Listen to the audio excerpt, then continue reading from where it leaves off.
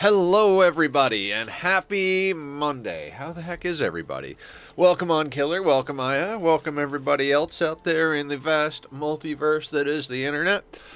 All right, it is Monday. As per usual, when we come in, we start off by shouting out our friends and family who are also streamers. So everybody go check out Killer Jam 25. Wonderful human being.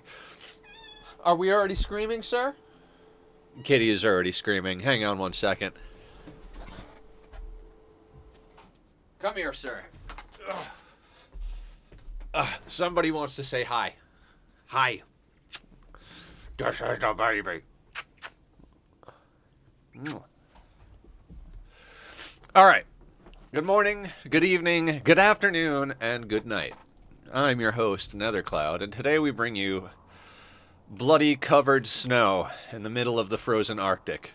Hi, Julie. How you doing? Let's do a shout out for Julie as well. Julie Pixels. How you doing, Julie? How's the frozen start going in your world? I know you're doing the frosty thing. Are you continuing your DLC beta world, or are you back to normalcy? Okay. What are we doing? What are we doing? All right, so I'm pretty sure the Frosty Planet pack looks different today. Does it really? Yeah, I knew they were going to be making changes along the way. What are you doing? You're hauling uranium. You know what? That's fine, I suppose. This is at normal. This should be at low. Fantastic. So we've got a bit of a base expansion that we did. Oh, my game. Ha, yeah. Gene processing, finished research. What are we doing? We've got all the basic research knocked out. I think we're going to research turret packs next. We're basically trying to knock out some research. What do you want? You want all of the attention? I can't give you all of the attention. It's Monday. I know he hates Mondays. What's the current plan? God, I don't know, Sparta. What is the current plan? That's a great question. I think the current plan is to put some corners on this place. Didn't we say we got the bioferret for easy material? So we'll slap some corners down to help with insulation. I'm playing my usual map now, but with the beta active, the temp changes are interesting. Randy to quit being an ass with another... Right. Yeah, I was wondering how it was going to affect the normal game, Julie. Like, that's one of the things I think I like about the idea of waiting. We're talking about oxygen not included, for anybody who doesn't know what the hell we're talking about. I think that's one of the things I like about the idea about waiting, is that when we were going through all of our testing... Because we spent about 4 hours playing the Frosty Planet pack, and then about 2 hours going through debug mode and map generation and testing and all of that. And what I realized is they really haven't fully integrated, even remotely, into the existing planets. So I'm interested to see how that's going to change throughout the development of the beta and moving towards the release of it. Because it's definitely going to change quite a bit when they get to the point where all of the new content is actually integrated in with the existing stuff. Let's get our people some food. Back to micromanaging food. Gotta love micromanaging food, right? I'm lying here.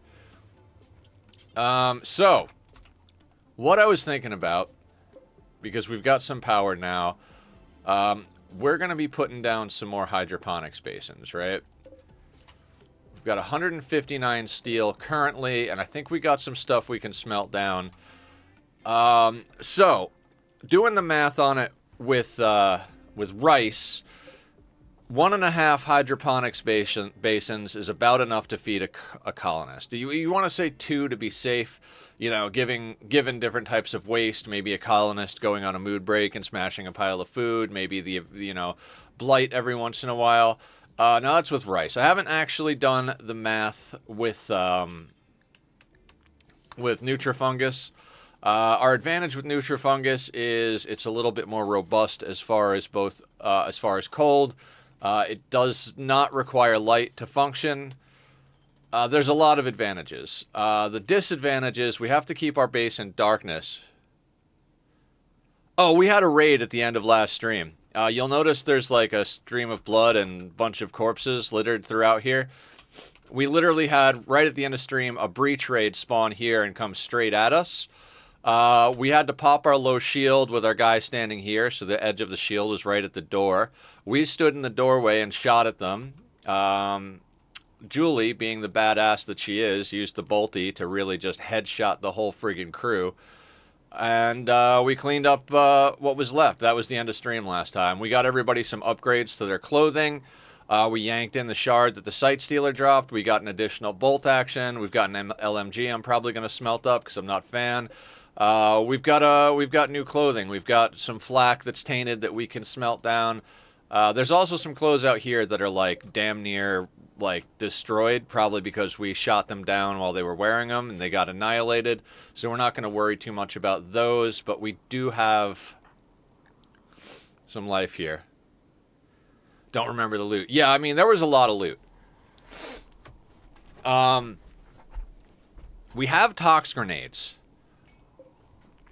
And I'm not sure what to do with the tox grenades at the moment because part of me is like, you should keep them. And the other part of me is like, yeah, but that's steel. Oh yeah, before I forgot. Go to your Taylor bench. Taylor bench. Right. Taylor bench. What are we looking for? What are we looking for? Vests? Oh, like actual vests? Royal vest. Okay. What are we looking for?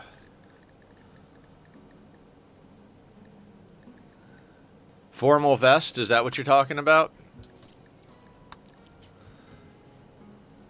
45 fabric of leather, wearable by adult. Oh, does this replace the same place as a flak chest or a sash? Is that what we're looking at? Yeah. We'll let's take a peek at this.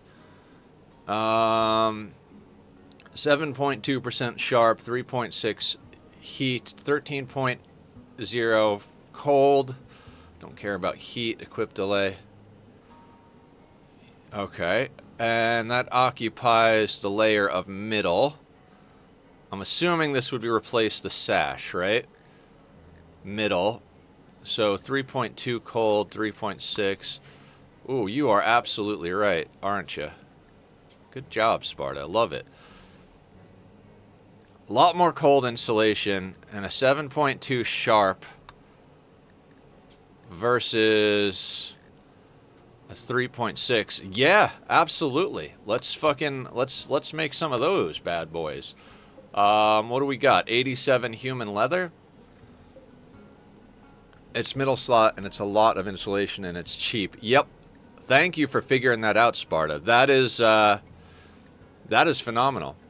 Thank you for lurking, Julie. I know this game is not your cup of tea, but we'll be back drinking that cup of tea tomorrow. For anybody who doesn't know, and because it's a good streamer's job to keep her schedule well known by everybody, today is Monday. Monday, Wednesday, Fridays, we do Rimworld here on the channel.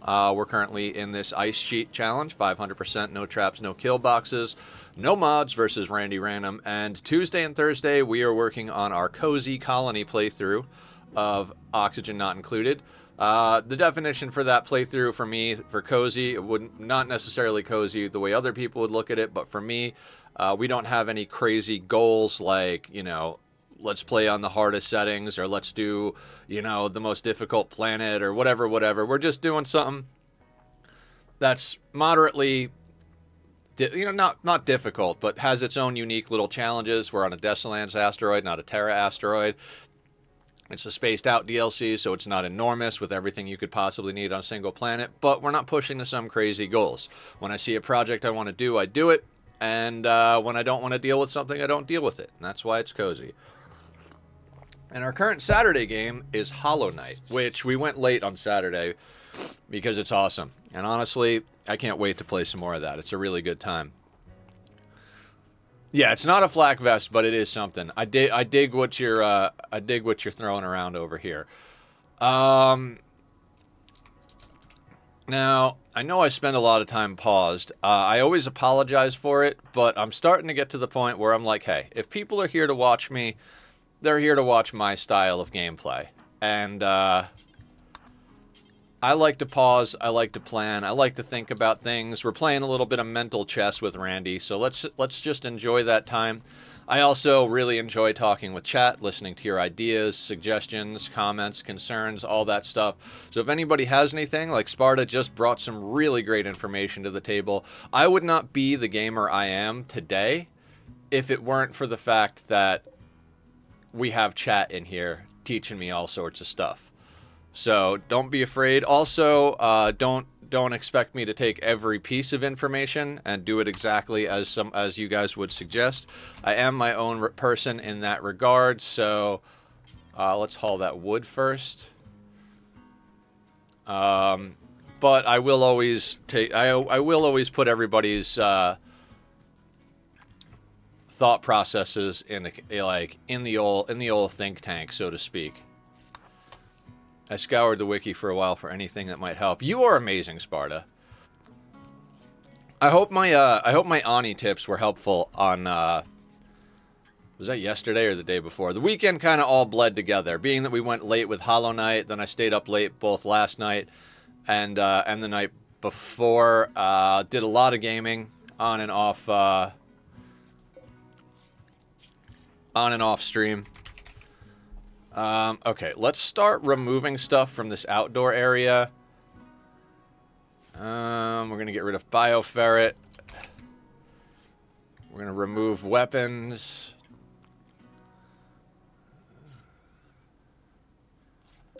We can start reinstalling these guys. I don't know, let's say here. And like here, actually, let's kind of just stick some storage over here in this corner where we've already got that area. I'm going to leave this center wall here for a little bit. Don't have CO2 as long as I got power. Hell yeah. So power in that game is an interesting thing. You're just getting into it, right, Sparta?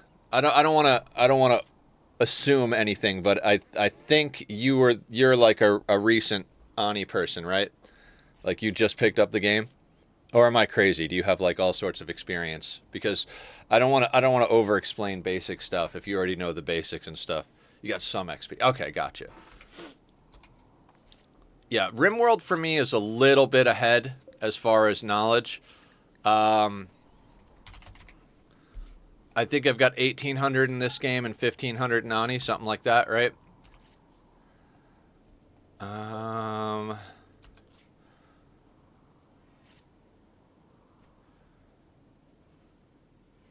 Kind of want to clear all from here. Put meat and meals. And then kind of like, maybe reinstall this like... Oh, this is 2 shelves. Okay, cool. Like that. And then pemmican we don't need in here. Let's spend the start of today the way I like to start a lot of days on the Rim and in Ani. Let's get a little organized. Rimworld is easier for me because I can just fix my problem with violence. Ani needs me to actually think for once. Yes, it does. Psychic drone. Okay. We can deal with that. I would say... So, you know, I've been asked a lot of times how I would compare the two games. Like, what is Ani good at? Or what is the difference between Ani and Rimworld as far as, like, which one is easier, which one is harder? I don't think there's a direct comparison between either and hard. I think both games require a large amount of experience before you're actually really good at the game. I mean, I think both games you could put in 1,500 hours and still not be top tier at the game. It all depends on what you do with that 15 hours. You can spend 1,500 hours, not 15 hours, 1,500. You can spend 1,500 hours banging your head against the same wall in any game and not make any progress in learning the mechanics. But thank Francis for this. Pemmican transfers no metal horrors for some reason. Oh yeah, yeah. Did you watch that? Yeah, we're mostly going to be dealing with pemmican going forward, provided we can stick there. In fact, I think for now let's suspend out our simple meals just from that. Did you watch that whole tutorial that he did? I learned a lot watching him do his playthrough. Like in that tutorial, the colony he's doing stuff on, that was his anomaly playthrough. And that's usually what he does. He'll do a playthrough of new content, and then when he completes the playthrough, he'll go and do tutorials based on everything he learned in that playthrough, and he'll use that playthrough's map to show everything. Did some analysis while watching. Excellent. Yeah. So what I was going to say about the differences between what do I have going on here? I got everybody on like a pretty psychic drone low male. Why is Julie so goddamn upset? Oh, because she's starving. That'll do it. Keep forgetting we're micromanaging food here.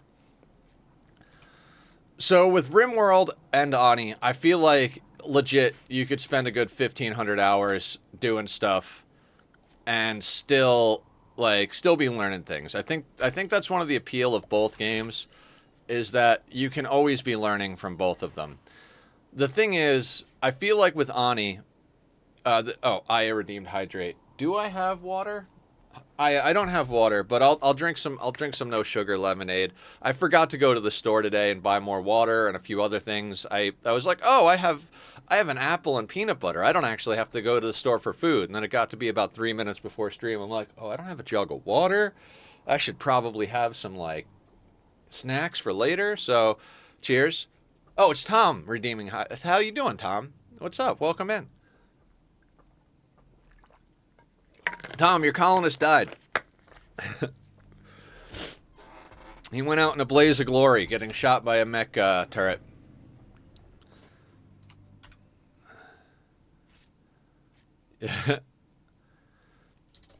Yeah, Ani does really require you to spend a lot of time thinking and planning.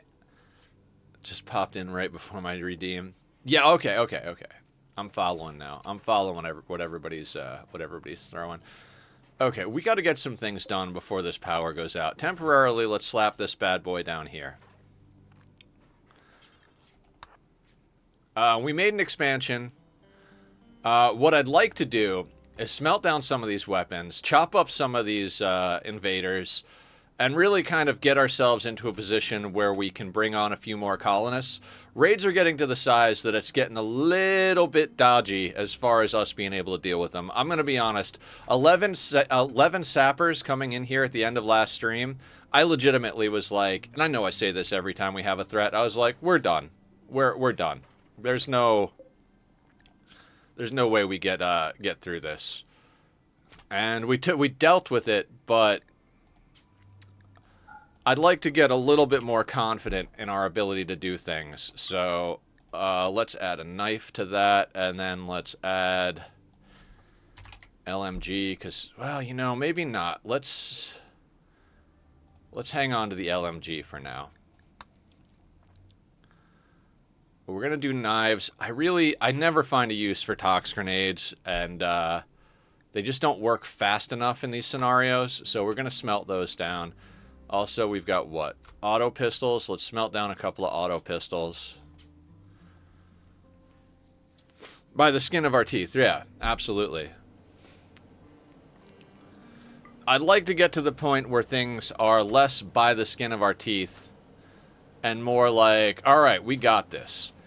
This is one of the reasons that I prioritize getting good offhands, low shield belts, turret packs, insanity lances, shock lances, and such. We've got 10 days till our next ideology rituals, and we've got a lot of work just in base cleanup and upgrades. We still haven't been able to tile our entire base. We have this floor here. Barb, I would like you to... Where are you moving that? No. I'd like you to prioritize repairing this stuff just in case we have some more stuff go down. Do we need this repaired? No, that's solid. By the way, Nether, guess what my dad got me with the summer sale? Is it Rimworld? Are you playing Rimworld? Okay, I got a plan of action, but I want to hear what yours is in terms of combat equipment. Oh hell yeah, Aya's got Rimworld, guys. Aya, you gotta share pictures and come and hang out and chat and stream your starts.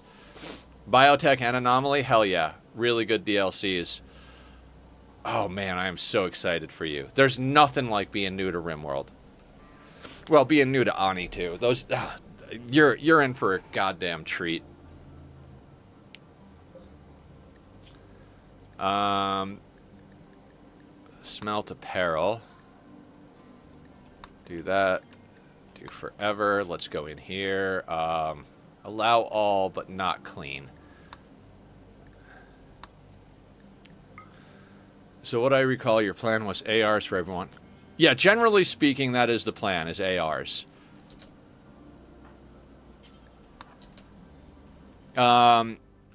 ARs, best helmets we can get, preferably Cataphract, but you know, whatever you can get along the way. Simple, flak, recon, marine, whatever we can get until we can get everybody Cataphract helmets. We're probably going to go with parkas instead of dusters because of the cold, but we'll see how all of that works out. If we can get our cold resistance under control without parkas, we'll switch over to dusters because I think they do offer dusters or capes because dusters and capes offer good defense for the slot. Flak chests, button-down shirts, pants. What else? I don't even remember what else. Our guy did that chest piece, right?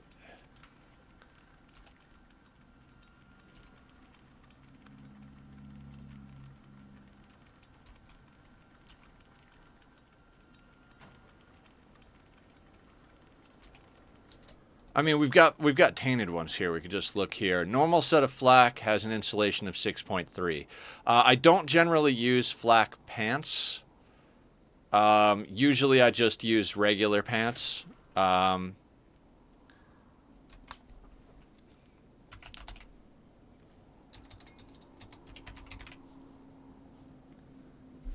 Did somebody already put the vest on? That would be awesome. Yeah. Killer did. Excellent.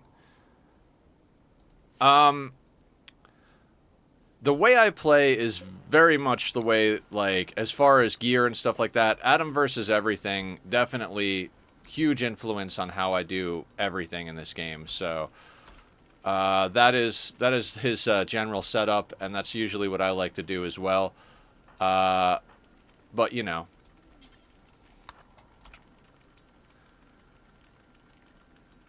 We don't get access to Devil Strand, so that is a mal. Yeah, Devil Strand. Not having access to Devil Strand is an issue. So we are gonna try to make use as best we can. You're gonna consume pemmican. We're gonna try and make use as best we can of whatever we can find. In keeping our population reasonably low, maybe we can actually make some progress towards buying fabrics that help us.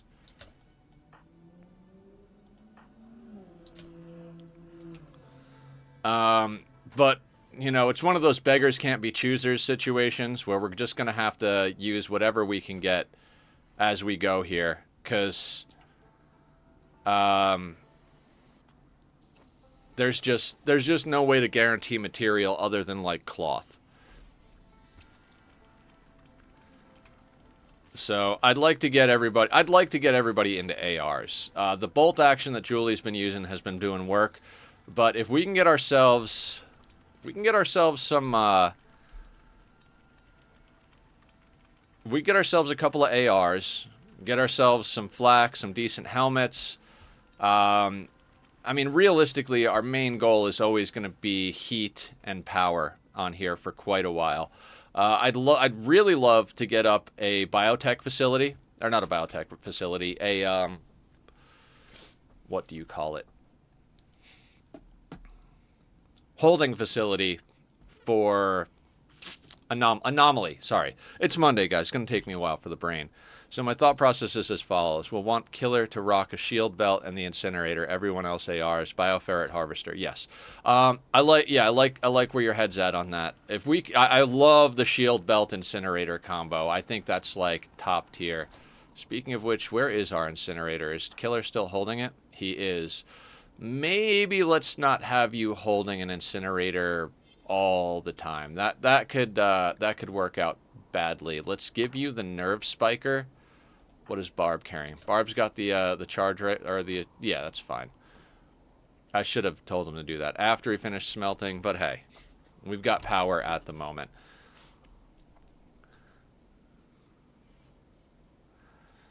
Yeah, I think that's a great plan. The incinerator definitely helped with this raid. Without the incinerator, I don't know that this raid would have been possible to deal with. But if we can get a shield belt on Killer, give him the incinerator, I think, well, a shield belt and an incinerator on pretty much anyone right across the board. But I think the reason we gave it to Killer is that, yeah, he's got the lowest of the firing, so he's the least accurate. So I tested bioferret harvesting on Ice Sheet. You'll want to replace entities you capture with Gore Hulks when possible. Do you have enough for an additional battery? Not at the moment, Doppel. Not at the moment. I opted to build this hydroponics basin, because being at 5 hydroponics basins... 3... Being at 5 hydroponics basins, we may, in theory, be able to feed everybody off of the basins. Now, that math is done with rice, and we're running mushrooms so that we don't have to turn on the light, but 2 Goreholts to 6 bioferret per day. So, there's a couple of things. Where are we bringing this steel? Okay, we can bring the steel up there. I'm good with that. 10 days of 60 bioferret. So we did some playing with Anomaly, because the last playthrough was Anomaly, and then I did a lot of watching of Francis to see what he does, right? Does this not have the incinerator on it?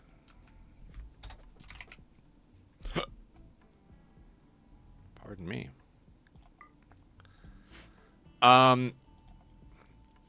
If you can get to the point where you can reliably freeze enemies, we're on an ice sheet, remember, you can actually take tough spikes and freeze off their legs. You can give, if you micromanage the frostbite just enough, you can freeze off their legs. Now, they don't provide a lot of bioferret, but it stops the ability of entity escape. So you can literally have just a freaking giant room with holding spots, not even holding platforms, pulling out as much bioferret as you want without any chance of them ever trying to escape. Everything else is way above the colony's pay grade for a while. Everything advanced will fuck up the colony. Oh yeah, everything advanced will fuck up the colony.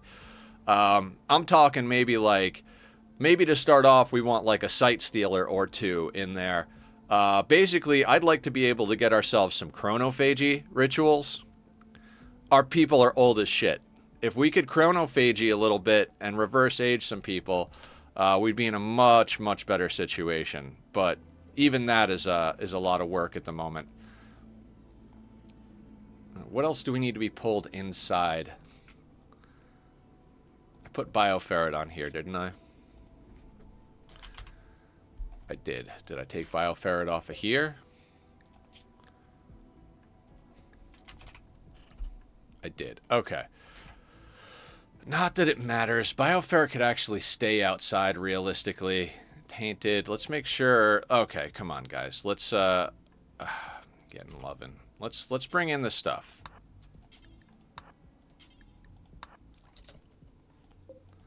Tainted stuff that can stay outside, but let's not leave the good stuff outside, guys. They moved the shelves, but didn't bother moving. Get done with the lovin', for Christ's sake. Are you done with the lovin'? You're done with the lovin'. Cool. Get up and work.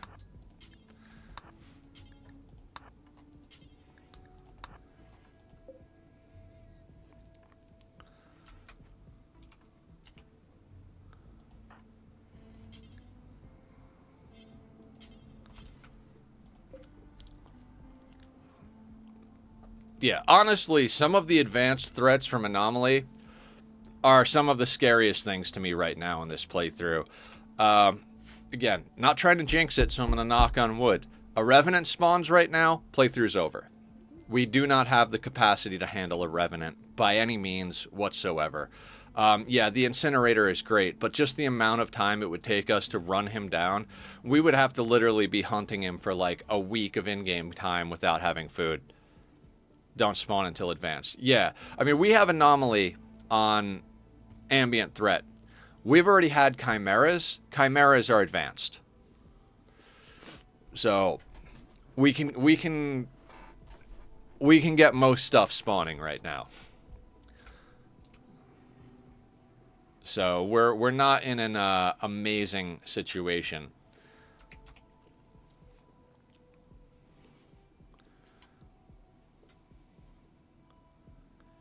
Yeah, Revenants are super deadly until they're completely irrelevant. Like Revenants, they'll tank your, they'll absolutely nuke a colony that's not ready for them. But as soon as you've got like 10 people and all of them have decent weapons, Revenants become stupid easy to deal with. You throw an EMP or a flare stun or whatever, and no problem. Same thing with Metal Horrors. Metal Horrors are an absolute scary, nightmarish thing until you have a decent number of colonists and infrastructure. If you've got the infrastructure to keep everybody happy, i.e. drugs, you switch over to nutrient paste, and then you never have to worry about Metal Horrors again. Tachyon. Are we doing an official hello now? Not a forced hello? Come here. You don't like coffee, buddy. We go over this every single day. You don't like coffee. This is Tachyon. This is my baby boy. He is my heart and soul. Yes, he is. You want shoulder? You want shoulder? Oh, he wants shoulder. A lot of fire. Yeah, fire does help. Fire is a double-edged sword a lot because your base will burn, your people will burn, and if you get to the point where you have vampires, your vampires will freaking mood break like jackasses.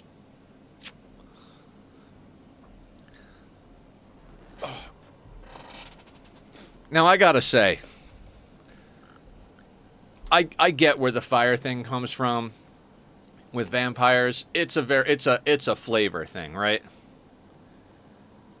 Yeah, I think everybody's surprised Metal Horrors are weak to fire. So, I mean, Sanguiphages, they're from the Biotech DLC. Of all things, something made of metal is weak to fire. I mean, steel burns in this game. You could set steel on fire with a match in this game, so, whatever. But, vampires are ageless, deathless, scarless, non-senescent, all those things, right? But they're afraid of fire. It's like, dude, if you get burned, 2 days later, that burn is gone. How are you afraid of fire? And I mean, I guess I kind of get it. Like, fire can burn the brain, right? So, like, if a sanguiphage is going to die, it's going to... Oh, it was a bad place to install that because it was right next to this thing. If a sanguiphage is going to die, it hurts a fuckload for a vampire. They can be fixed. They can definitely be fixed. As I've mentioned a couple of times, our goal in this colony... Oh, we've got 37 wood. How much does it cost for a skull spike made of wood? 25. That's expensive. Barb is upset. She probably needs food, right? No, it's the psychic drone. You need food, however. Let's get you to eat some pemmican. If you were immortal, would you like touching fire? I wouldn't like doing anything that we do on the Rim.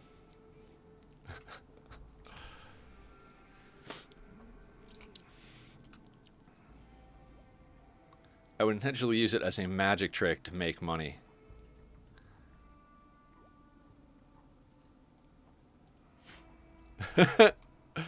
Okay. Where are we at? Spoils in 4.7 days. Spoils in 4.7 days. All right, I think we do got to get things chopped up here because we can keep this room nice and chill. So we'll let Barb chop up stuff. We've got our bait bot over here. Thank you for naming it, everybody. We've got our bait bot, so if we absolutely have to, we can use the bot to draw fire. We've ghoul attacking. Hi, Randy. How are you today? Interesting.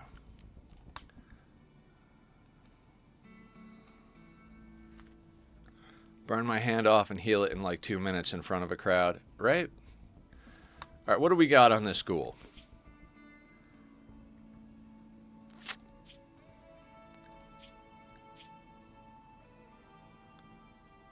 I mean, not that it matters. We can't recruit them. Gil Giggles Darnin. Hello, Giggles. Now, ghouls will run from fire, so Killer, I'm gonna want you to grab that incinerator again. Give it a shit and giggles. Just for shits and giggles. Alright, let's get Julie into place. Let's get Killer into place. New research available. Ghoul infusion, ghoul enhancements, and ghoul resurrection. That is fantastic, because we do have a ghoul shard. Can we slap together a containment area? If this ghoul, let's not get ahead of ourselves, but if this ghoul gets downed and not killed, we may want to put a ghoul in a containment facility.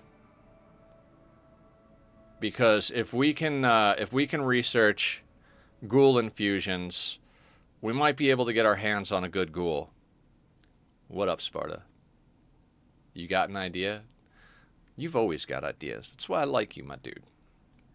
You are the man with the plan, or however you identify. Please do specify if you would prefer me call you by other means. Ghoul enhancements? Yeah, sure, why not? I want to get into ghouls. Ghouls are fantastic. We're going to wind up using a lot of ghouls on this playthrough, because if you put a nuclear stomach in a ghoul, hit him with a good gene pack, you can get ghouls that eat like 8 pieces of meat a day instead of like, you know, all the meat they do. I mean, what I'd like to go into is adrenal hearts, ghoul barbs, ghoul plating, the extra organs. Yeah, right over here. Adrenal heart. A special bioferret prosthetic that allows a ghoul to saturate its bloodstream with stress hormone and liquid energy. The ghoul will move and attack at incredible speeds for a short amount of time. So here's the thing with nuclear stomachs, Aya. They cause cancer and carcinomas. So nuclear stomachs do good in ghouls because ghouls can't get that because of their unnatural healing. They also do good in vampires because vampires have non-senescence. So eventually I'd like to put nuclear stomachs into everybody, but we have to get them a gene pack that includes non-senescence.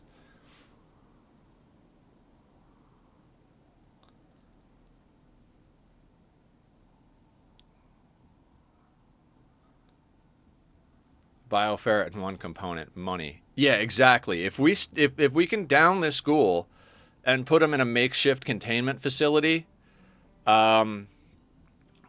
we could extract bioferret from materials to build. We could do the research we need to get into ghoul shaping and all of that, and we could make some progress. So we could do that. How much steel do we have? Again, let's not get too far ahead of ourselves. We have to actually kill we have to down the thing, but we'll see what happens here. They're pretty tanky, so. So the downside of any type of stomach or brain enhancements. Let's go there first, especially since Aya's now got the game, so we gotta give her the wisdom of our ways here. EMPs will affect all of that stuff. Let's not have you fire at will. Let's have you fire when I tell you to. So if you have a pawn or a ghoul or anything that has a nuclear stomach, reprocessing stomach, bionic stomach, if they get hit with an EMP blast of any kind, whether it's from your people or the EMP that comes from the Apocryton when it gets killed, whatever the case may be, if any type of EMP hits someone with a bionic, nuclear, whatever type of stomach, they immediately start puking. You lose control of them until they stop puking. If they have any brain wiring, neurocalculators, joy wires, anything in their heads, if they get hit with an EMP, they get knocked unconscious immediately. So you have to be, no girlfriend, what up, what up? So you have to be extremely conscious of what implants you put into what people as far as head and stomach implants go. Early game, it's most likely you're going to want your people to not have those things because of those potential issues. But later game, when you don't have to worry so much, like a lot of times I get to late game and I don't even use EMPs anymore just because we've got so much firepower.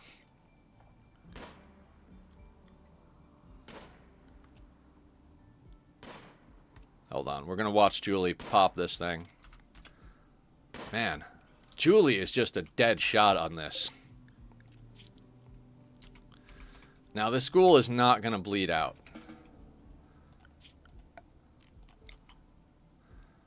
You guys know what I'm thinking. What if we put down a holding spot here? And we go 1, 2, 3,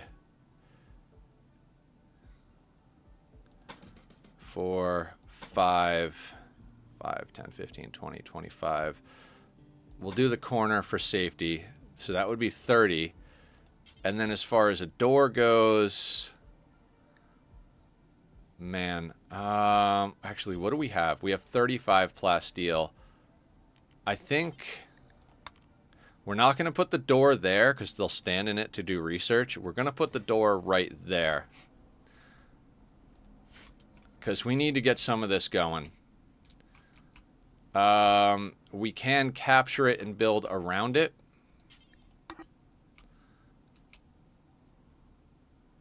It's not going to stand up just yet, but we have to get this going. Plasteel door? Kind of need to do a plasteel door. Maybe, maybe not. All right. Let's quickly get this thing done. Maybe not plasteel door. Maybe not. Let's work on the steel. And let's start getting some anomaly research going here.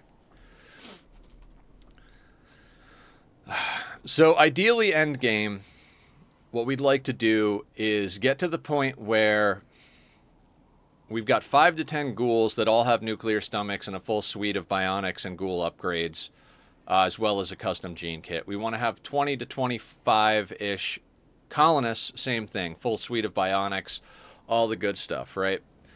And that team ought to be able to knock some things out pretty solid.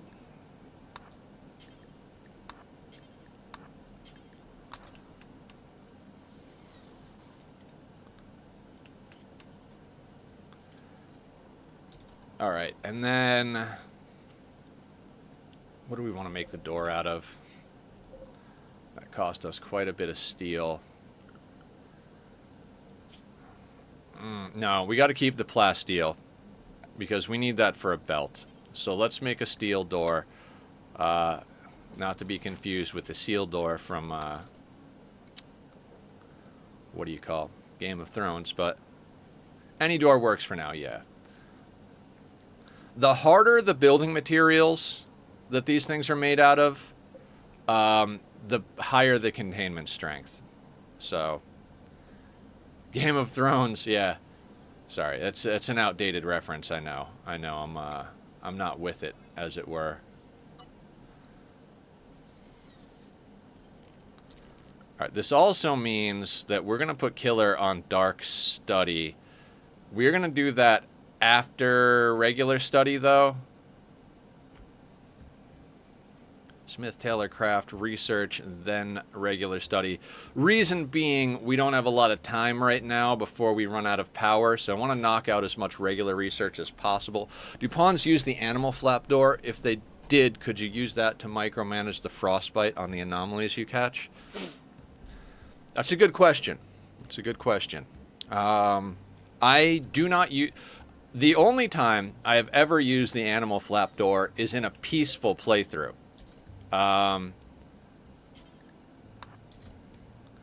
So, not really something I'm well versed on, to be honest with you.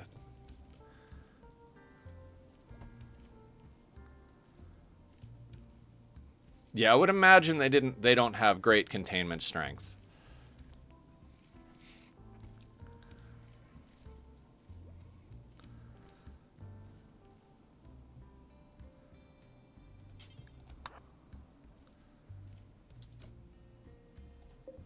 No, I don't want fungus down here. I want fungus in the fridge. So we're going to go no to this. We're going to make sure that's there.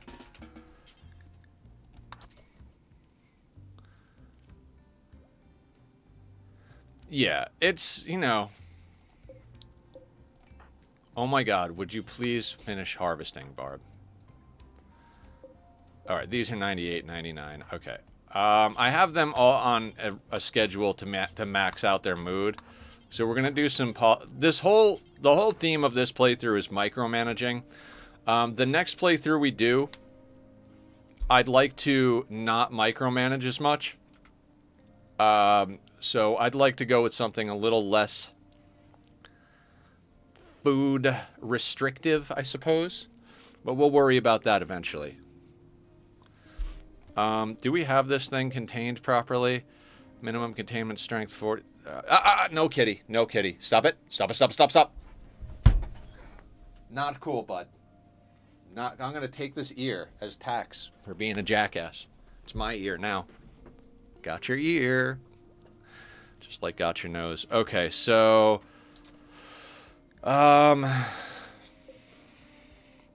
Containment strength of 45. Escape interval never, probably because they're pretty much incapacitated. We do want to extract bioferret, so we've got that on the research. Okay, so this could be good. What are we researching, and do we need to research it? And why isn't the R button research? Tachyon, I swear to God, buddy. Let's get it together. Let's get it together. Actually, you know what? Let's stop the regular research. I would rather him be doing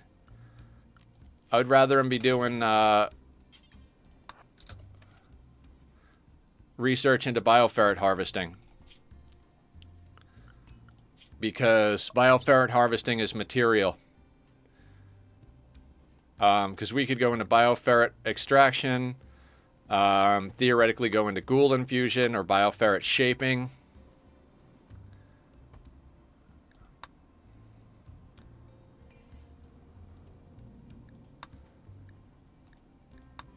Having a ghoul to melee block would be like legit god tier.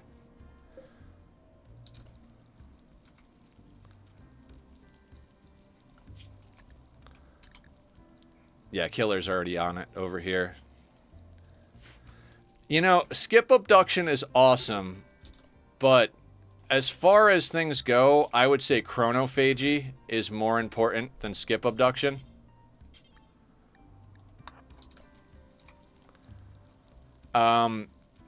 You got to remember, we're running a geriatric retirement home up here in the Arctic. Barb is 66 years old. She really desperately needs to be age reversed.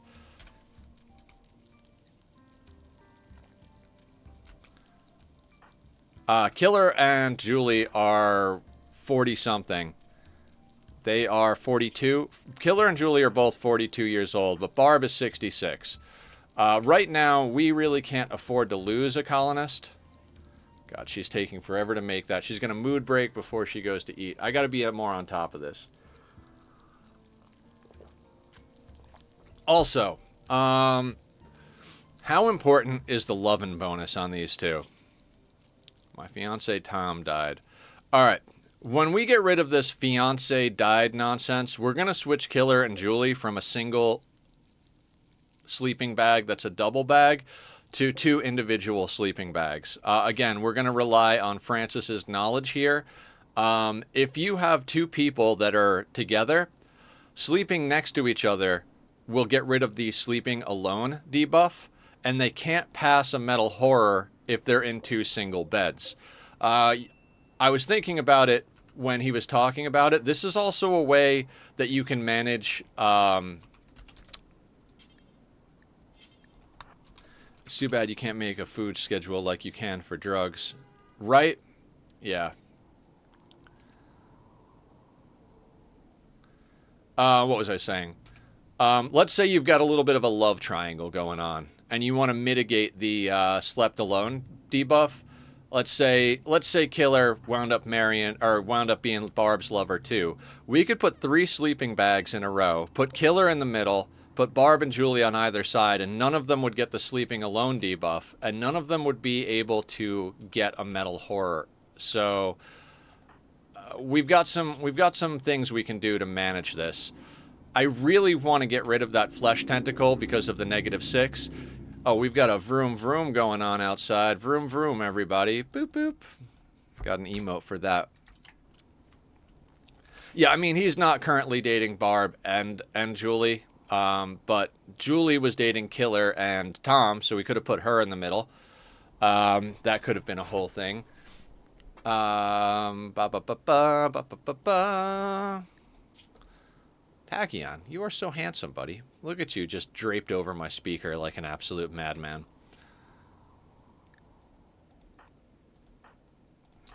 So we're kind of just trying to think ahead of Randy.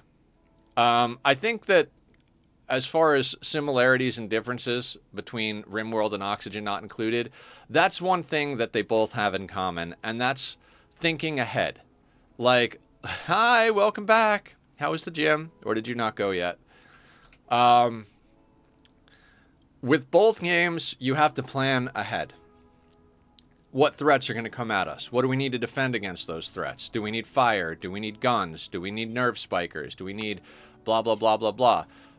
In Oxygen Not Included, exhausting but you're alive, that's the way the gym should be, right? I gotta start working out.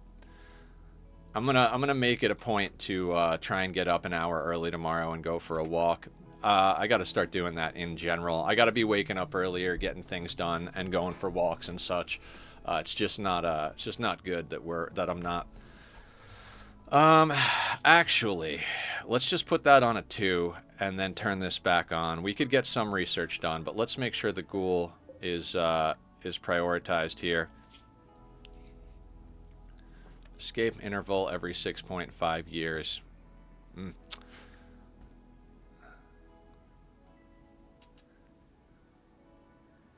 How much steel could we smelt? I think we smelted all of it, and we're down to 58 because we made this temporary containment field here. So, I mean, we could smelt down an LMG. We could smelt down a bolt-action rifle. What else could we do? Psychic drone is ending. Barb needs to chop up some corpses. We can shrink this whole zone over here.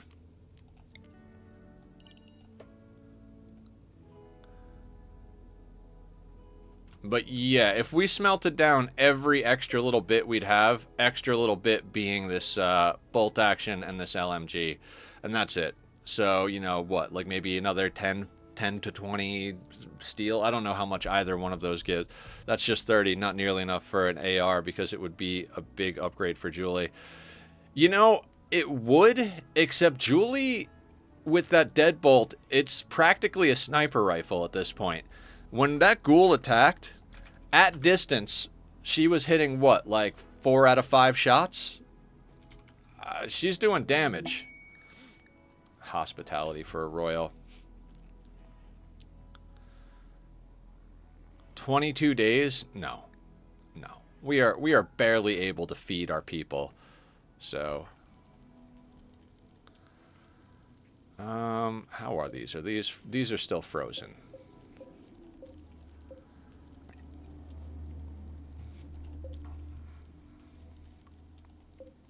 Okay, so you're going to come and be completely unhappy for 22 days, probably mood break and cause us to lose reputation with your faction. We're going to fail the quest anyway because you're going to snap and we're going to have to kill you, and then your people are going to start raiding us on top of everybody else who raids us. Yeah, sounds like a great quest. Let's do it.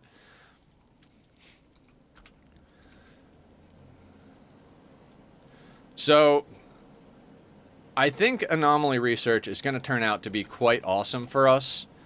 Again, let me just make sure I stay on top of micromanaging people's food because I'm just not doing it.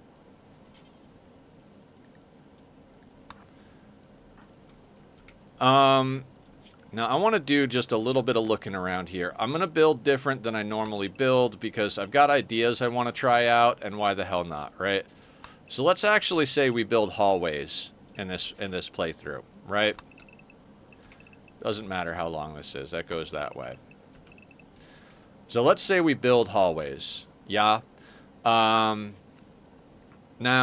for containment facilities, I like to put 4 in one. I think that's kind of become the norm across the board for most of the people who play this game. They put 4 containment facilities in one area. It's a nice balance. Cared on what? Oh, on why I'm going to do hallways? That's what I'm trying to do right now. I want to be able to...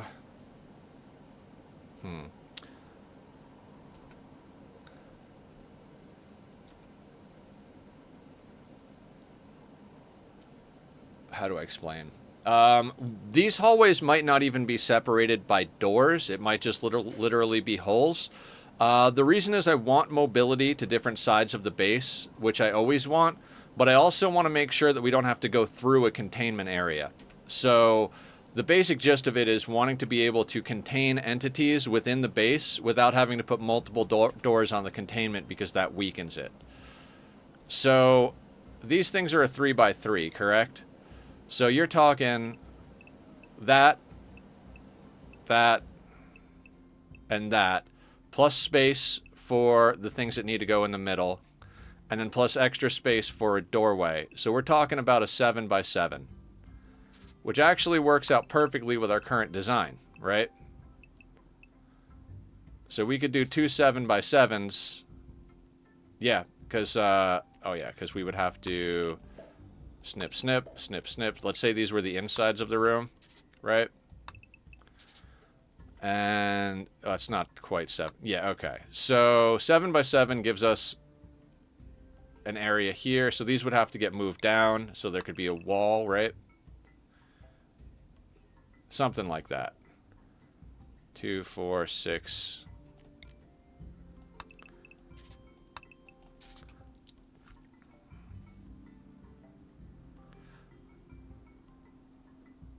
One more deal, but you do have security doors yet. I do not have security doors. Well, actually, I think we have them researched, but I don't think we have the means to deal with them. It's power is the main problem there.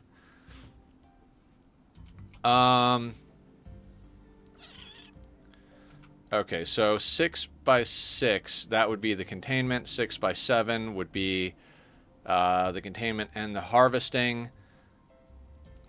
And then we could have extra space a little bit here so that they don't stand in the doorway. Then put a... Okay. So we could theoretically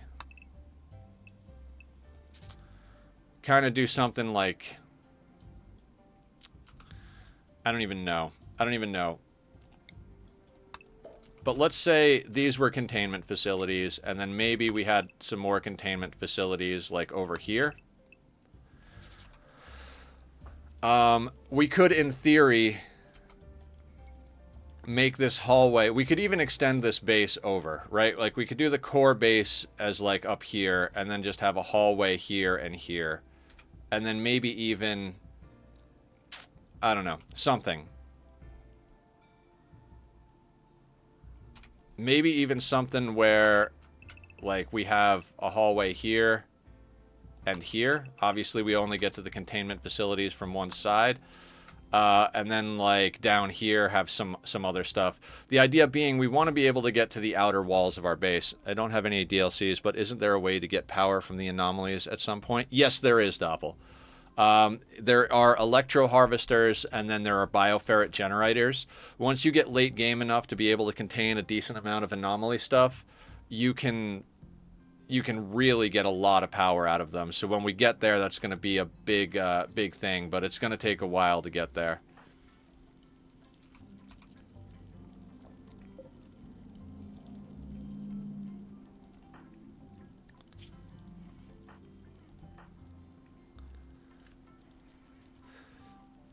Yeah, it's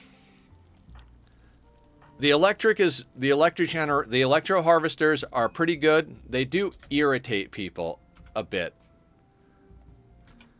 I don't know if we'll be raid capped by then. We might, but it all depends on how things shake out, right? We had no intention of going into anomaly stuff today, but the first event that spawned was a ghoul attacking, so we had the opportunity to put this guy in here.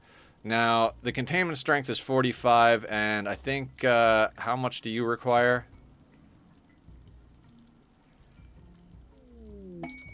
Killer's on a work frenzy. Where does it say the necessary containment strength for him?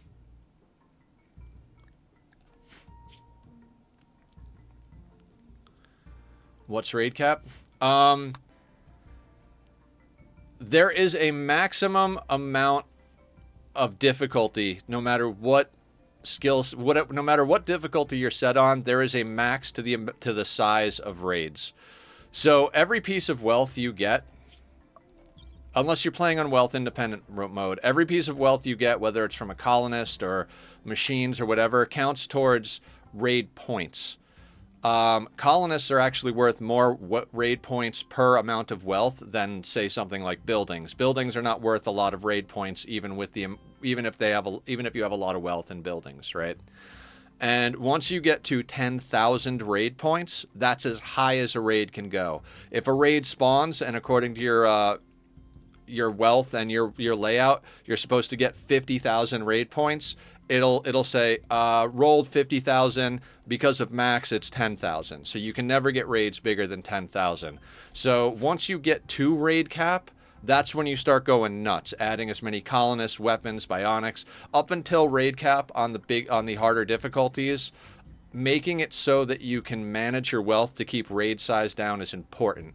At 30,000 wealth and 3 colonists, we are really pushing the limits to what is going to be comfortable to deal with here. So, oh, that's a good one actually. Barb, let's get you chopping. I've never gotten that far in a playthrough. Yeah, so depending on your threat scaling based on your difficulty, it can be something that you don't have to worry about. You can also play on wealth independent mode. Wealth independent mode means that the game scales over time instead of based on your wealth. When you're playing on the difficulty settings we're playing on, which is losing is fun, custom difficulty, threat scaling turned up to 500%, raid cap happens at around 250,000 wealth.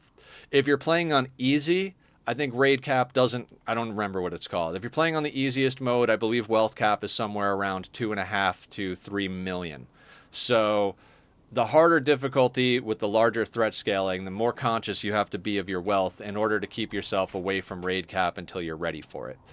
So that's why a lot of times we talk about making sure that you have wealth that defends itself, as Adam says it, or I like to say, don't have general wealth, have tactical wealth. And so all the way up until raid cap, that stands true. Once you hit raid cap, it's like, fuck it, let's get as much stuff as we can so that we have as many options as possible. I'm going to have you butcher.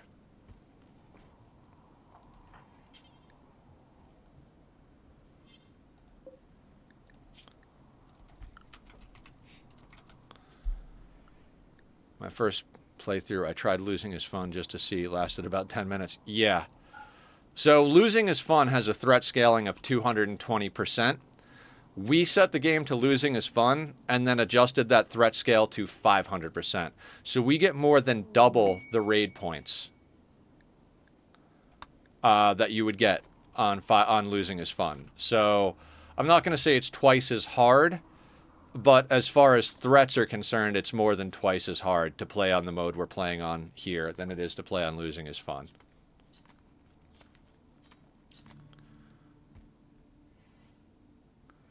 All right, Killer's going to go make that into a vest, which is good. We want her to chop that up. Once Barb chops up all the corpses, we'll go and talk to the bulk goods trader here. I mean, go and talk to is pretty crazy because they're coming into our house. So the thing about traders try to hang out by the most recent wall that you constructed. Good chance they're just going to hang down here because we just constructed these walls. There is some, like, you know, obviously some area type things. It's 26 degrees, so we got to get Barb to chop this up. Are you guys leaving? Okay, they're hanging out here. My concern is it's still a little chilly out. It is below freezing, but I want Barb to chop these corpses up first, because if we don't have her chop the corpses up, we don't have nearly as much to trade. So I'm a little nervous at the moment, because we need her to chop fast and then go out and trade. Right, I would love it if the Muffalo just dropped dead from freezing. That would be phenomenal.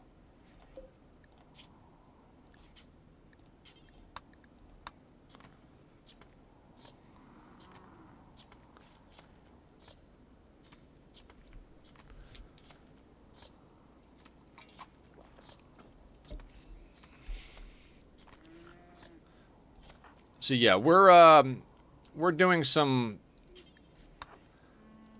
stuff that's very hard here. Okay, damn it. Barb needs food. Can anybody else do anything when it comes... They can't even cook. If Barb dies, we don't have anybody to cook for the colony.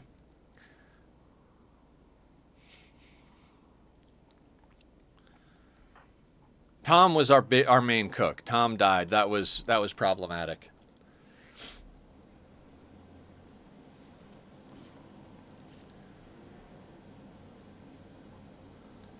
Can you have another pawn move the bodies while she cuts to save time? There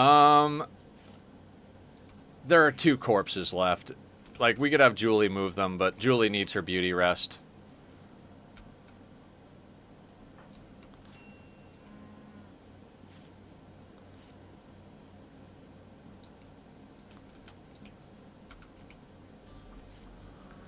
If we had more steel, despite our disagreements on the turrets, would be handy. Turrets are worthless.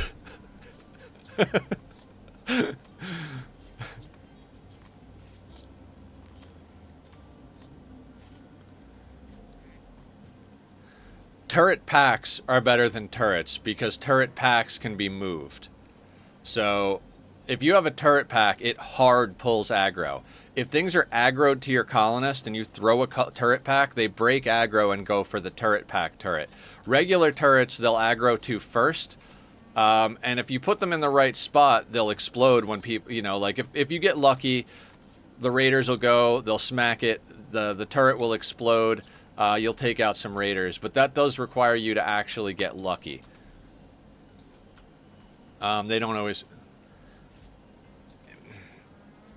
Sparta, I would advise going and watching the tutorials that Adam does on defenses.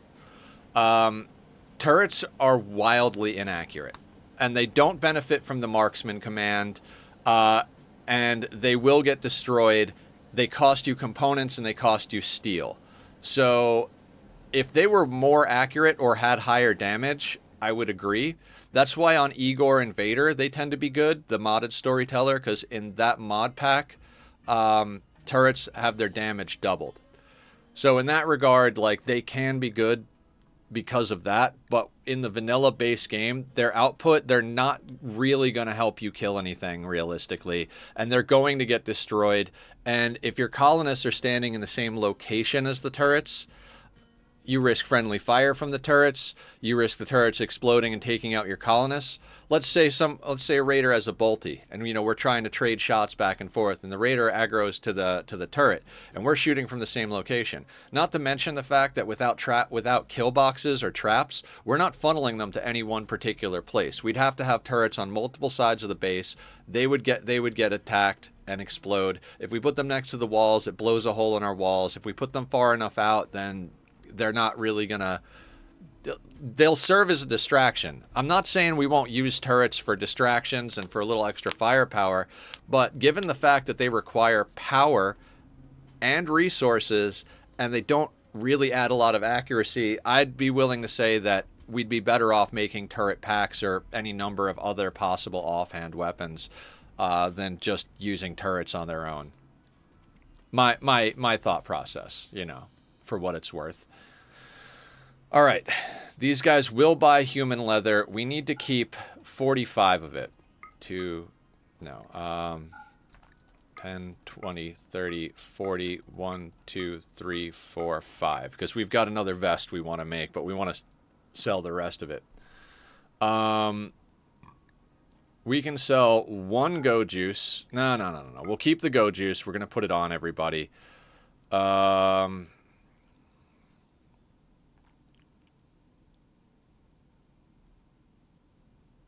What is in bad condition here that we can offload? What is in good condition? All right, we're going to transition out of sashes. We don't want t-shirt, poor pants. We can sell off all the junk we got from the raiders, right? We're not going to be using sashes anymore. Poor, get rid of that. We're going to keep the sheep wool parka because even at awful, it's something we can give to somebody. Normal duster, we're not going to keep.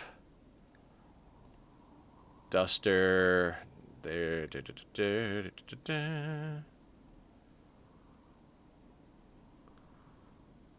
Okay, what else can we offload here?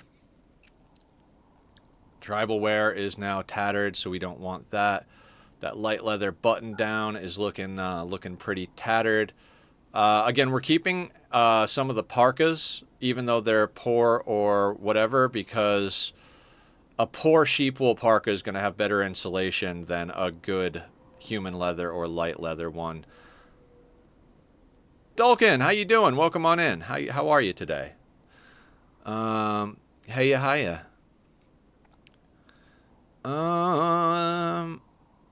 We don't need 3 of these. Doing all right. Starting to wake up now that we're talking Rimworld, and I got a little bit of caffeine in me. We're doing quite well, I think. We captured a ghoul first thing. That was the first event, was a ghoul attacking, so we made a makeshift little spot so we can harvest bioferret to expand our walls. We've got a bulk goods trader that just came on map, so we're seeing what we can put together here. Poor cloth pants can go. 48% cloth parka can go. Those tail caps, they're good, but they're not as good as some of the other stuff we have. Tempted to ditch them. We just upgraded our hats, right? I'm willing to get rid of the tail caps. We need to get some stuff off map here. We're going to keep the face masks for the moment. We'll keep... That's a poor cloth toque. Let's get rid of that. Cloth parka can go. As far as button downs, what do we have in stock? We'll keep the cloth button down. Bioferret mask? Yeah, we can check on that. I know it'll increase their size sensitivity.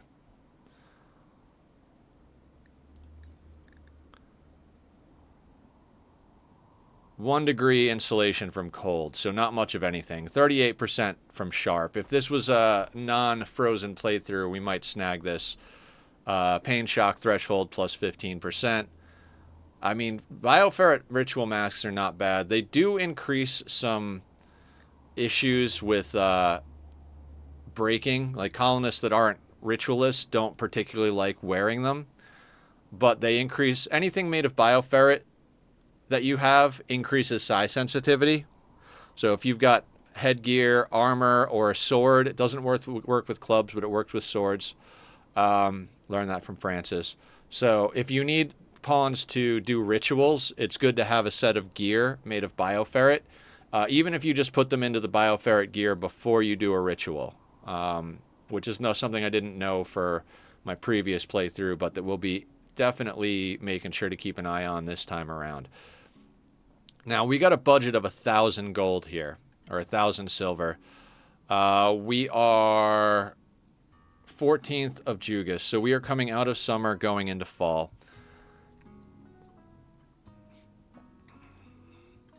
I'm tempted to buy...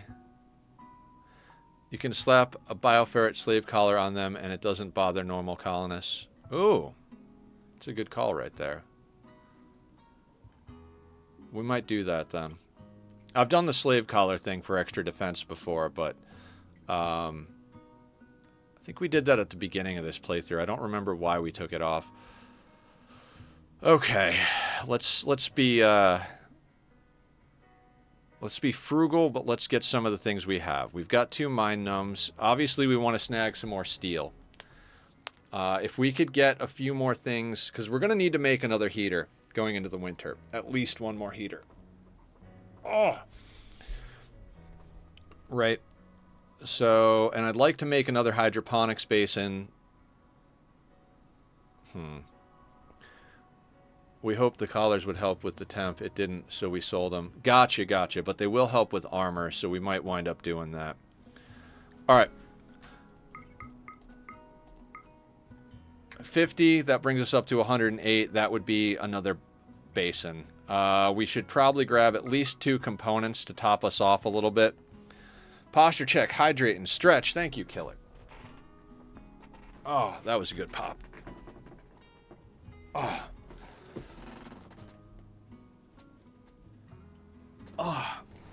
Now, I did forget to go and buy a jug of water, and the tap water here is more or less poisonous, so I'm going to drink some lemonade for that hydrate. But remind me tomorrow to double chug when we do hydrates tomorrow.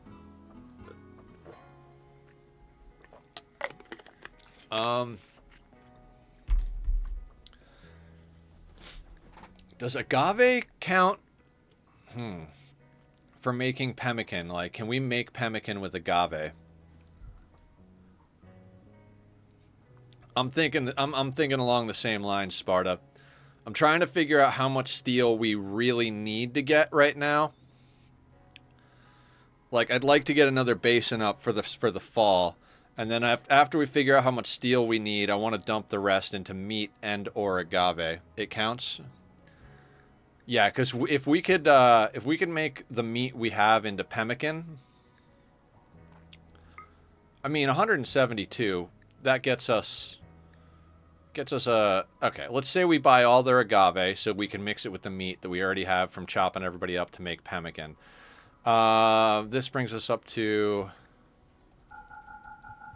if we buy 42, that's enough for another basin. But we should grab enough to do a few other things, right? Like, let's say we want to make ARs. I think we checked ARs are like 60 or 70 steel and 7 components. So...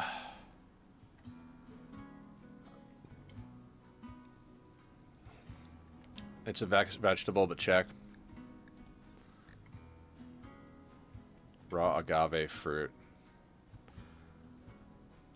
I mean, at this point, it really doesn't even matter. We'll just buy it. I'm not willing to cancel this trade right now.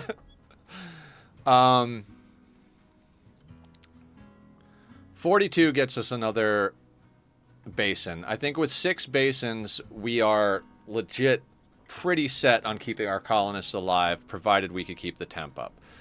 How much is a heater? Damn it. All right, I'm bringing up Google because I'm not willing to, like, go out of this trade window, but I need to know some answers. All right. Rimworld heater. Heater costs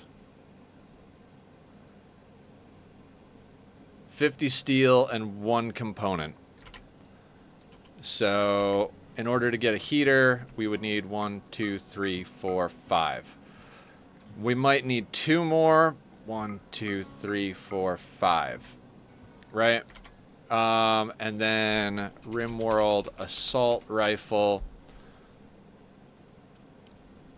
These require 60 and 7 components.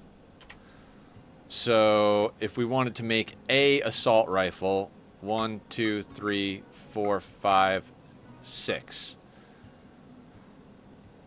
And that puts us at getting no food. Well, it puts us at getting the agave. It counts for pemmican. Thank you, Sparta. I appreciate that. I mean, provided we don't botch anything is the big thing here, right? So I say we snag as much steel as we can. Meals are done in multiples of 10, so there's no reason to get 172 of that. We've got some meat. That'll get made into pemmican. And I think that's the trade, because I don't think we can snag anything else from these guys.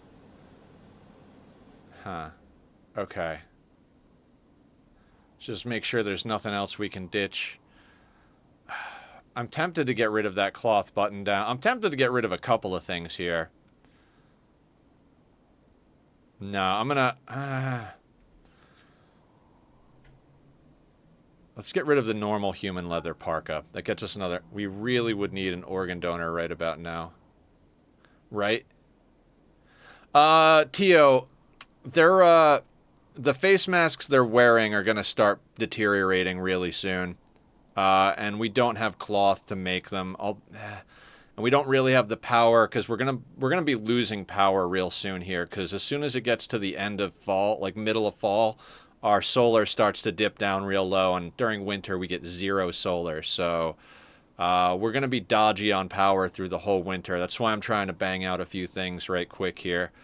I'm trying to keep some clothing on board because we want to make sure people don't freeze to death. But yeah, I think I want to keep the 2 face masks. We'll get rid of the normal parka. We'll keep the good one, I think. And we'll keep the...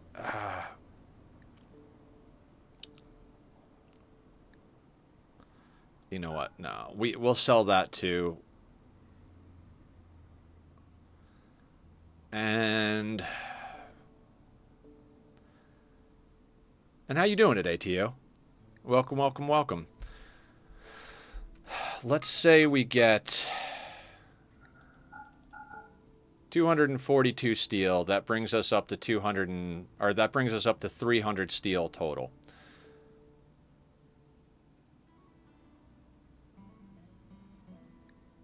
Right? Really wouldn't... Yeah, oh yeah, I already read that. Now, how much... We've got 126 human meat. So if we're going in multiples of 10, let's just say we grab 4 of some other meat, right? And then if we go in multiples of 10 again, so let's grab... Can't quite grab all of that. Is the other stuff less expensive? It isn't. So we'll grab 24 beef. And then we'll grab a little bit more steel.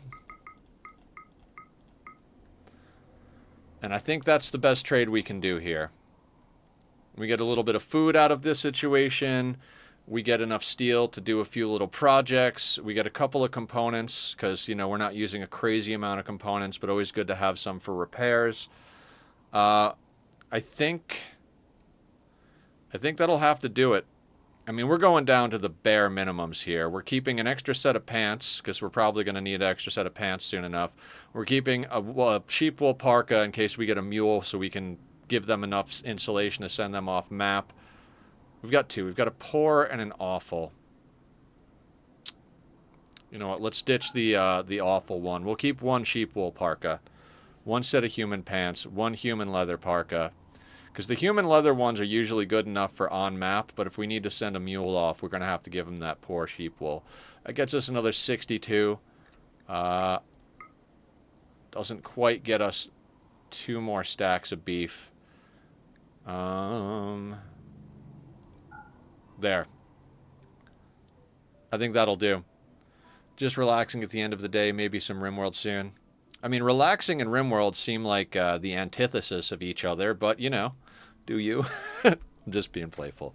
I specifically have games I play because Rimworld is too stressful to do 24/7.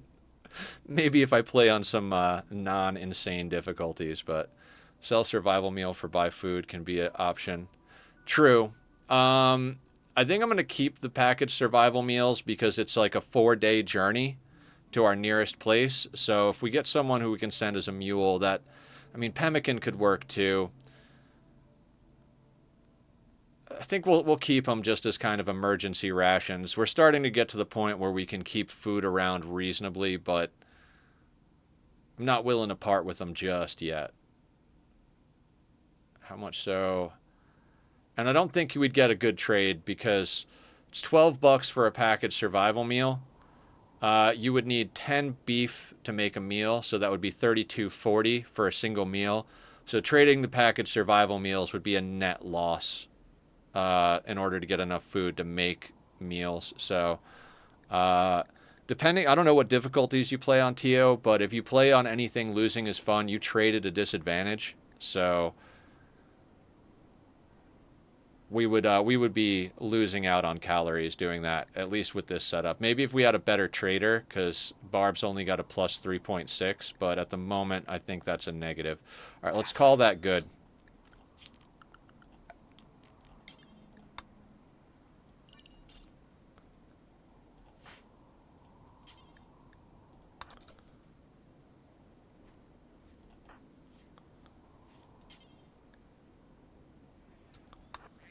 When you're done cleaning the blood, let's get those components in.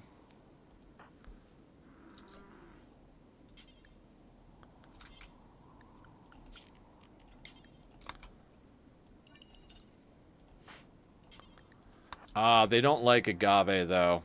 It is what it is. Our people like human meat and fungus and insect meat. I mean, it's all about how you play it. I don't play with 500%. I don't do CIs. I use traps. I do use Killbox. I have 3 of them right now. I use mods. So for me, it's yes, agreed. Yeah, everything is it depends in this game, right?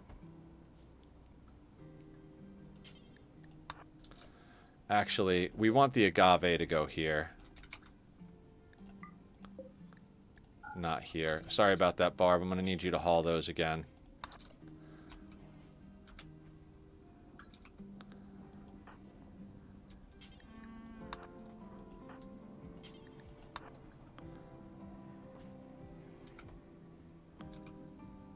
What's Julie doing? Hauling agave. Perfect. And then afterwards, let's get you to haul steel. And then Barb, same thing. Transport pod crash. Dinner or friend? Cherry. Misogynist body purist. 29-year-old space refugee. Cult of harmony. Child spy. Furniture builder. Passions in shooting, melee, and construction with good passion in plants. It's a social pawn. I don't think they're going to like it here, though. I'm not a fan of misogynist or misandrist. Could we get an organ out of him quick? We could get an organ out of him. You're right. How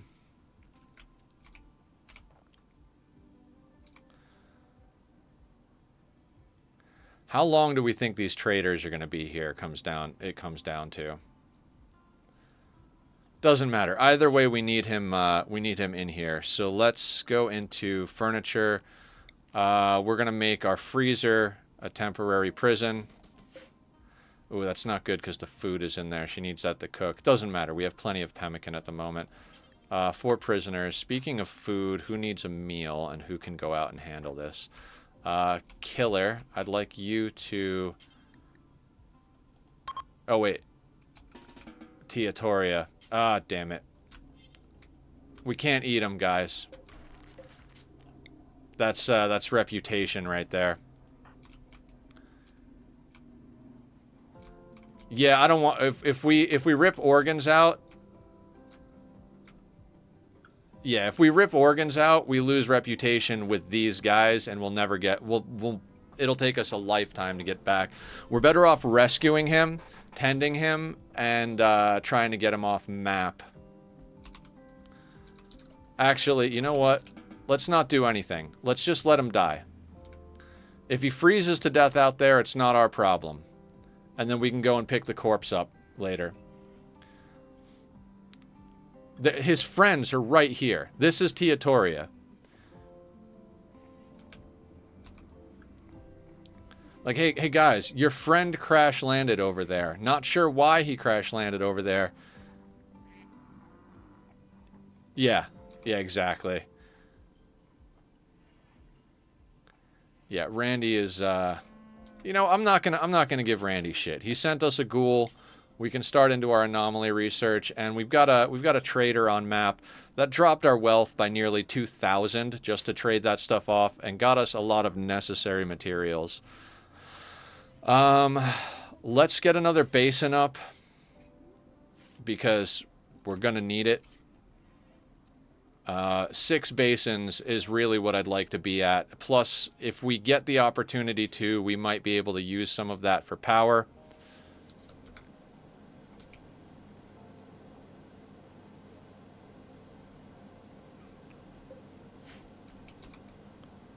Actually, yeah, that's fine. Let's do that. I would like to put down this thing.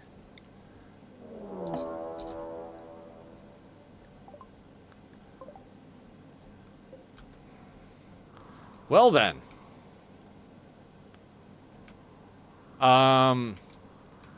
Randy must have heard me saying nice things about him, because these traders are going to murder these people and we're going to be left with food.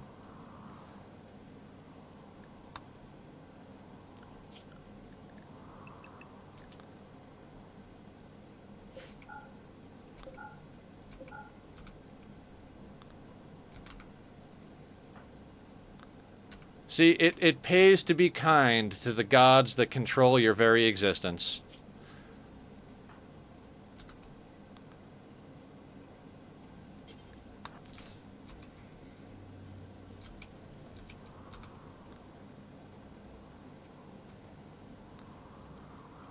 Are they coming right for us? Please tell me they're coming right for us. Yes, they are. Hell yeah. I'm not even going to worry about this. Traders are going to take care of it.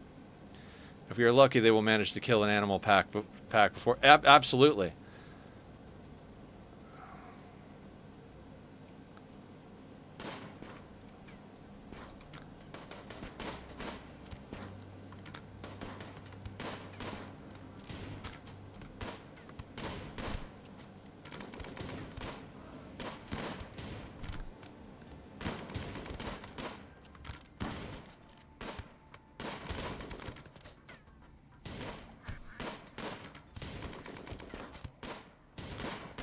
Man, our allies are terrible shots.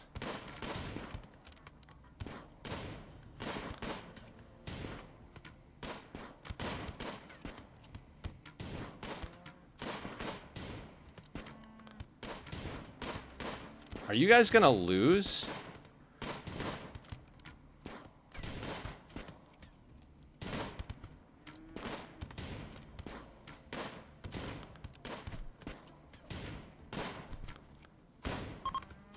Okay, there we go.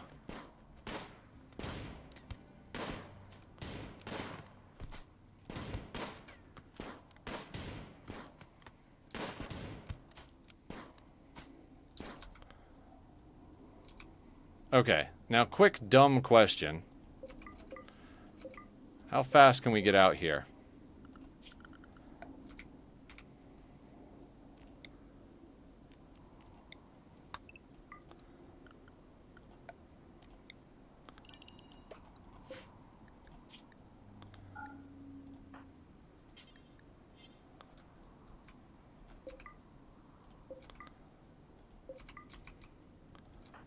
I mean, I would agree with you, but I don't think we're going to be able... These guys are going to break, too. My hope right now is that I can get out to this trader guy before they wander off map, because we can just sell them all the junk that's here.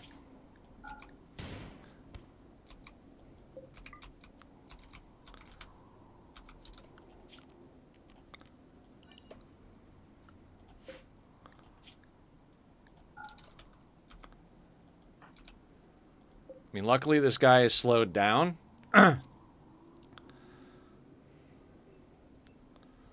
We got a heavy SMG. We got some clubs. We got a bunch of stuff we can trade these guys. Hiya, buddy. That's fine. So now, oh, they won't take the guns. God damn it, you guys suck. Or the jade. Balls. Well, we tried. You're dead. Psychically sensitive brawler. Neurotic night owl. Anybody else alive? No. Okay, so what kind of gear did you bring? Poor. Ooh. Legit. Let's just strip this guy as quick as possible. Might as well strip that guy too.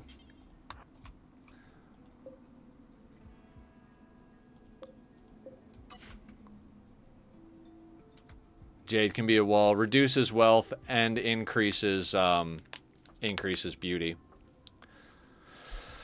And free food. I mean, everybody here died, so there's no metal horrors in the people that dropped food, so the food should be reasonably good.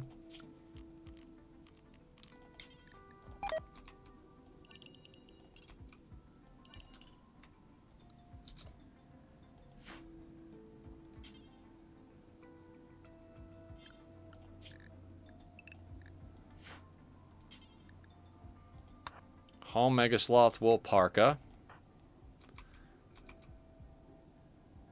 That is right. You need 50 for a wall. At this point, any organ farming is too risky unless he can send it off instantly for trade. When he's raided, that might be get another one to... Finally got enough food for the meals. Can't see how else you would have gotten them. Right? I think what Sparta was trying to say, Blue, is that we had a trader on map. So if the trader wasn't leaving the map, we could have possibly ripped organs out and immediately sold them. And that would have been choice, but enough damage was done that they're immediately leaving. A few of them might still fall over on their way off the map, honestly. I mean, solo here, 7 hours till death, they might very well drop right here before they even get off map. So that is a thing. So you're hauling. Julie, do you need food? No. So let's get you to haul cloth. Let's get you to haul that. Posture check, stretch, and hydrate. Thank you, guys. You get...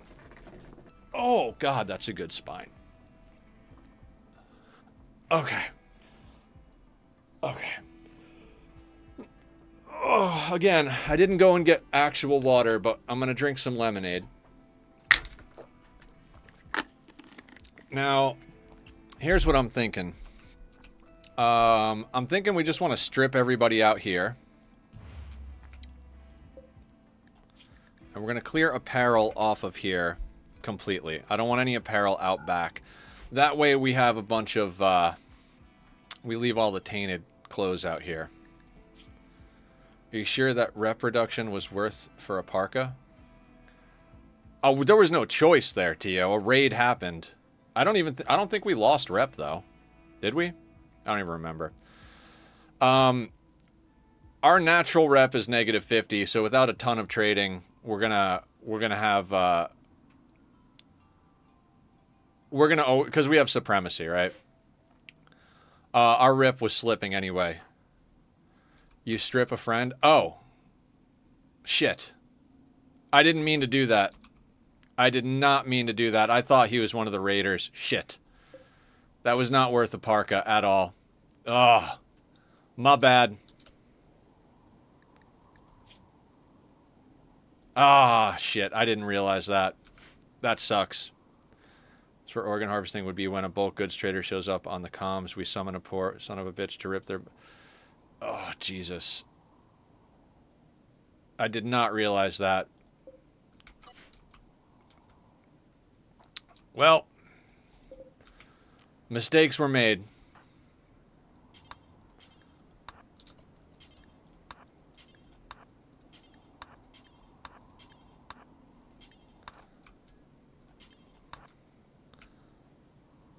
Content was made, yep. We're still neutral, so it is what it is.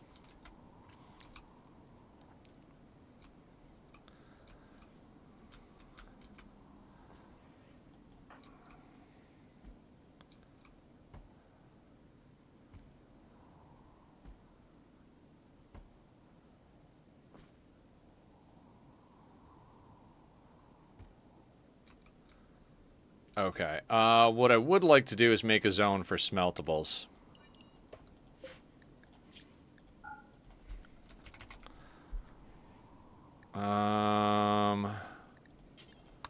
Low priority. Allow tainted. Oh, apparel. Don't allow clean. And it doesn't matter. Only allow smeltables. That way we can bring in anything out there that that is smeltable. You can still save him and make him leave. We could, but that's food. We'll just let him die. Right? Death in 2 hours. We can't really save him. We don't have the means to do so. Our doctor is terrible, which is a problem in and of itself. Damn it. That feels bad. Well, Monday mistakes. Monday mistakes.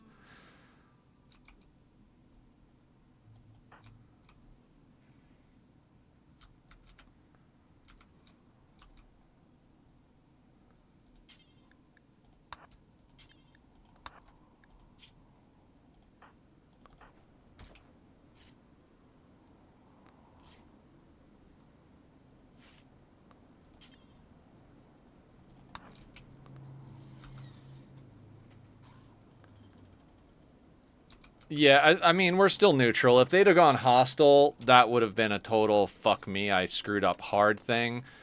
But, you know, it is what it is. You know what I think I'd like to do is I'd like to make a zone in this main area over here for Mind Numb Serum.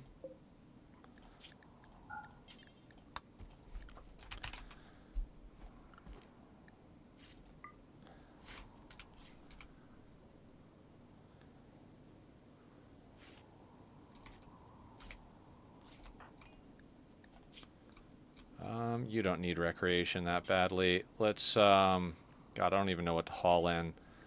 Let's haul that in. Actually, let's haul in the SMG. There is a lot of stuff over here.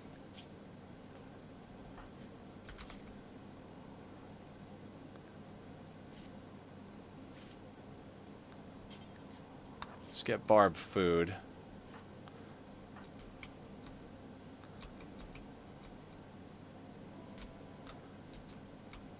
We don't have to worry about that stuff now because we don't have a spot inside for tainted other than smeltables.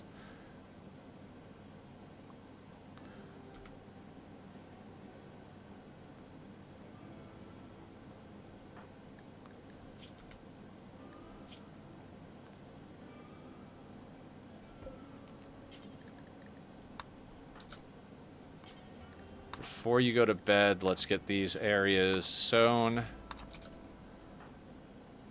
Also, before you guys think I'm a closet psychopath for all the organ harvesting, it's a source of wealth. If quickly gotten rid of, we can get a lot of useful stuff quickly. It doesn't... Oh, yeah, no. In a normal playthrough, I organ harvest constantly. But also in a normal playthrough, food is not an issue. So, literally, I will keep a mule on the road. Like, once we roll our first mule on a non-sea ice playthrough, That mule gets sent out, brought back, immediately sent back out, immediately brought back, immediately sent back out, because feeding him is not a big deal. You grow a little bit of extra rice, you keep his tummy full, and you're pretty well sorted as far as like, oh, we've only got a little bit of stuff to sell off. So in those particular instances, you'll see me ripping organs out left and right. Usually the thing that stops me from pulling organs on a playthrough like that is the medicine situation. If we don't have a lot of medicine, it becomes difficult to, you know what? Killer is in a great mood. We can get him off of the mood-based schedule and get him more on a biphasic schedule. Still saves us a lot of, still can keep our mood going good, but actually I think Julie can go on that schedule too. Barb is just never going to be happy, so we'll let that be what it is.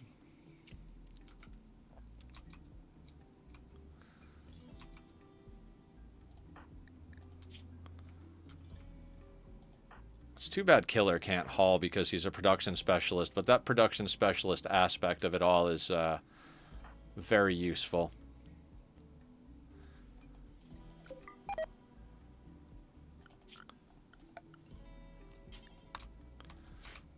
You know what? I gotta push them through bringing this stuff in. I don't want it deteriorating. I'm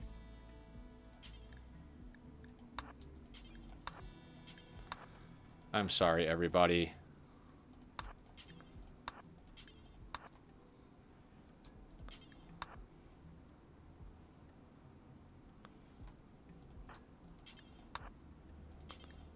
Actually, the corpses... No, never mind. Hang on. Let's clear that. Let's get in the things that are important to keep going. Let's get these weapons inside.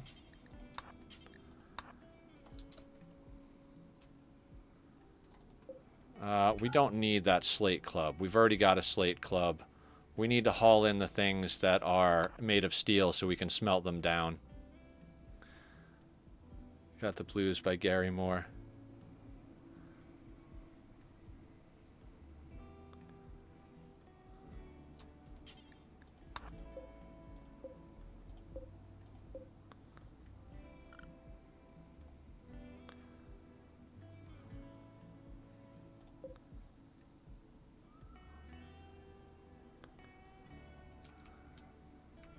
Just too lazy to micro the organ harvest usually. I fight my wealth. I don't need to add extra. True.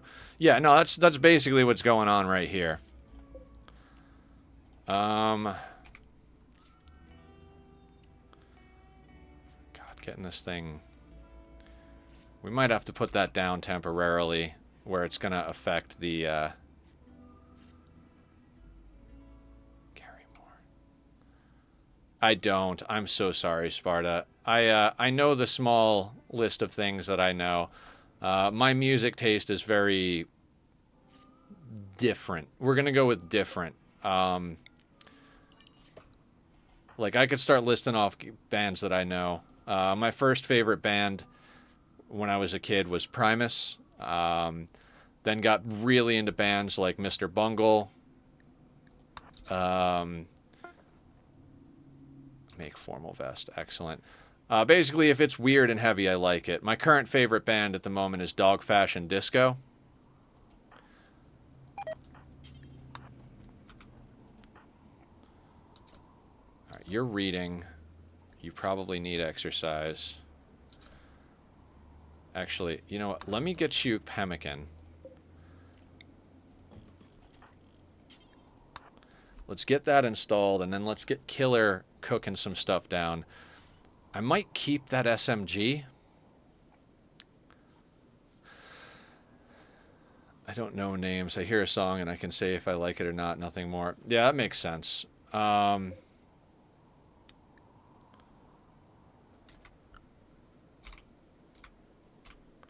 right, we need to make some decisions on what we're keeping and what we're cooking, right? Like, we don't need...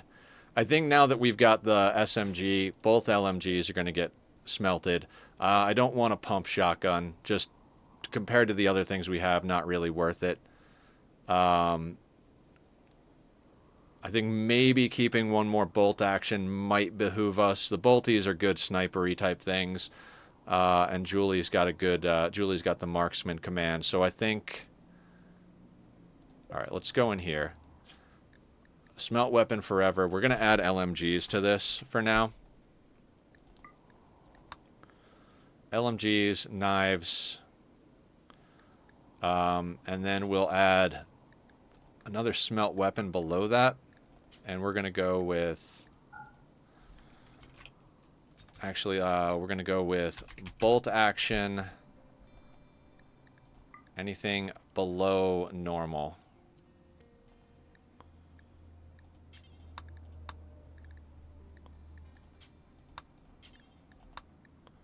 I'll whisper it to you and you'll take a quick listen on your next break. Yeah, sounds good. Sounds good. I'll be happy to check it out. And then Killer, I want you to prioritize doing that. You've got good enough recreation and sleep. Let's get you smelting some things down, bud. All right. Julie is hauling Forester. Is that a top tier choice? No. Let's haul in the flak that we're going to be smelting down. Then let's haul in the fine meal, because that'll be a little treat for somebody. Actually, no. Haul that,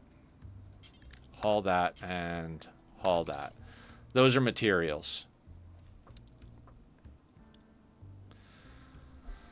And then I think we're going to remove corpses from this outside area, because at the moment with heavy snow, that's not going to serve us, and our freezer here can absolutely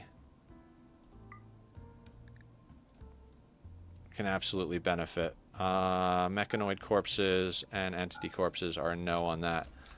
That way the corpses won't rot, won't deteriorate outside, but they won't add to our wealth inside. We're also going to turn off butcher creature. We'd rather not butcher them. We'd rather keep them as corpses for now. That way our people can, that way we can keep our wealth down, but still have the food in our freezer.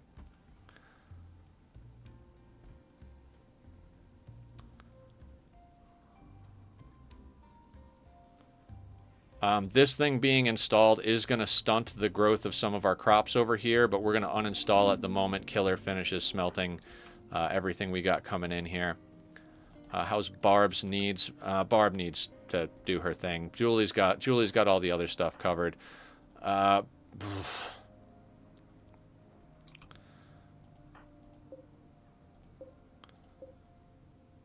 Luckily, it's still freezing out. Which is funny how you like it being freezing is a good thing in this playthrough, right?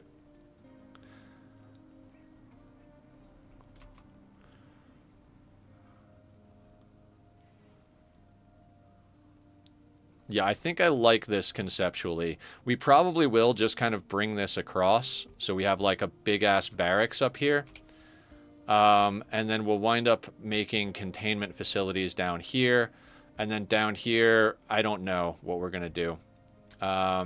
We'll probably want to eventually separate out the hydroponics areas from the main base. So maybe up here will be hydroponics and here will be base, or vice versa.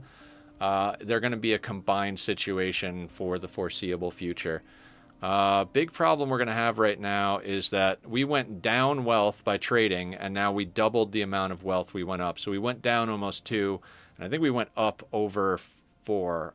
I mean, we might have gone up about 5,000 in wealth. So we're gonna have to do what we're gonna do. We're gonna destroy the stuff we can destroy. We're gonna keep things as corpses as long as possible, and hopefully. Oh yeah, the other thing I wanted to add to that smelt forever, we're going to come over here, we're going to put pump shotguns. Normally, I don't micromanage these builds as much. Normally, I set priorities and make them do it. But at the moment, it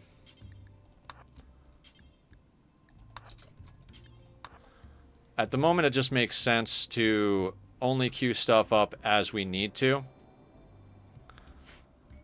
And I am going a little bit slow. I do realize that I'm going a bit slow. It is intentional. This playthrough has been very much like, let's be methodical about what we do here. And there's Nightbot doing the job of being a good streamer for me, guys. If you want to come check out our Discord or check me out on YouTube, the links are now up in chat. If you're watching back the VOD, all those links are going to be down in the description. Any follows, subs, any of that stuff are always very helpful. It doesn't cost anything to sub on YouTube, and we're trying to get to a sub goal of 1,000 subscribers. We're at 700 and something, getting reasonably close to that 800 mark. We did hit the first goal of 500 and... Hold on, let me make adjustments here. Yeah, no raw food there. We did hit the first goal of 500 subscribers and 3,000 public watch hours in the last 365, which is phenomenal. Thank you, guys. I've still got to do some configuring to make good use of the fact that we can monetize the YouTube channel now. I'm not going to be doing anything crazy or paywalling stuff, but it'll be nice that when they run ads, I'll actually get paid for it now, theoretically. I don't know exactly how all of that works. I'll put some time into figuring that stuff out. I have been kind of shirking my responsibilities in the evening a little bit. There was like a few weeks to a month where I literally couldn't stop making content. It was like I would stream 6 hours and then I would record and edit until like midnight, 1 in the morning, something like that. I did that for like a couple of weeks to a month. And now I kind of like, I've been taking it a little lighter. I still do get my scheduling stuff going and whatnot, but ship down. Not yet.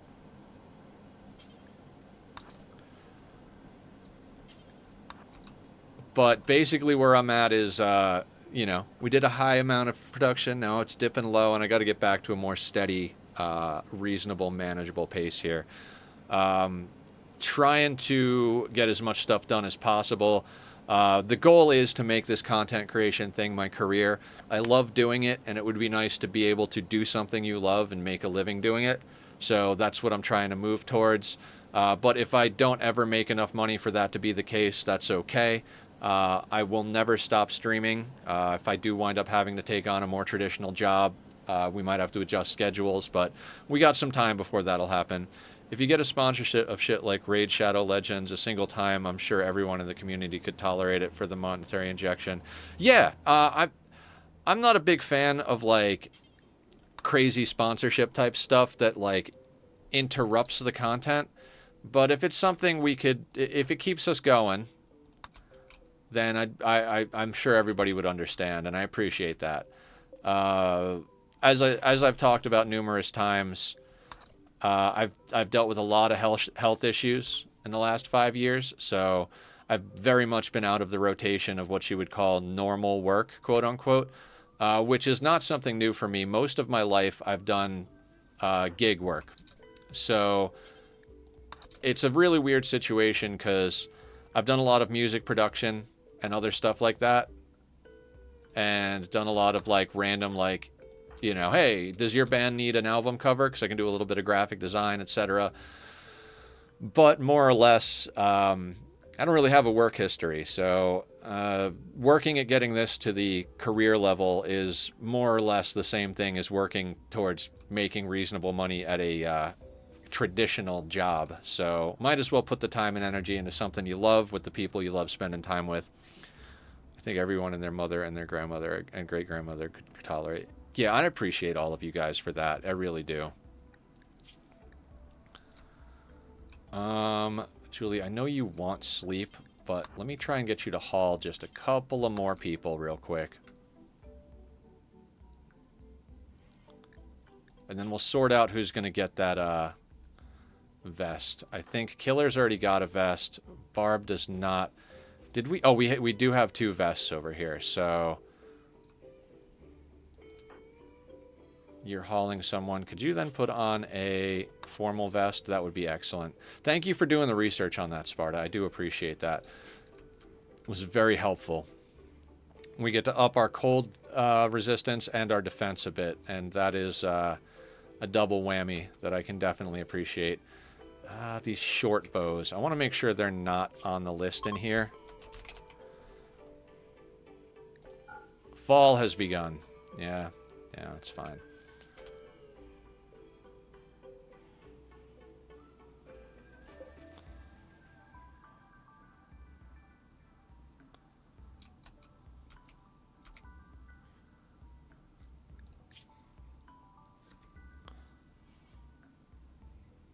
Yeah, nothing worth it there. I should also stream, but my PC and internet connection just physically cannot handle it. Yeah, I mean, if you do decide to start streaming, we have the self-promo area. You know I do shout-outs for all of our friends who stream whenever you come in. I'm sure everybody will be happy to help support. You know what I forgot to do, guys? I forgot to put a little bit of music on in the background. Not that I don't love the Rimworld music, but I do like to keep a little bit of upbeat music going in the background because it can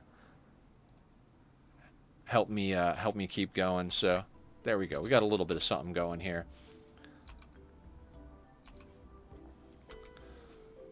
So tomorrow we're gonna be getting back to our Cozy Colony playthrough of Oxygen Not Included. Last Thursday we took the time off from it so that we could test out the beta of the Frosty Planet map. I didn't want to commit to a full-time playthrough on that beta because it is a beta. I don't generally like to commit to maps that are betas or gameplay sessions that are betas because things change. You never know how quickly things change, actually, so...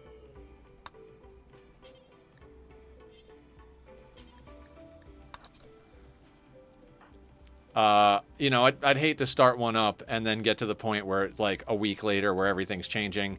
So we will start a new playthrough once that beta fully releases. Or once the game fully releases, we'll start working on a playthrough of that. Let's have you eat a fine meal. No, actually, I'm sorry, Barb. Let's get you back to cooking. Gun to my head, man. I will not be able to stream for a bare minimum 2 years if I'm lucky. I mean, if and when you do, we'll still be here to support you. Snow hare migration at the same time as a royal tribute collector. This is a very active day to start here. Let's let Julie haul that corpse in, and then I'm going to have her hunt these snow hares. More or less, I don't think anybody else here needs to hunt the snow hares. Let's kill her. Although, getting some shooting experience on these guys might be useful. I think I'm going to have Killer equip a bolt action. I'm going to let Barb continue cooking.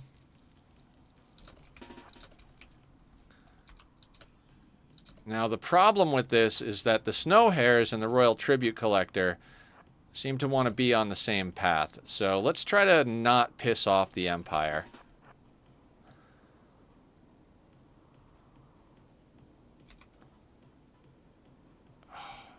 Not sure how we're going to do that. I think it's going to involve getting to the other side of the rabbits. Like, Julie can shoot at that rabbit now.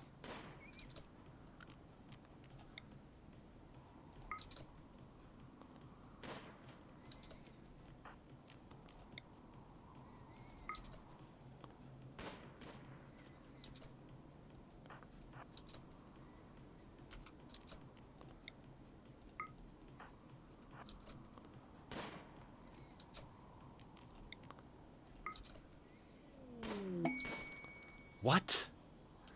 This is insane. This is the most active Randy has been this entire playthrough.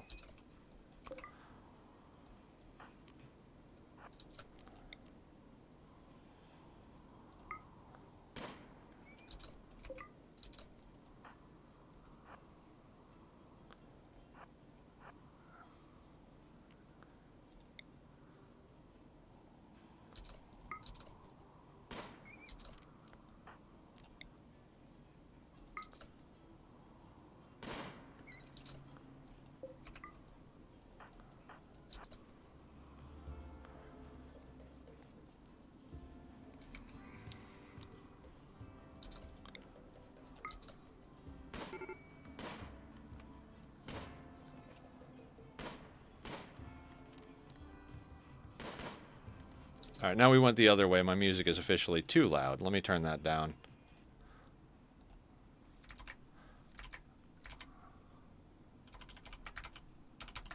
One day he'll be sleepy Randy, the next sending everything. Yep.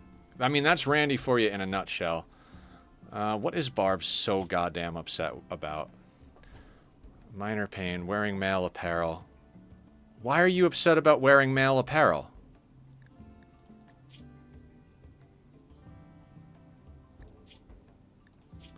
Oh, the formal vest upsets her. Okay. So there is the downside to the formal vests, Sparta. If women wear them, they'll get upset.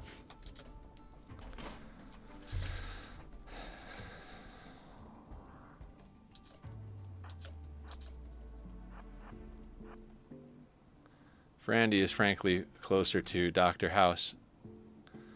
Yeah, we might have to wind up making some corsets.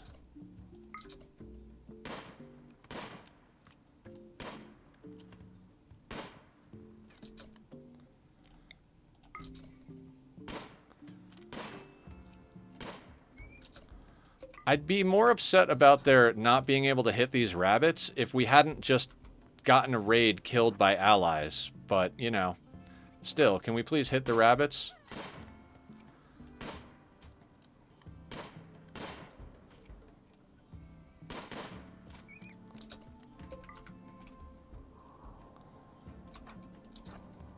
We'll get the straggler over here.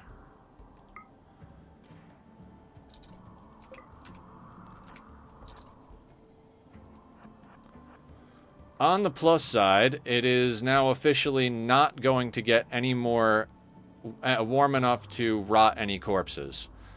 So we don't have to worry as much about keeping everything in the freezer.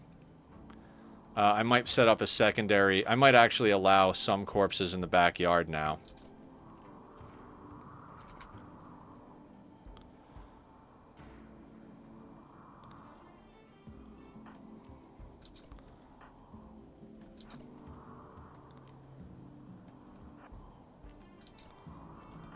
Keep an eye on everybody's needs. Killer's gonna need to eat soon. Thing is Killer is very happy because Killer's actually a cannibal. And cannibals apparently get a mood buff for wearing human leather. So, Killer's pretty goddamn happy at all times.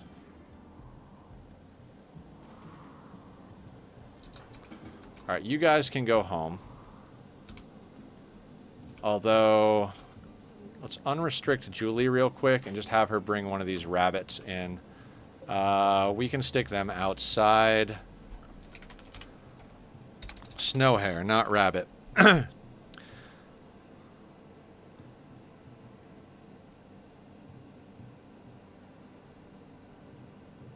There's a female version.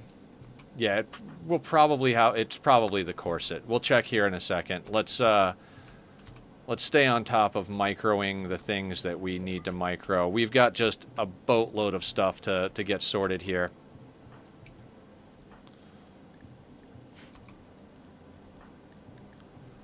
Alright, I'll let them do their things. Let's look in here at...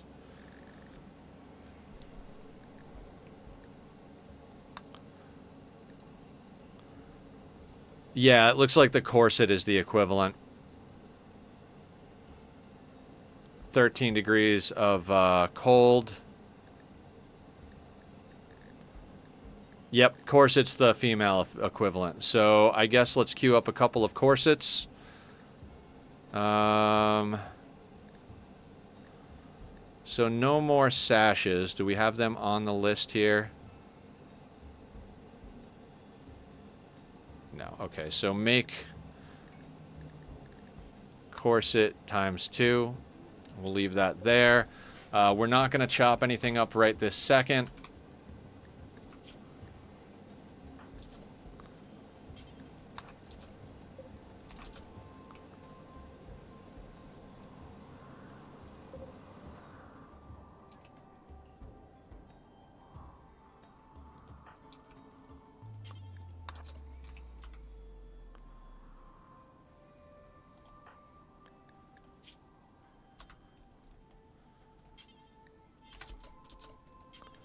I'm going to have Barb consume a fine meal so she can help with hauling and not have as many... wait.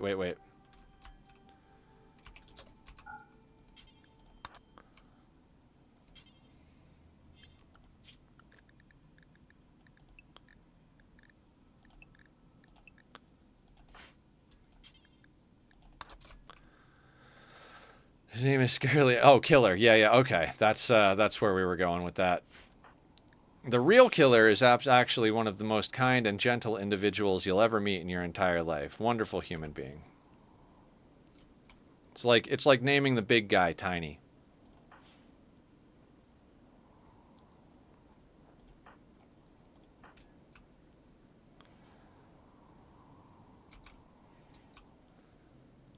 God, I am bummed that I pulled that parka off of our ally. That just sucks. On the plus side, the tendency towards natural relationship is -50, so we didn't go over that as a negative, so.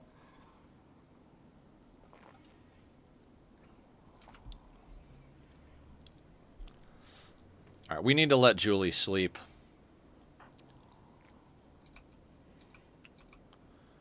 Barb can do a little bit more hauling.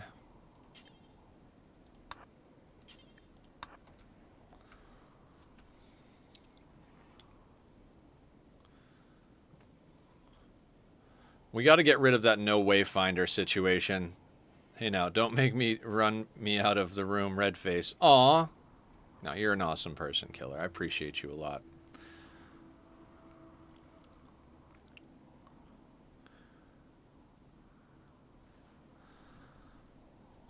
Okay, so we're already making some progress today, which is good because, we're 2 hours into the day and we've had a lot of days that were not so progress oriented. What do we got going on?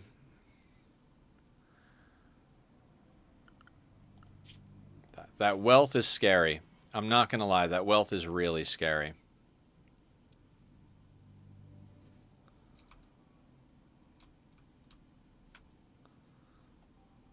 You were at 1 because trading, then got -50 and reached negative. Yeah.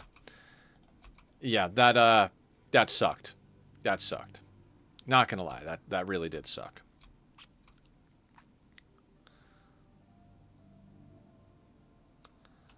Like I said, we'll chalk that up to a Monday mistake. You know what wouldn't hurt? A steel meteor to drop straight onto the Empire, dudes, right? Not helpful, but you could get a random guy, make him the moral guide, then put him in crypto sleep so you don't need to feed him. True, but it would count towards the wealth of our colony. Colonists add more wealth than anything else, and we're already above wealth. If we bring on another colonist, they really have to be able to hold a gun and do some work.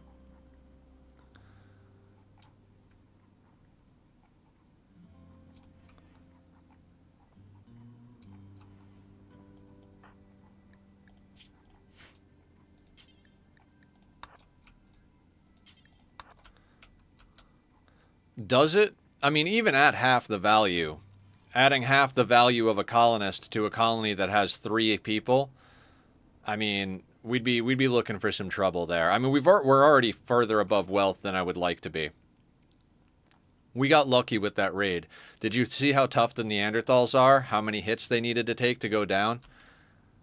So it's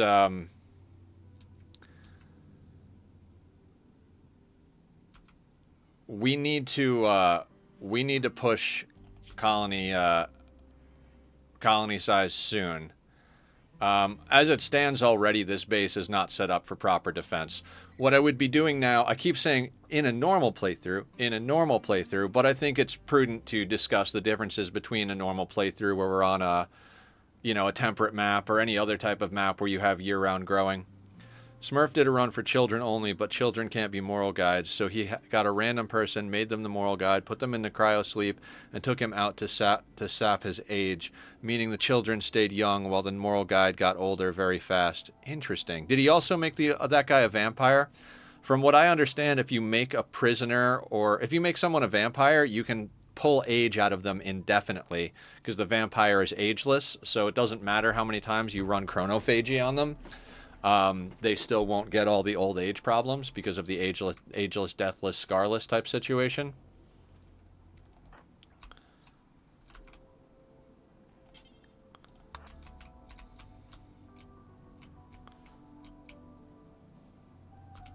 That is smart. No, he just got a new guy when the current one died of old age. Excellent. Here you go. Effects do tick down while in crypto sleep. While in a casket, a colony's pawn counts as 100% of their actual wealth, but only counts as 30% of a colonist when determining raid points. This means that pawns do count for determining raid size just for less. Okay, so if they're in crypto sleep, it's 30% of a colonist wealth added to your colony. I would say that that's still a little bit too much to be doing for us right now.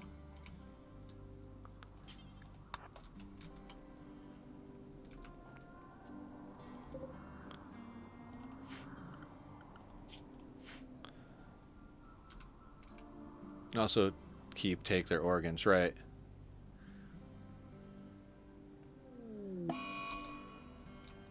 Yeah, that was bound to happen.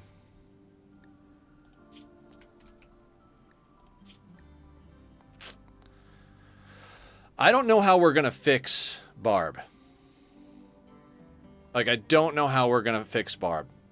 Like, she has just got all of the... Like, she has never been happy, and it's getting real tired real fast.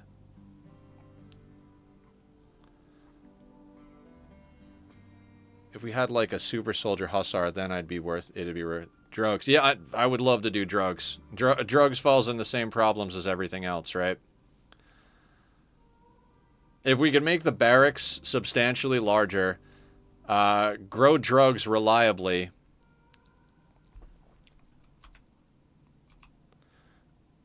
that would be optimal. Why is Julie upset? You need food.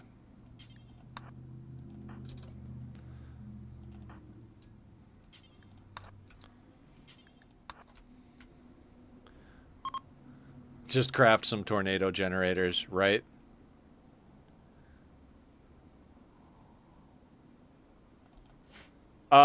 It really doesn't matter which one is faster, Sparta. I'm not having our colonists do Smoke Leaf. Smoke Leaf has a pretty substantial consciousness hit. You need consciousness for aiming, walking, everything. Barb's already too slow as it is. So, Psychoid is your best bet. If we could get beer, that would be phenomenal. I want you guys to all carry one of those.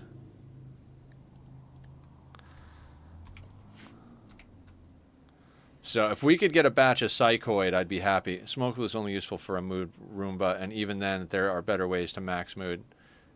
Yeah.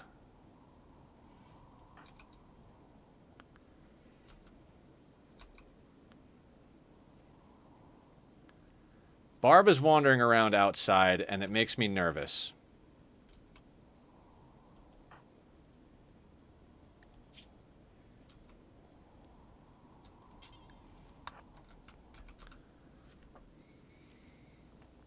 Do you have accident serum creation from anomaly? Accident serum? What is that? I'm assuming that's like a autocorrect or typo. I don't know what accident serum is.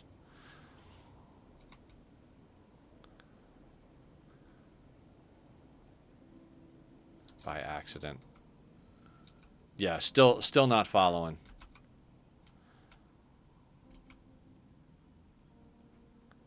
Serum creation. We could do it. It's advanced research. So,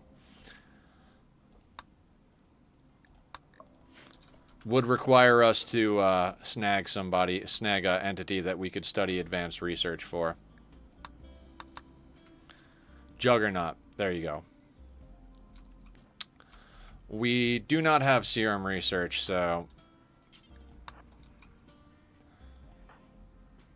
Alright, Barb, I'm going to need you to snap out of it. I really don't want to have to arrest you again, because you're just going to immediately mood break again, and, you know, that's problematic.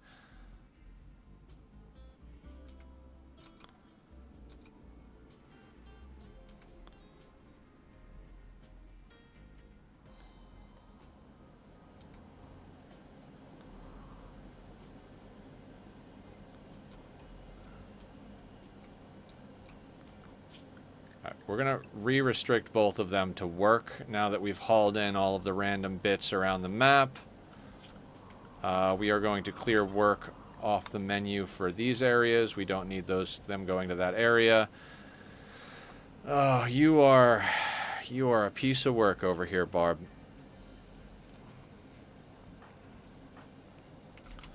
Let's get Killer some food. I mean, at least we've got a nice stockpile of food going into the winter here. You know, we have, how many humans? 10 human corpses and 8 rabbit corpses on top of what we already have, which is 406 human meat.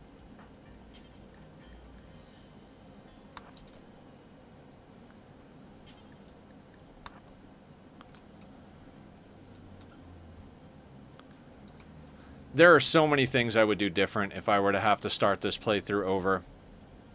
You know, knock on wood, fingers crossed. You know, if I had salt, I'd throw it over my shoulder. I don't want to jinx anything here, but if we did have to start the sea ice run over again, there are things that I would do differently that I think would make our life a lot easier. Namely, we wouldn't even take on a second colonist until we had hydroponics starting to go down. We would literally stay one colonist until that colonist was fully sustainable. Like, I feel like we got a little bit ahead of ourselves on expansion, and that's becoming problematic at the moment. Now we're kind of locked into having to get more colonists, and once you go above that, usually what happens is I try to stay at about 3 or less colonists and keep our wealth below 20,000. We're at 32,000, so we're 12,000 above where I'd like to be without any of the proper weaponry and everything. So it's a little scary.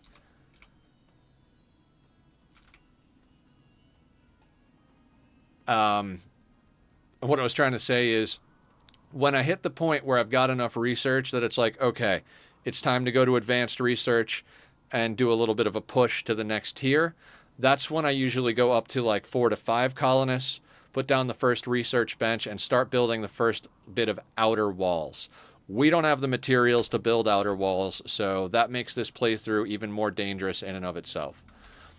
Oh, the other thing we're going to have to change about this little design I put on here, we should probably think about doubling the walls in general.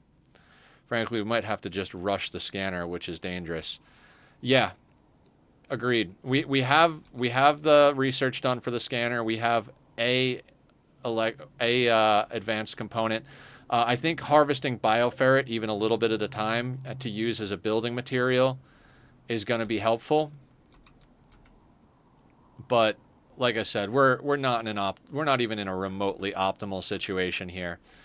You know, I think out there are people that would feel that a sea ice playthrough can be boring because you just have to follow a formula type of thing. You know, like hey, like you just step by step. But there are so many variables in this that I think even when we have Sleepy Randy, the amount of stress that we have because of the fact that nothing is guaranteed here is really does make it a difficult situation. I'd like to set up the machining bench somewhere. You know what? The cooking bench doesn't give off light, right? So let's move the cooking bench here. Can Julie do that? Yeah. Let's move the cooking bench here. And I think if we put the machining bench up here, it'll be just far enough away to not affect these.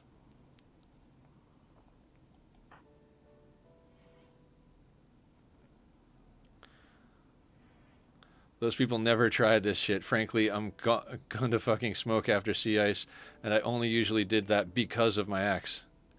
Originally, I always solo one colonist until I get at least 3 hydroponics. My recommendation for a starter colonist is at least 5 in construction and fast learner. Yeah.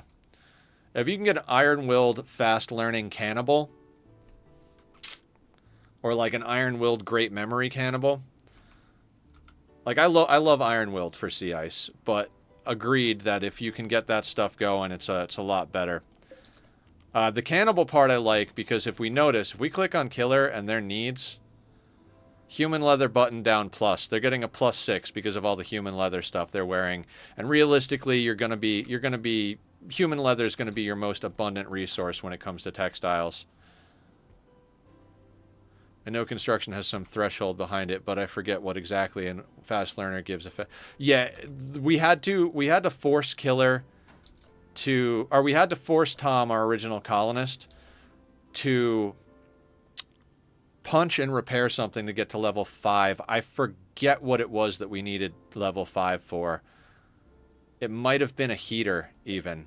Yeah, I think you need a level 5 to build a heater. I can't remember exactly, but we didn't have a lot of fuel for our campfire, so we were like, all right, let's go. Level 6? Oh, is it level 6? Well, then either way, you want someone with a decent amount of construction.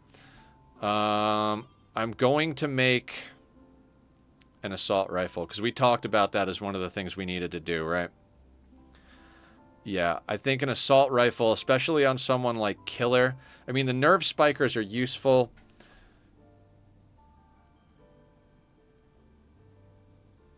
Yeah, I think we got to make an assault rifle. Yeah.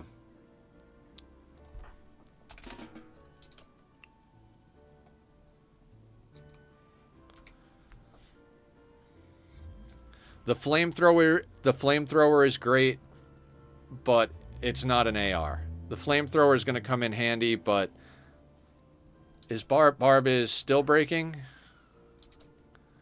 I think she's coming inside to eat right now. Make that, then it'll be a bit safer to make the scanner and the drill. Yeah, we gotta make some stuff happen. We're behind the 8 ball here.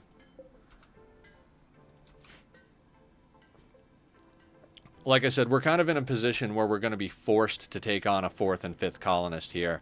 I don't think we can survive much longer with only 3 colonists. It's just, like, we got lucky that we had people on map to deal with the threat that came. And Julie's shooting has just been so amazing. Okay, what is your problem? You're sleeping. Oh, your mood will be fine once you get some sleep. Yeah, I love how Barb is on an extreme break wrist because she decided to sad wander and not sleep. So of course, it's like, oh, I'm so upset that I haven't been sleeping. Your choice. Your choice. Like, for fuck's sake. All right. Is there anything else we need Julie to go out and grab on the map? We're not going to grab any of this stuff, any of that stuff. I think the vast majority of this stuff is not worth our time, so we're just going to leave it out here. Poor pants, normal tainted, normal tainted. Yeah, we're not going to come out and grab any of this. Even the jade, I'm going to leave that outside. We don't care about jade. We could, in theory, use it to make something, I suppose. Maybe we could make it into like a fence post, because theoretically fence posts give a little bit of beauty, and they only cost 1 to make, but I think even that would just be unnecessary. Any minute Randy can just have diarrhea and wear the toilet. Yeah, 100%. 100%. Like, to an outsider who's never played this game or has played very little of this game, it might look like we're doing well. Like, oh, you've got solar panels and a wind turbine and few research and blah, blah, blah. But the fact that we have all this stuff is the problem. If we had 1 colonist and like a single room and a single wind turbine like we started with, their raids wouldn't really be too big of a threat. It's always the medium spot that's the hard point in these playthroughs, in my opinion. The start is the start. Like, when you're starting the game, you're starting the game. Realistically, on these things, it's just about wealth management. Regardless of whether you're starting on Naked Brutality or Tribal, you start off, you're below that 20,000 point. With Tribal, sometimes you're right on the edge of it. It's kind of hard to keep below 20k with 5 colonists with enough like space to keep them all inside and shit like that. But more or less, at the beginning of the game, it's the beginning of the game. You're going to have, as long as you have reasonable colonists and reasonable weapons for the tech level that you're at, first thing, you're going to be doing all right. But when you make that move to expand your colony out, to make like a bigger barracks, bring on more colonists, start to tech up to the next level, that's where all of your exposure to danger comes from. And that's kind of where we're at. And we're at that spot and going slowly because of the style of playthrough we're doing here. So Are these stunted because of light? No. Okay, perfect. 127% growth. Your needs. You don't need food just yet. You do, though. Let's get you a meal. I don't know why they haven't brought these meals outside. Oh, there's probably... Yeah, there's no space out there. That's fine. We'll just chew through them. There's 2 left down here. How much meds? 15 meds that I can see. And then we've got a Glitter World on Barb, a Glitter World on Julie, and 2 Glitter World on Killer. So 15 regular and 4 Glitter World.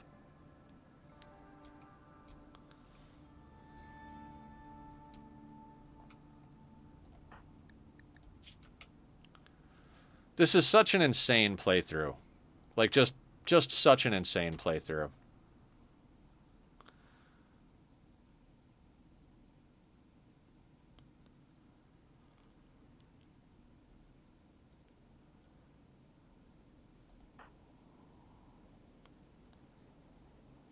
Seven hours till colonist died goes away. 2.3 days on that.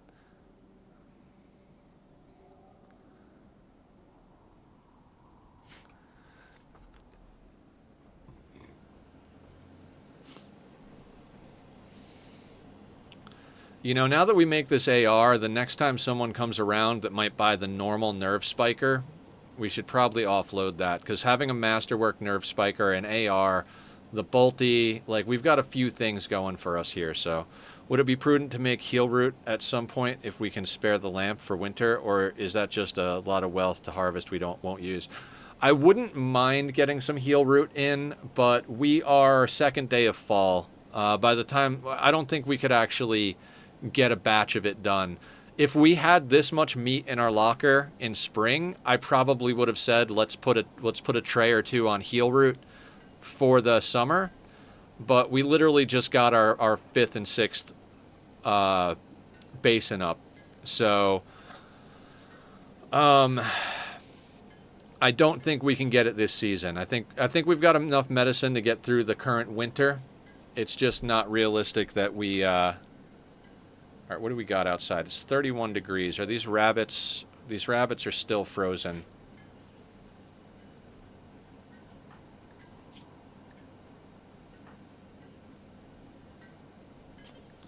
Let's get you a meal, Killer.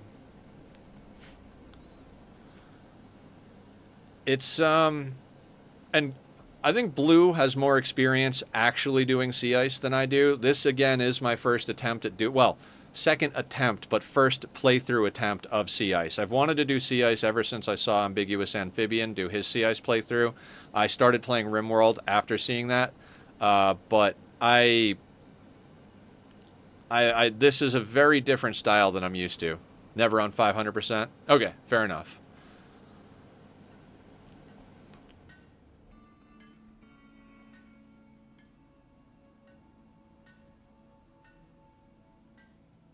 Spent a lot of time theorizing. Yeah, I love theory crafting. It's a lot of fun for me. When biotech first came out, myself and Linus, who's lifelong friend, I've known that guy longer than anybody.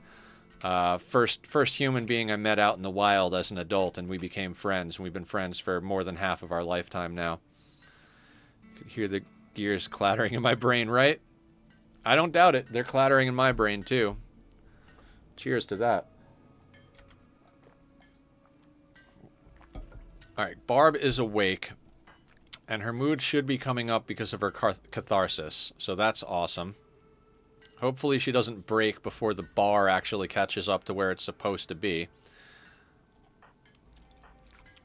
And Killer's almost done with that AR. That being said, if Killer is done with that AR, we still have 261 steel. What do we want to make, guys? Okay, so what did we get? What did we get? We got an excellent assault rifle.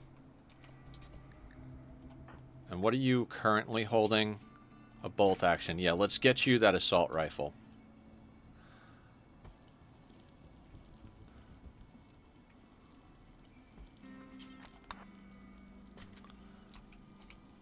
I think having Julie run the bolt action since she's the best shot is probably the best course of action.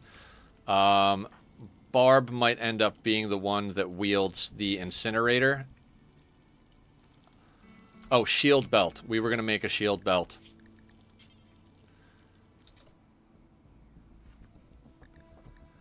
$50 steel, 20 plasteel, and 2 components. Absolutely a no-brainer. Let's get that going.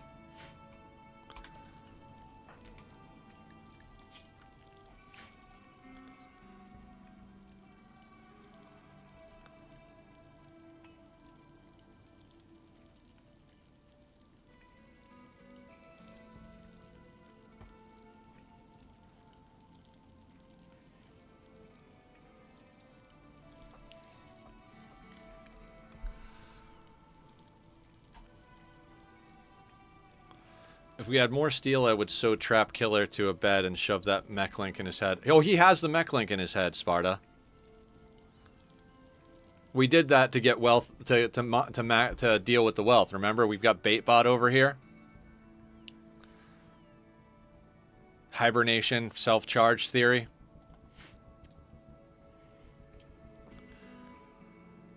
I forget who finally convinced me last time. But we were looking at the wealth of it being on map versus the wealth of it being in head, and it was like, you know what? Even if we lose this situation, all right, I do kind of have to have her make simple meals, unfortunately.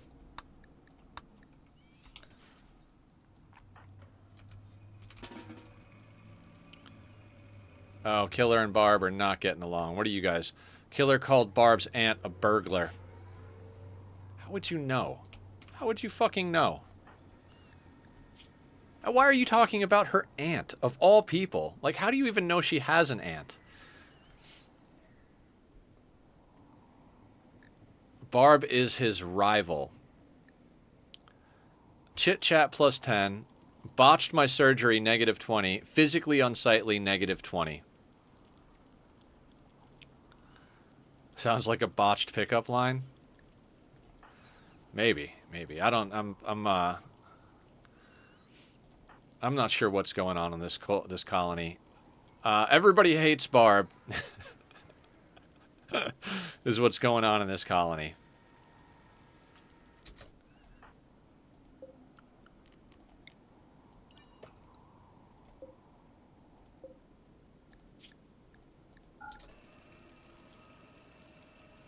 So hard that we are friends in IRL, but hate it other in the game. Yeah. How are we doing on our rituals? You know, it might be worth it to spend the steel on a single speaker, because we already have the light ball made. How much does a speaker cost? 80 steel. It's a lot of steel. All right, what do we get on the shield belt? An excellent shield belt. Now the question comes down to, what do we want them wearing by default?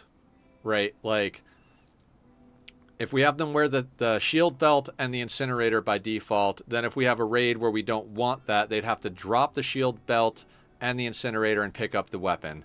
If we have them wearing their regular weapon by default, then they have to switch weapons and put on the shield belt. I think we leave them without the shield belt, and then if we get an organic raid, we switch over to it.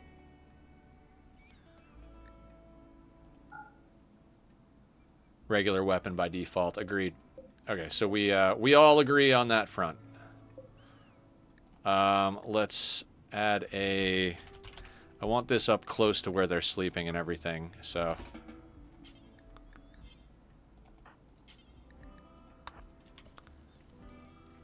we need to uninstall it. No, we could leave this installed and just shut it off. Because it's not affecting this stuff, right? Yeah, it's not affecting the mushrooms. Honestly, when we get to the point where we have enough power, we'll switch out of Tunneler. I know we switched into it so we could do the mushrooms, but we got a lot more versatility when we can do rice, and it grows faster, so it can sustain us considerably longer. For every situation, except for when we need the incinerator. Yeah, agreed. Agreed. I got to keep on top of looking at food. When you're done with that, please get yourself a meal. Are you sitting under the meals? Where did the meals go? They are underneath you. Let's consume a simple meal. Julie will be next up on that.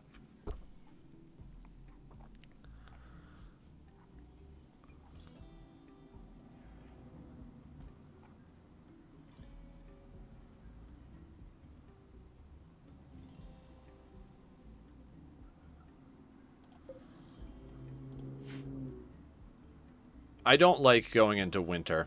The amount of power that we need... Alright, hang on. Let's take a pause right here. Right? Now, granted, my windmill placement is atrocious. Right? Right? Like, compared to how we built the base, that's one of the things I would take into consideration. Speaker may with the steel if you want to start recruiting new pawns. Yeah.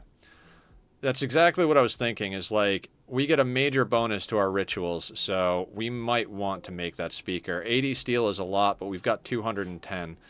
What I wanted to think about real quick on pause here, could we somehow, before winter, get up the space for a second one of these? It would really... yeah, I have to... If and when we do this again, I have to do this way better. It would require us to get all the way out to here. Damn it, that sucks. Because if I had done it here...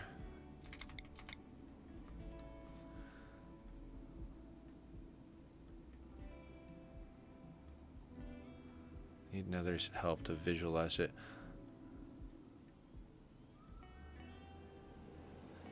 What are we doing here? What did I miss?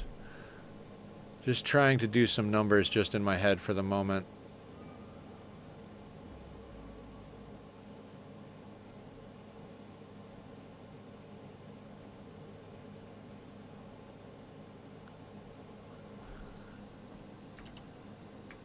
Oh, the value of Miltors? On 500%, all of the combat mechs are more or less not worth the raid points that they bring you, unfortunately. Miltors are so squishy. Oh, click on the colonist for the exact wealth value? Can do on that. Barb is worth 980 market value. Julie's worth 925. And Killer is worth 1135, probably because he's got the mech link in his head. You can tear down that long wall and use the materials.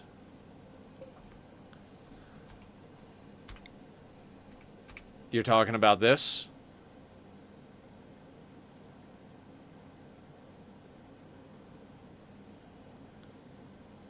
I mean, we could even put it like there to save a little bit of room.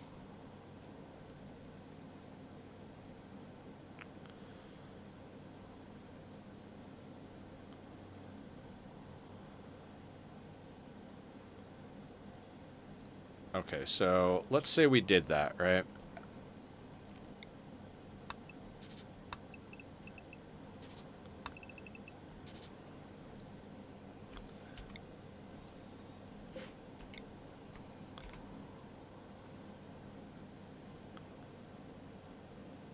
Oh, wealth. They do, but that's why we'd have to put it here.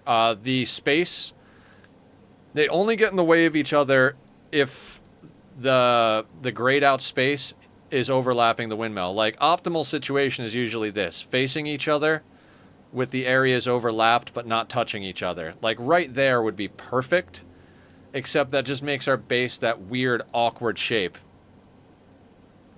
North of existing one is what I was thinking. Oh, north of the existing one? So, like, you're talking, like, right here. True.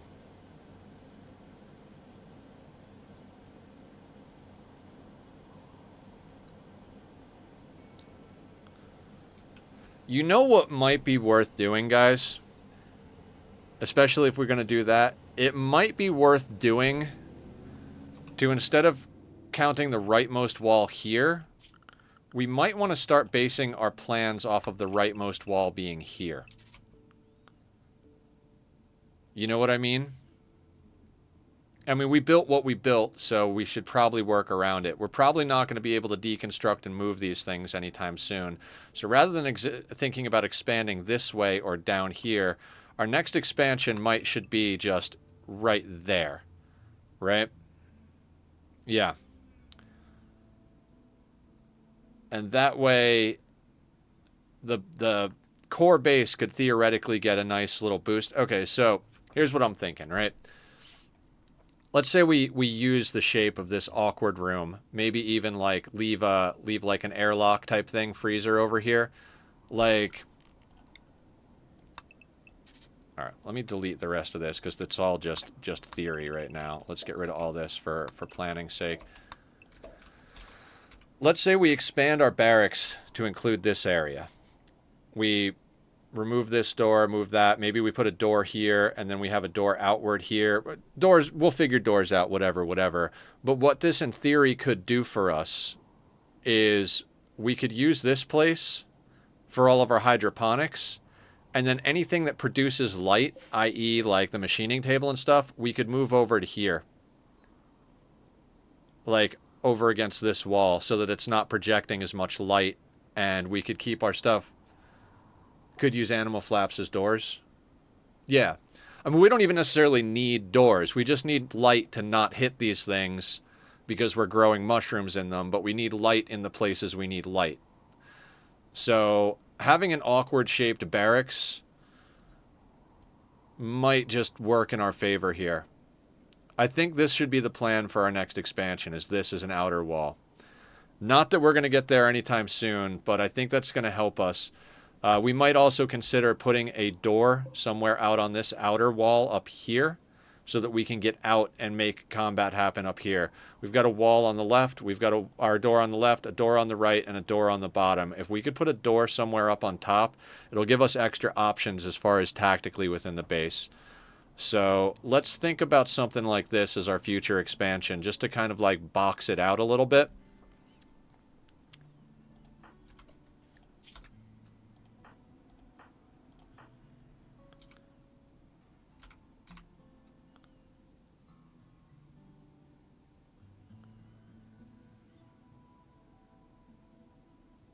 Yeah, I'm liking this idea. We're almost done with bioferret harvesting.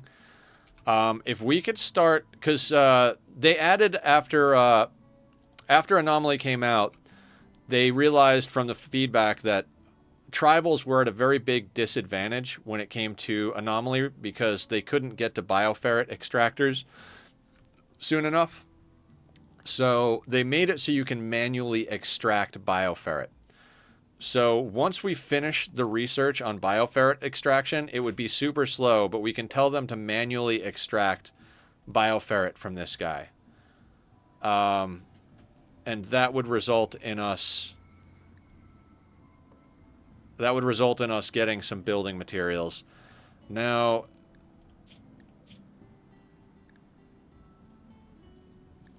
I don't even know if these things eat when they're in containment.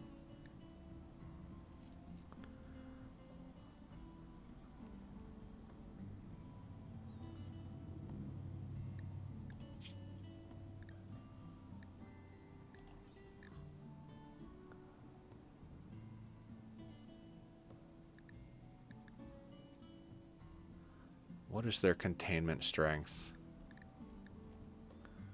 35. Okay, we're barely at the right containment strength. Their hunger is frozen. That's what I thought. It looked like it was frozen, so... God, Barb is living on catharses and mind numb serum, like, almost exclusively. Alright, so we've got an excellent assault rifle. Julie's got her... Is it a good or a normal bolty? Normal bolty. Barb's got the normal charge rifle. And we've got an incinerator and a shield belt. And we've got a Masterwork Nerve Spiker, and a Masterwork Recurve Bow. I think we're at the point where we might want to ditch the Recurve Bow. I mean, not that we need to ditch anything, but... All right, thank you, BD. Thanks for coming in and hanging out for a little while. Get yourself some good sleep. You know me. I'll be back here doing things whenever you come around. For anybody who is out there who doesn't know, I stream noon to 6 Monday through Saturday. Monday, Wednesday, Friday is Rimworld days. Tuesday, Thursday is Oxygen Not Included. Saturday is kind of a wild card. We're currently doing a playthrough of Hollow Knight on that day. So we do a lot of different stuff here on the channel. I also got to remember that we are most likely going to need a third and or a fourth heater. Let's have them go into Ghoul Infusion, and I'd like to extract Bioferret.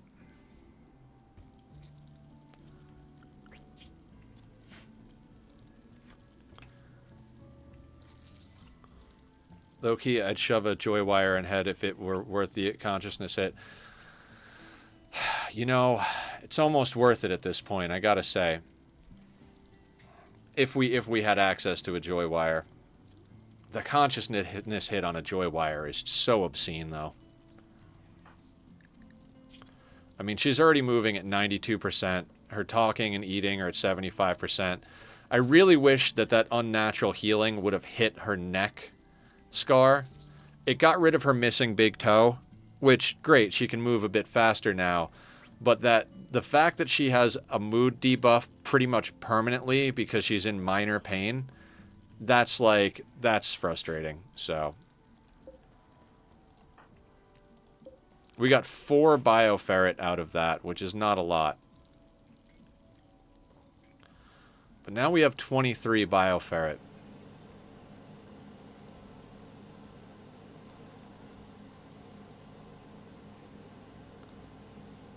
Which is 4 wall segments. We could theoretically start trying to double up on some walls here.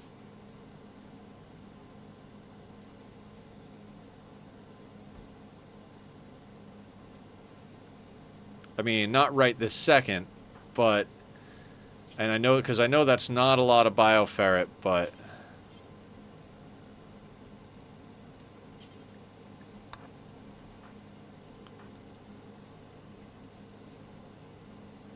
no, we have Bioferret walls down here. They're 600 durability versus the 300 that steel is.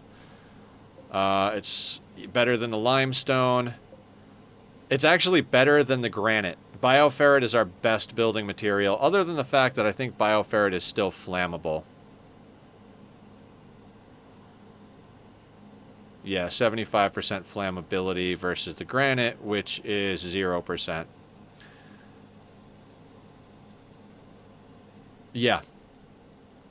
Bioferret flooring will absolutely make the containment a lot better on these guys. How much does that stuff cost? I don't even know.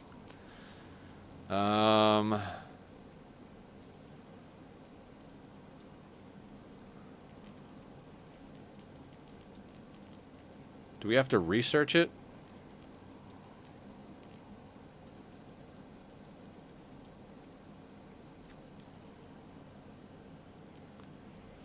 Oh, I think we have to research it. I think we have to go to entity containment to get that, right?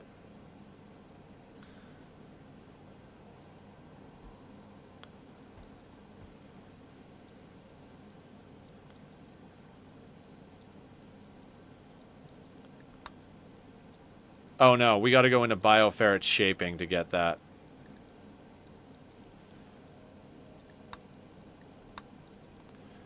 I honestly don't know which is more important. I would really like to get us a ghoul for melee blocking. They are incredible melee blockers. And they don't count towards wealth as much as a full colonist.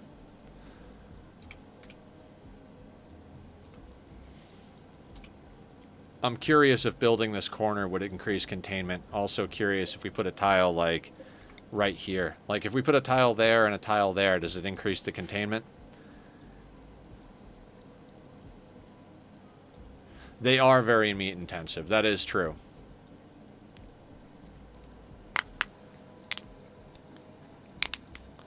there's a lot of interdependent stuff, right?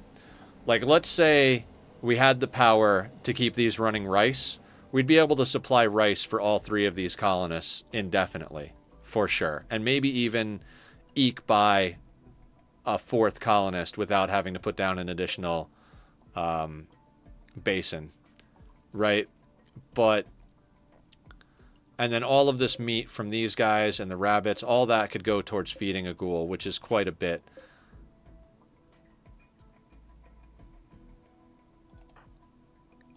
But again, it really just all depends on what we're able to pull off. It's one of the reasons I'm over here trying to figure out how we can fix our power problems. You know what I mean? Because, like, let's say theoretically, instead of putting that there, we had put this here, right? Then I think if we put that, that would have to go there. So if we were just 1 tile wider from this wall to this wall, we would have been able to put in 2 wind turbines facing each other. Again, things to consider when we start working, when and if we have to restart again. I'm hoping that's not going to have to be anytime soon here, but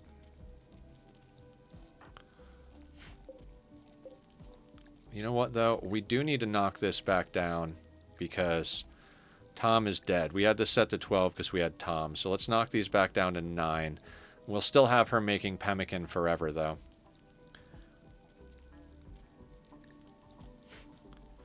Yeah, I'm thinking that might be what we do. So here's my thought process, is we kind of slow creep, build this up to here, and then maybe like start building this wall instead of here, build it out to here. It would require us to actually like destroy and rebuild the wind turbine. I don't think we're going to be able to get to that through this winter. We're probably going to have to struggle through the winter here. But I think over the course of the next in-game year, that should be our goal, is to kind of square this off a little bit, get a second wind turbine up. I don't think we would have to delete the solar generators. And if we're rebuilding, we could tuck it in a little tighter to the base. We could put it here instead of up here. And then we could move the battery somewhere inside. Yeah, all aboard the struggle buses, right. These are the type of things that if you've done the playthrough multiple times, you probably wouldn't have nearly as much. Like, it requires a lot of planning ahead of time. And I love planning ahead of time, but when you don't know what you're planning for, it's not an easy thing to do. Let's make sure you get a meal after you cook that stuff. I've gone through this, which this is like, this kind of reminds me of doing the mini base playthrough, which I not gave up on, but basically gave up on, because it was very much you need to plan the entire base before you even start. With the mini base mod, for anybody who plays Oxygen Not Included as well, Sparta, you might find this one interesting. Passing nearby, exotic goods trader. The mini base is like more or less Ani's equivalent to the sea ice. It is it is like a minuscule asteroid, and you can even make it smaller in the settings. And basically, you have everything to make a full functioning colony, but the space to do so is very, very limited. And I was stressing a little bit because on stream we were spending a ton of time with the game paused just planning stuff. So I was like, you know what, I don't think I can handle the stress of doing this. But more or less, we're doing the same thing here with the Sea Ice playthrough. So maybe we will revive that concept. Thank you for the hydrate.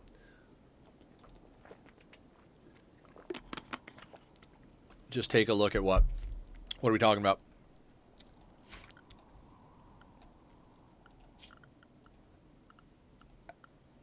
Oh, yeah, we're gonna. I just, Barb is our only social pawn. And I need her to finish cooking those meals. I don't want her to stop cooking those meals.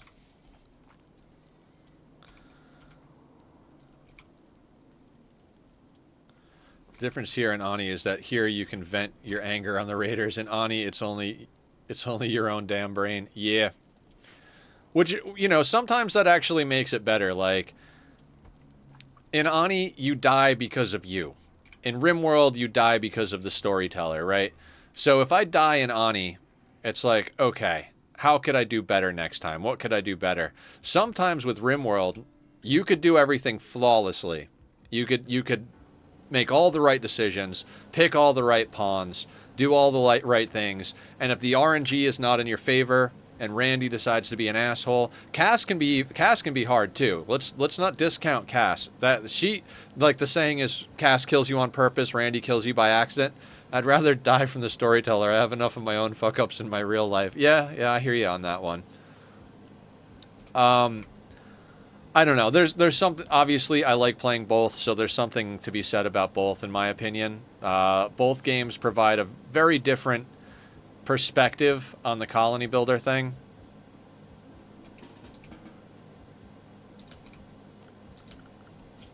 Do I not have a main research going? I don't. Okay, so that's why Killer's doing nothing. Cass castrates you. Yeah.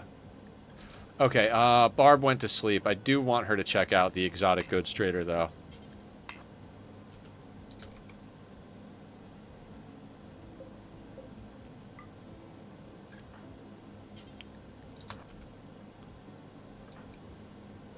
Okay, that's good to know. We don't need the beacon on to get the alert about the ship. We just need the beacon on to actually call them. So we can leave the beacon off most of the time, then we can move it accordingly.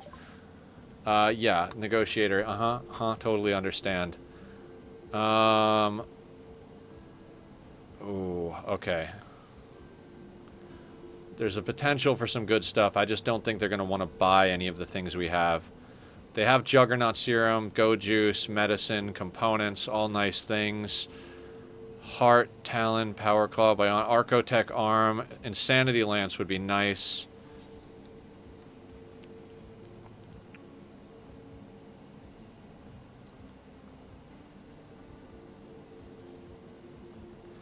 Yeah, but they're not going to buy anything. That's the problem with exotic goods traders, is they don't buy anything. You really have to have fluid asset or liquid assets to make that a thing. But let's just, for the sake of it, let's move the orbital beacon over there. Can Julie do that? Yeah.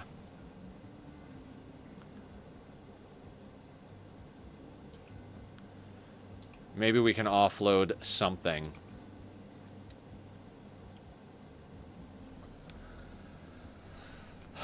Because I would really like to...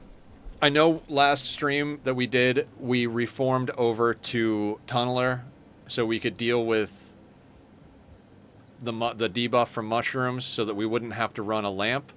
But that's not an ideal situation. A better situation would be if we had some liquid assets. Being able to buy that pollock seed would be really nice. True. We could plant that near the generators. Alright, they'd be willing to buy a shard. Be willing to buy Go Juice, Mind Numb. We don't want to sell. They're willing to buy Bioferret at 37 cents a pop. You jackasses. They'd be willing to buy the book. Yeah, so not much of anything.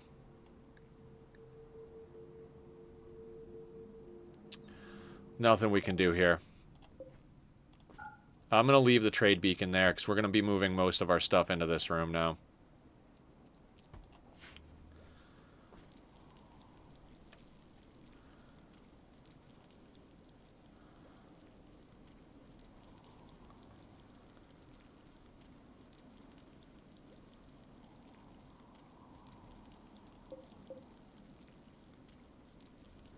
Now would be the perfect time for a no-faction dude to drop out of the sky, right?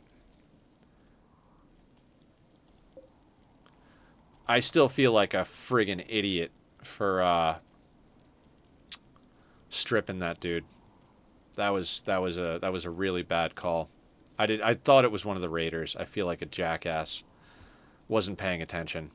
Like I said, Monday mistake, right?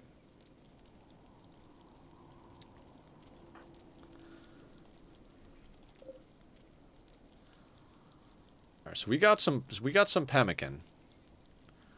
What did we say? 18 for a meal. So 180 would be 10 meals. So that's 5 days for a colonist at 180. 360.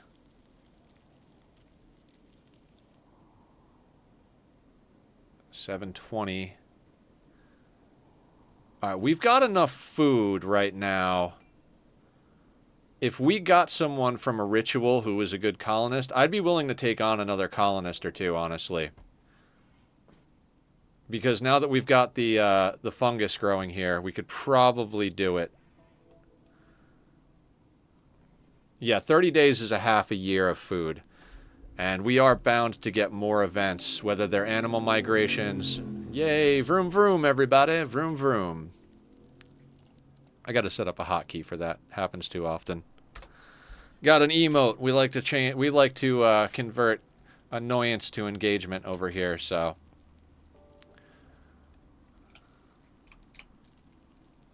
I would really. And thanks again, Barb, for doing all of those emotes for me. Speaker time. Well, we'll worry about the speaker in 4 days when that becomes available, because I think it would definitely be a good idea to have a speaker for the next round. Yeah, guys, Barb does all of my emotes and all of my avatars and all the artwork for the thumbnails. So she is a badass, and I love her. So I'm sure she wouldn't mind if anybody wanted to, if anybody else needed artwork. If you wanted to commission her, I'm sure she'd be about it. Don't let me speak for you, Barb, but now your colonist, on the other hand, your colonist can take a long walk off a short pier, in my opinion. So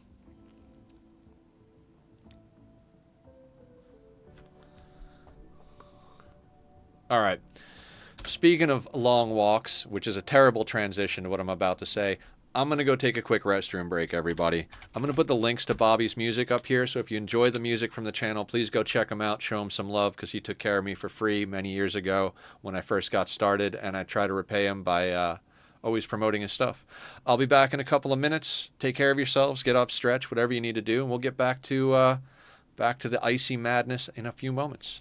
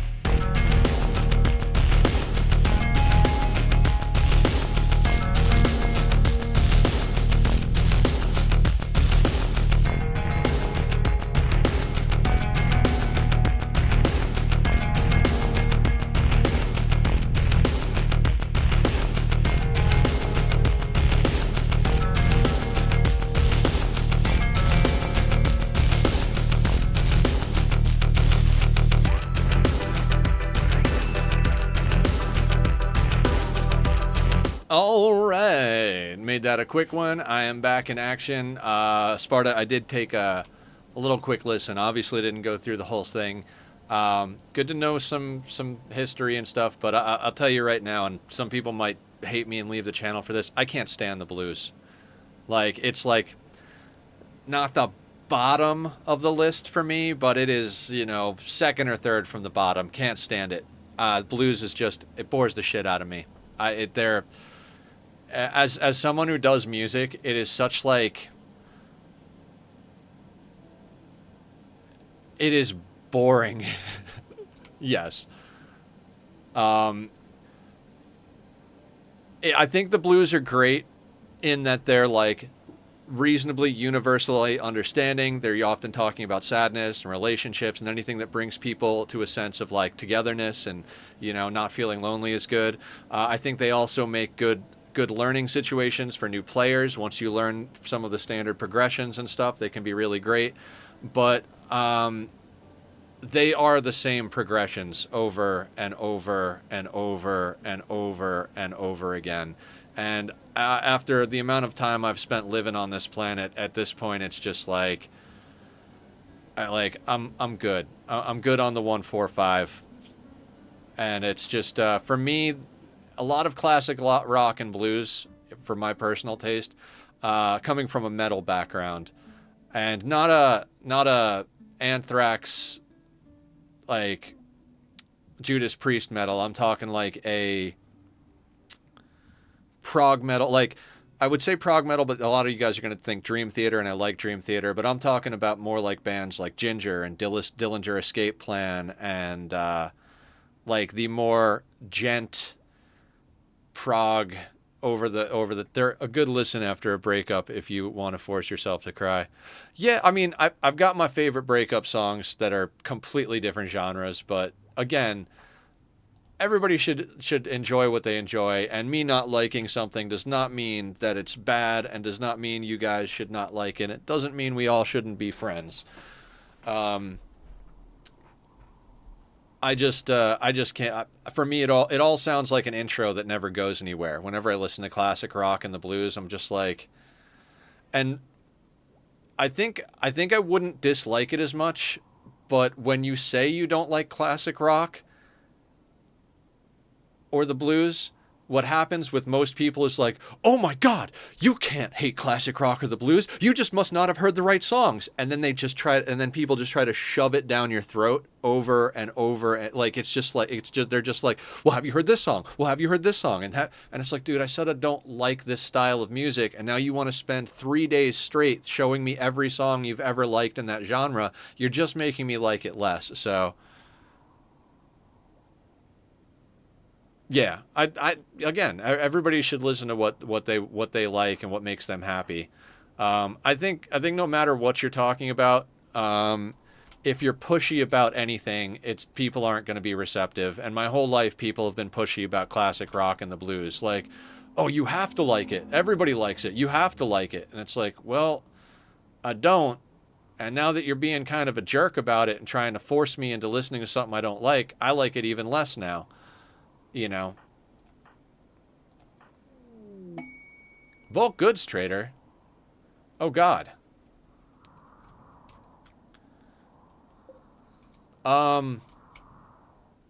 Shit. Do we have Barb butcher a whole bunch of stuff? This is a weird fucking day.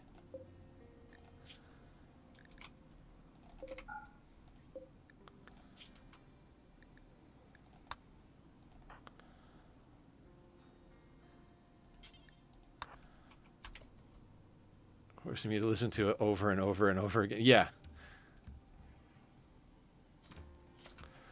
So we need to do a quick choppy over here. This bulk goods trader is not going to stay around very long because of the temperature is the problem. Shit.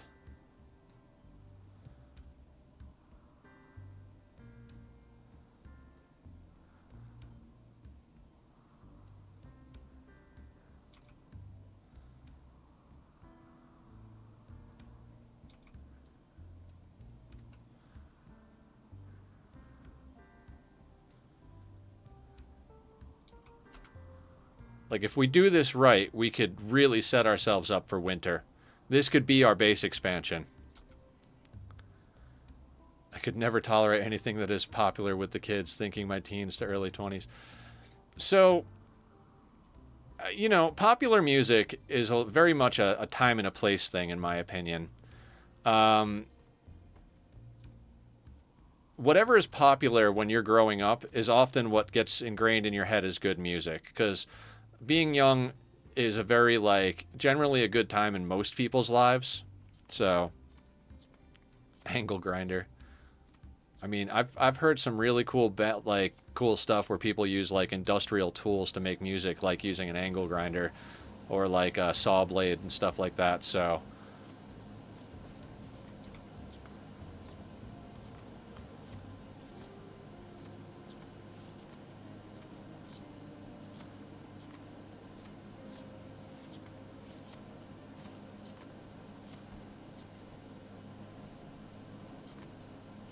I legitimately might end up using one of Barb's jump pack charges because I want her to chop everything up and I want to sell as much as we can. A straight angle grinder on the sheet metal, nothing else. Gotcha, gotcha. No, I know. I think finding good music requires a lot of work. A lot of people my age, older, even some some younger are like, man, music nowadays sucks. There's just so much bad music. I prefer the older stuff. And one of the things I talk about quite often is the fact that the reason a lot of people like older stuff is that time has done the difficult work. Shitty bands don't stay around. So like every Friday and Saturday night since music started, there have been bands playing music. Ever since bars had musicians playing music, there have been musicians playing music every Friday and Saturday night, and the vast majority of those bands are bad. A lot of the stuff that seems like it would be popular is still very, very bad, right? And what happens is those bands don't stick around. They're there for the time that they exist, and then they're gone. And then the like 0.01% of bands that were good from that time period, they're the ones that continue to exist. So I'm not saying everybody, but I do think there are quite a few people out there who idolize the good old days of music without realizing that one of the reasons they like old music is because they don't have to do the work of sifting through a mountain of garbage because the time has already done that work for them. Yeah. Music is a very emotional thing. It's a connection, music isn't always about what's good or what's bad, and because good and bad are subjective terms to begin with, but music is about what makes you feel and what makes you believe believe in whatever. I don't even know. It's a very emotional thing. So quantifying good and bad is a very difficult thing to do. All right, what do we have that we want to get from these people? So we can sell off these vests. We only have one person, so we can sell off the vests. Is there anything we actually want from them becomes the question. And I think that really does come down to components and steel. As far as food goes, I think we're reasonably well set on food at the moment.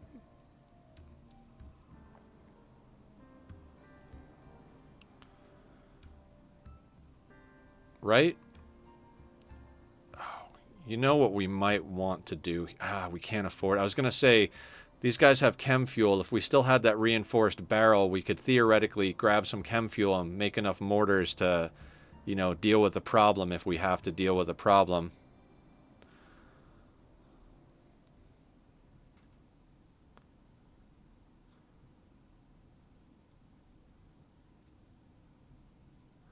I legit prefer the sound of industrial machinery compared to whatever the fuck the mid-2000s and 2010s mainstream music was.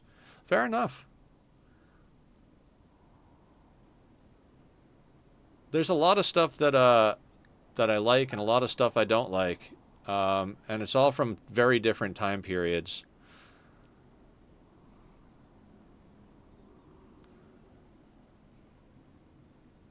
This is a rough one for me here. Do we buy a barrel and some chem fuel? Or do we buy steel and make this expansion that we want happen? I feel like we're in an opportunity type situation, right? Like, special kind of bad in my opinion. That noise has more musical harmony. Everybody's got different tastes, Sparta, is what I'm trying to get at. But, you know, you are welcome to hate any music you want to hate and love any music you want to love. No stress for me, because my tastes are absurd. Okay, let's get off music and look at this trader. If we sell them all of the human leather, we can get 1139. And we could probably part with a few little pieces here. We could, in theory, get ourselves a reinforced barrel and maybe enough chem fuel to make a couple of mortars. But we could also get enough steel that we might be able to expand just enough to fix our power problem before winter hits us. We've got 11 days before winter, right? In theory, how much steel could we get off of these guys? A lot. We could get all of their steel, 362, putting us up to 573 steel, which is plenty to get some work done around here. But let's say we would probably want to snag some components too. So if we pulled 5 components,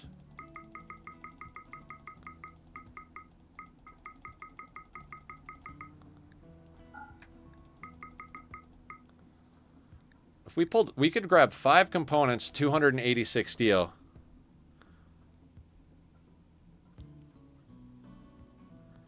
Right. The thing about mortars is they're best for sieges. If we don't have a way to like, let's say a siege happens and they have a sniper rifle, we're really in a place where we can't win. There's no cover for us to pop them. But if we can drop a couple of mortar shells on top of a siege and break their siege part, frankly, we might just want to pull the steel for the scanner and drill and just start ripping shit out of the ground. True. I think we take 5 components and as much steel as we can carry in exchange for the human leather. I mean, we could keep some of the human leather to make a second corset, but I'm at the point where I'm not sure if I give a shit right now.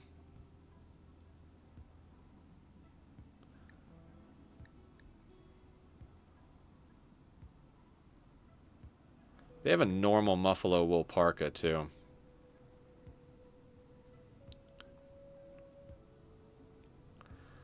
I think this gets us to where we want to be with our base. I think if we do this strategically, we could rebuild. We could basically, I don't want to say fix, but we could get to the point where winter won't totally fuck us. We need that second windmill pretty bad. Yeah, I'm here for it, Sparta. I'll take a couple of sips while you put some stuff up. Yeah. I'm not gonna click buy until you throw it at me. I'm thinking. So my thought process is we're going into winter, and every winter we have more and more problems with power. We probably won't be able to run any of our basins for winter. We're going to have to put in another heater or two because of the base expansion. So my thought process is that if we get the steel, we could expand the outer area, move the windmill, which sucks. We will lose some materials on that, but you know, those things are bound to happen. We could get that windmill moved, a second windmill up, move the battery inside, tighten up the outer border a little bit, install a doorway so we have an upper doorway. And then we'll probably be able to get through winter reasonably quickly, or reasonably easily, I should say. And why move it instead of just making a second windmill?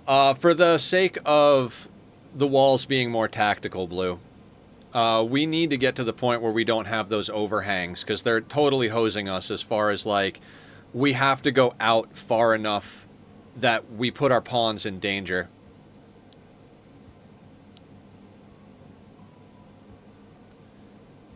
That's kind of my thought process over here. Because if we add another one, we're going to have to build in a very awkward way. Whereas if we make a few minor adjustments to the walls and plan on squaring off the base, it'll fix our problems with cover and movement.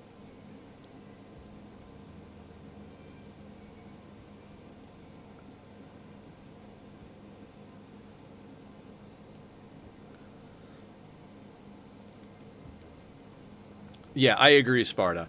Expand the power situation. Next group of rituals gets us new pawn, or hopefully next group of rituals. I was thinking to put down more power in general and then expand the base from the scanners as soon as humanly possible for the next 2 colonists, whoever they may be, even temporary pawns. Yeah, yeah, and if we do wind up with temporary pawns, we've got plasteel that we can mine to help with situations as well. 286, so 100 is 20 walls, 40 walls. Yeah, that much steel gets us the walls,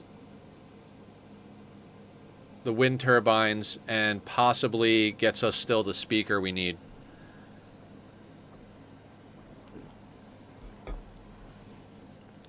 And we'll worry about sieges when and if they happened. Fingers crossed, knock on wood, pray to the RNG gods. I think that's worth it. We got a lot of food. We probably have more food on hand than we should have on hand, but let's call this good for now. Yeah, I'm going to do this trade. Okay.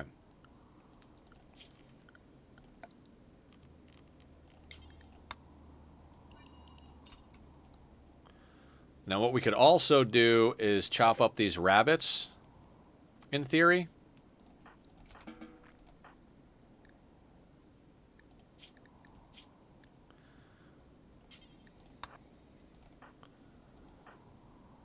Do we chop up the rabbits too? We might want to chop the rabbits up too.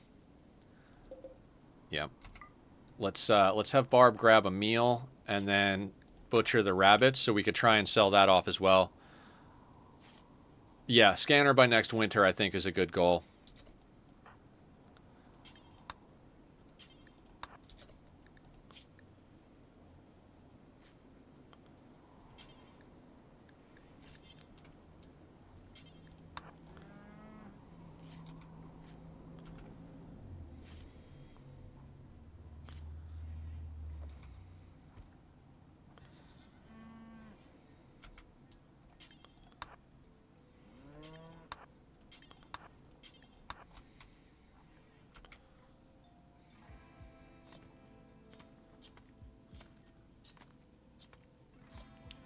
We'll try and get a little bit more out of this. We'll try and chop up the rabbits so we can get just a little bit more steel out of this trade.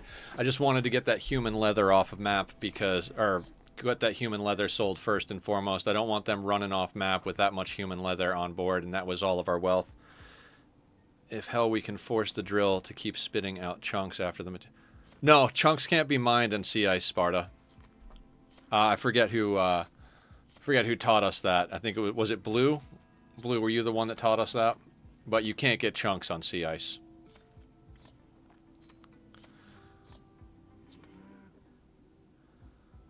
Yeah, that was Blue.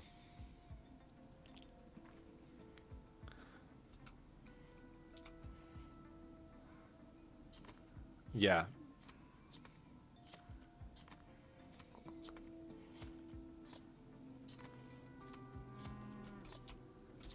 Wait a second. I got an idea real quick. Hang on.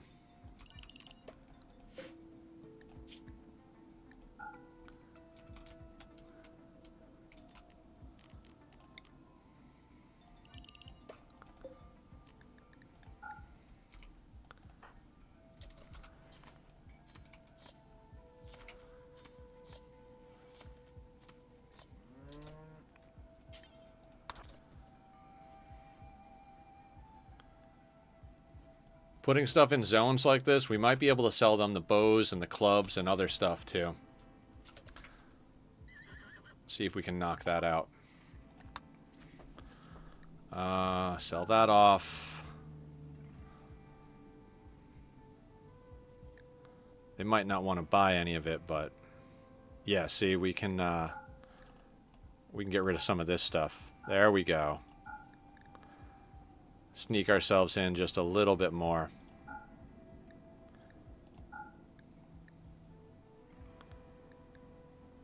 Only these idiots had hens, right?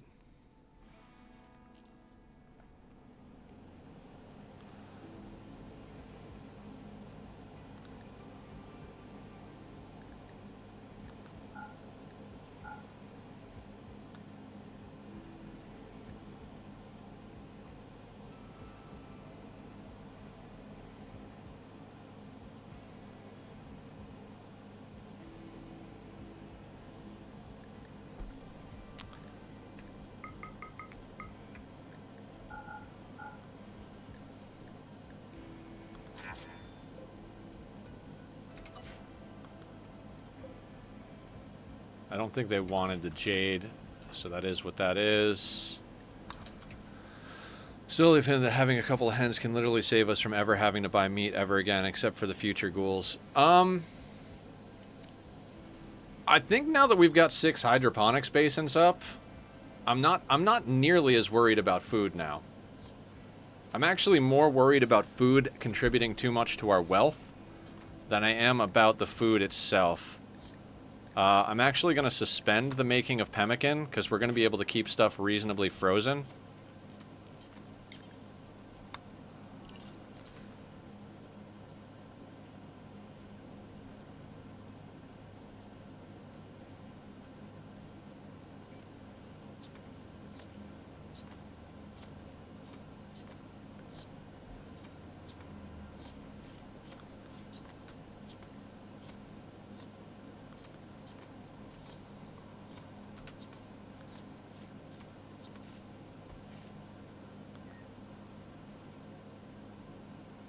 Three more rabbits. Can we butcher 3 more rabbits before these guys go?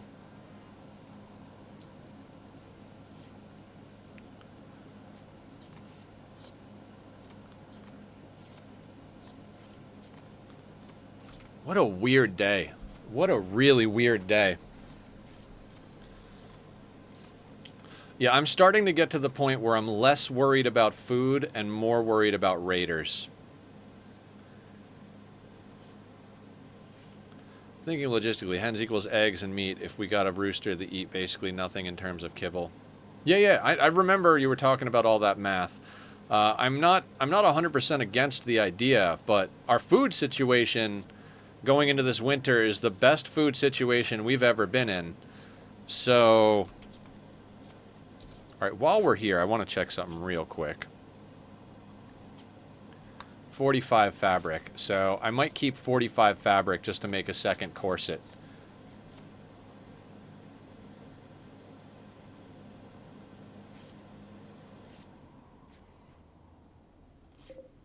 Got 49. Yeah, so we'll sell just a touch of this stuff.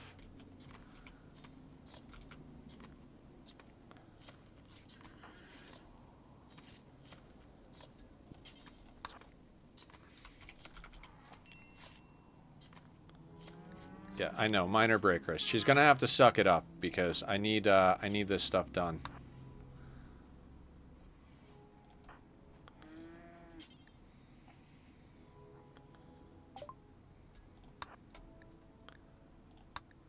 Okay, so if they're willing to take the light leather, that would put us down to 60. That's 50. 1, 2, 3, 4, 5. That'll leave us with 45 light leather that we can make into another corset. Light leather and human leather are the same stats as what we learned in this playthrough. What does that get us? That gets us just a couple of more pieces of steel. Every little bit counts, right? That's one more wall segment. Their animals made our entire place absolutely filthy, of course, so wonderful. Pretty funny that effectively giving Barb a bra gives her more insulation than an entire military vest. Yep. Very, very, very true. It is pretty funny in that regard. We're going to have Julie get into the first one. Barb has eaten. Killer has eaten. Killer's making the second one.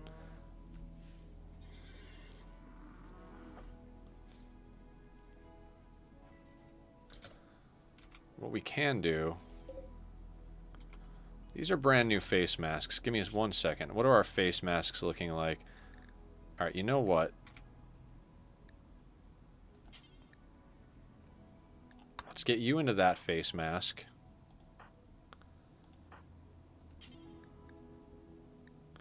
And you into that one, and then we can sell the shittier ones.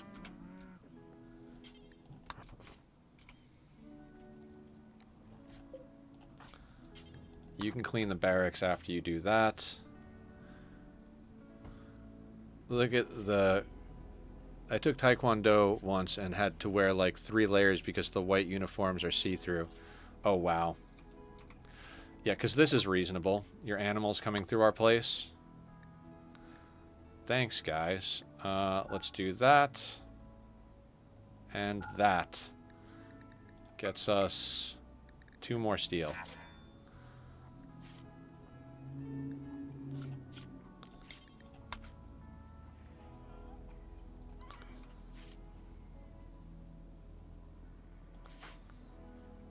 Get these animals out of my goddamn house, for fuck's sake.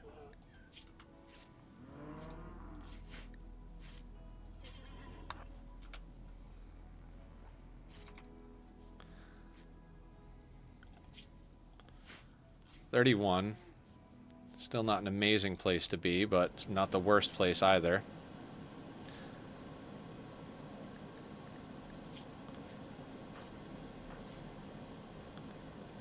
Kevlar is warm as fuck. I would have never thought about that.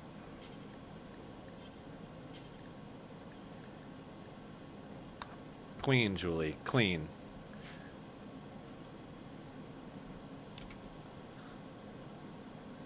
We've got just a couple of pieces of silver over there. Do I have silver allowed out here? I do.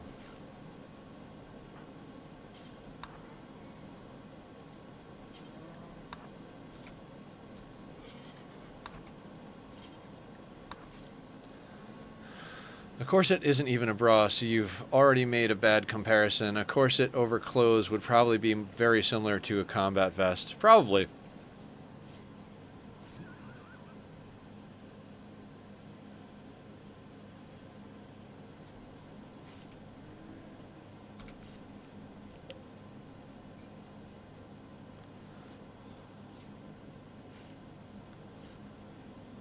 All right.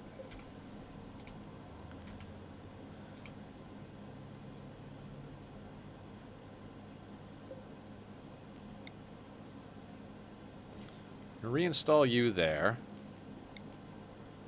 Gonna reinstall you there.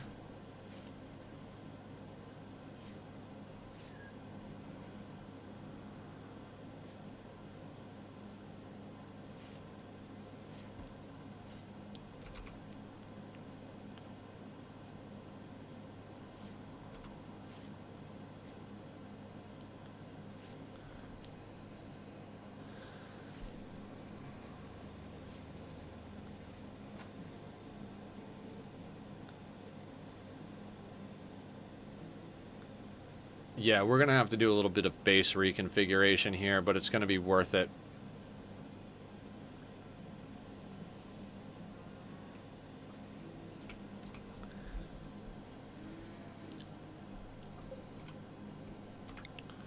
Before I start queuing stuff up.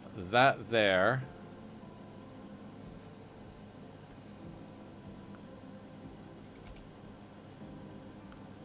With that there. That would get in the way. That would make us have to delete those. So we'd have to give it just that little bit of extra space. Oh, that sucks. Ugh. I really wish you could move things like solar panels.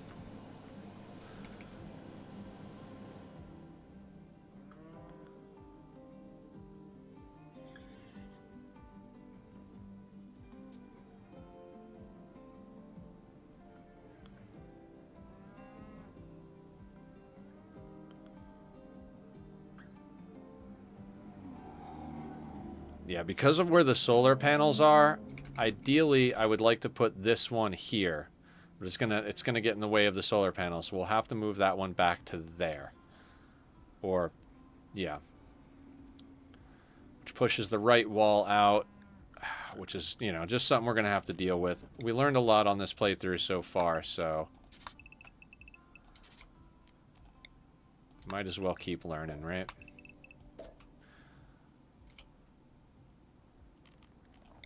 We will actually build like that bit there.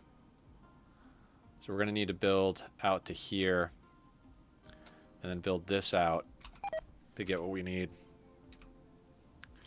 Could always move the fridge to the top left, then put the turbine to the right of the base. Fridge to the top left. Yeah, it'd be nice. What I was thinking is we're probably going to end up putting a door somewhere like here. I'm going to move the battery. We'll put a door maybe like here, but that would still kind of get in the way. Yeah, let's do a little thinking and planning. If we put that there, then putting a door here, they wouldn't have to walk over the turbine or the solar panel, and they'd be able to get out back here.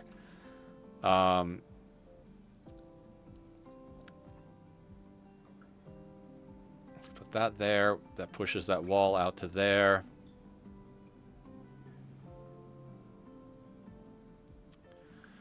I think with eventual expansion, this could legitimately become our refrigerator. Like, we could just, you know, build this out here. Yeah, that's why I'm thinking I want to put a door that goes out back here. We don't necessarily have to have this zone over here.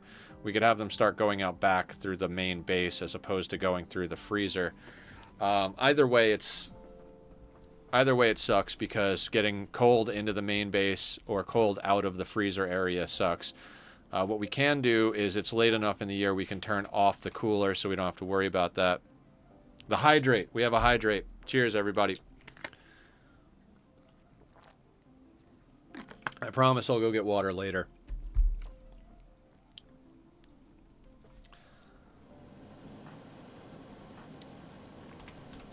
Okay. I'm going to move this other heater here. I'm going to move the battery in right here. Then we'll start building this this segment of wall. We'll put a door here, and we'll put a door here. That way we have a way out on this side.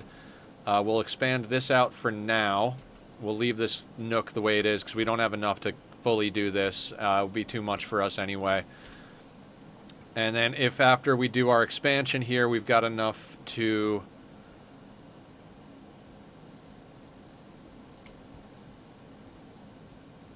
So, like, barely any stores are open. Oof.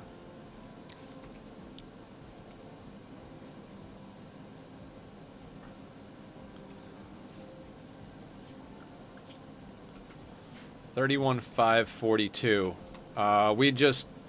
We dropped our wealth down a bit, which is good, and in doing so acquired some stuff that's going to let us expand our base in a way that's tactically better than what we were already capable of doing here. So pretty stoked about all that. Slow and steady.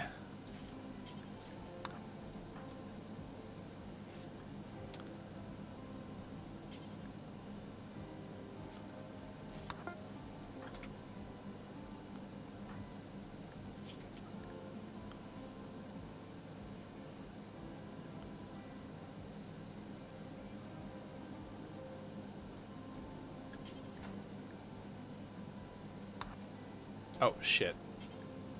Yeah, I guess put it on now that I sent you in that direction.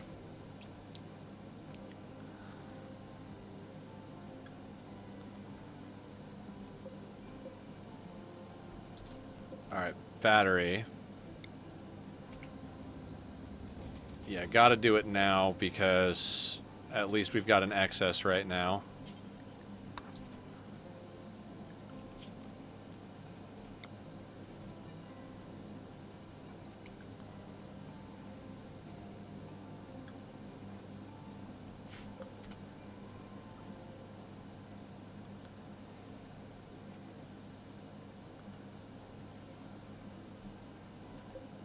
Three days until our next event, or our next rituals. Okay. Let's let's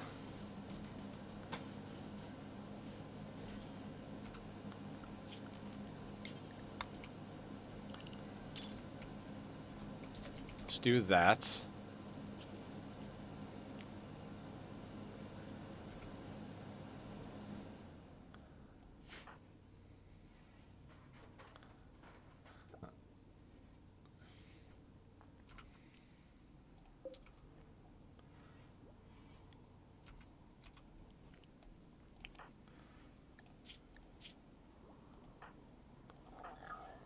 Ooh, gurgle, gurgle. That door is more or less in the middle. Okay. No, you can play horseshoes after you build this.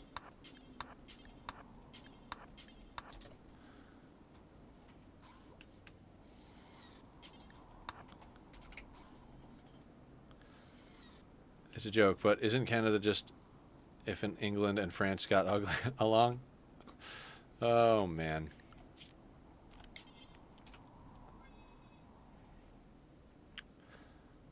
I went to Canada. I've been most places in North America. I've been to Canada. I've been to Mexico. Most of the places that I've been are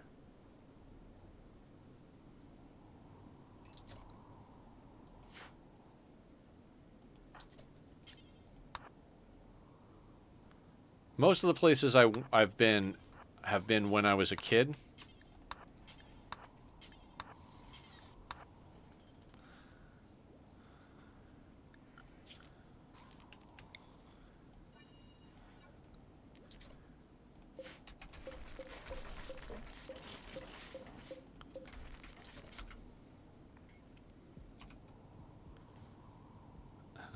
you've been to Quebec. They don't get along.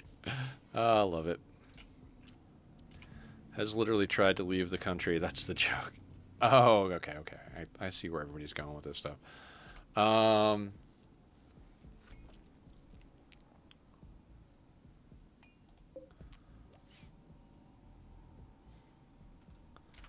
know what? I'm going to uninstall that for now.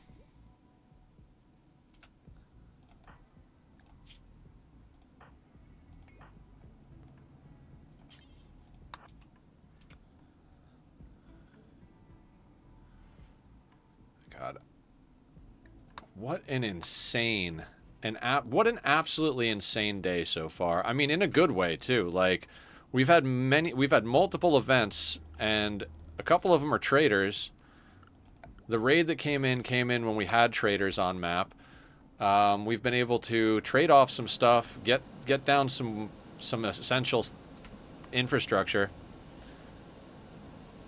They can't fly with a white flag as their city's flag. Oh my god. You guys are too much.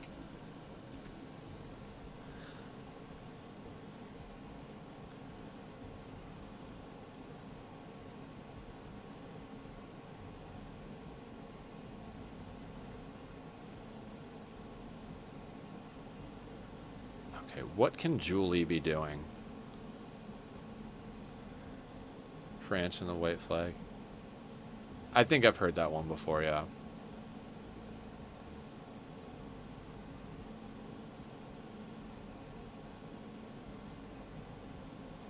Alright.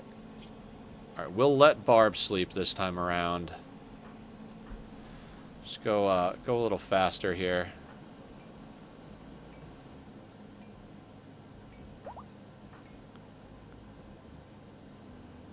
Oh, Julie and Killer are getting married. Marriage buff is very strong, so awesome. Barb's like, I don't give a shit, I'm sleeping through it. Julie could be hunting bears, totally.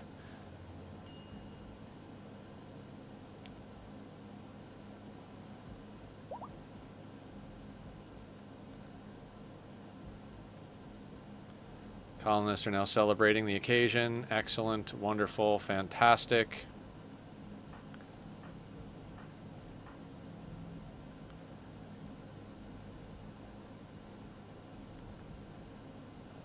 That'll be a good mood buff to get us through the next little bit here. Alright, you're wandering and you're uninstalling that.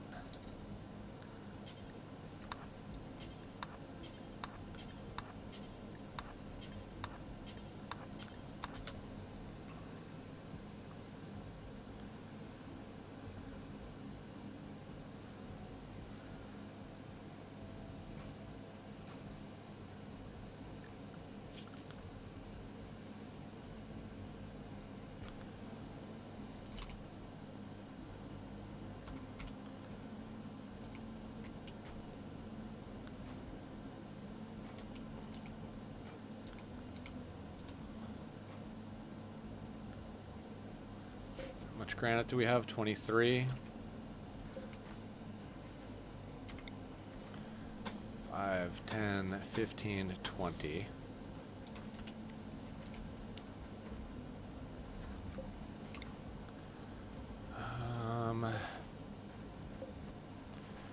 You know what, I'm going to build a couple of walls out of plasteel, because quite honestly, we have more uses for regular steel.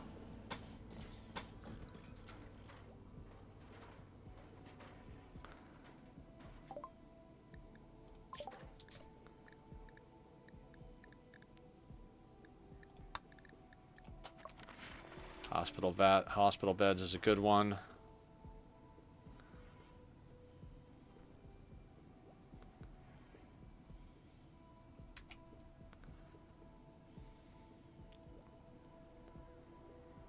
Bear migration on my colony that started with a ghoul. You know what I did immediately. Also had a shotgun that helped. Yeah.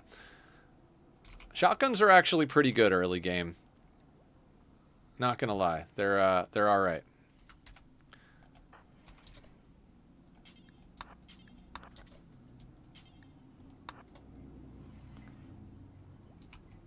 We're gonna have to, you know what? We can put Barb on a normal schedule because she's gonna have a buff from the wedding for a while.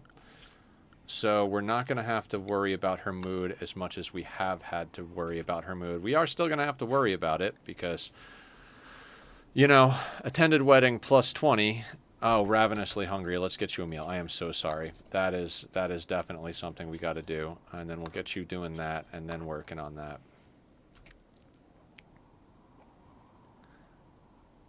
Sleep.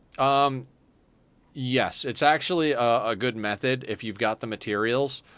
You can make hospital beds not for hospital use, and so the beds they're sleeping in will have a better immunity gain and healing thing.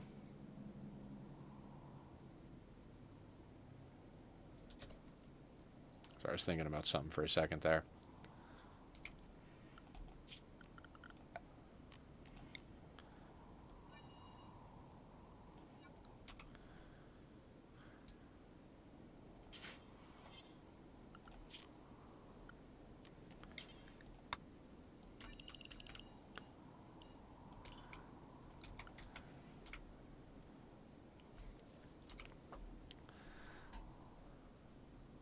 Yeah, you can set a hospital bed to not be a medical bed, and in doing so, you get yourself...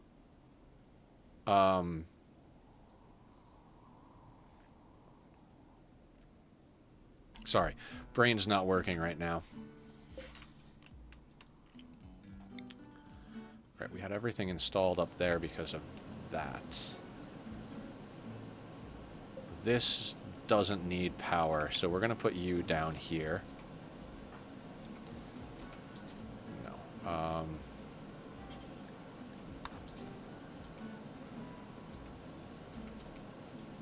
I do apologize if I'm slowing down on the running my mouth part of the stream. We've got some awesome stuff going on right here, so I want to make sure to micro this appropriately.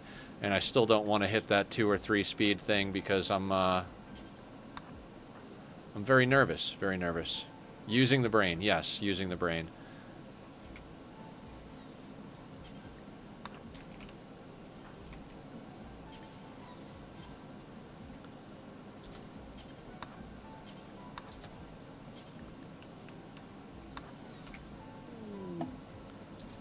More snow hares.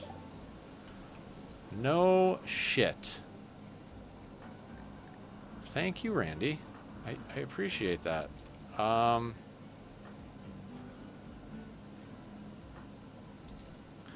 We'll let Killer finish his meal, and then we'll send him and his wife out to go shoot some snow hares. We'll let him get a little closer.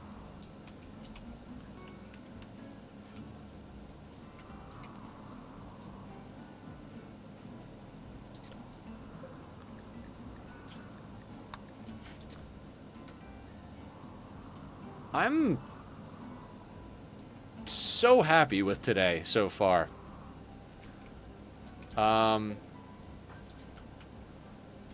It's making me nervous, you know, but I'm trying not to be nervous. We're okay. We're okay.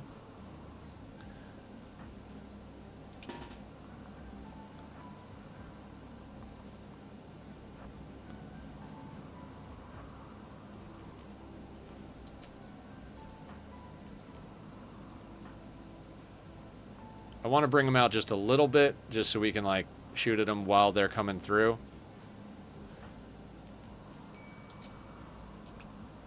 Yeah, Barb is going to be upset about everything and anything and everything, apparently.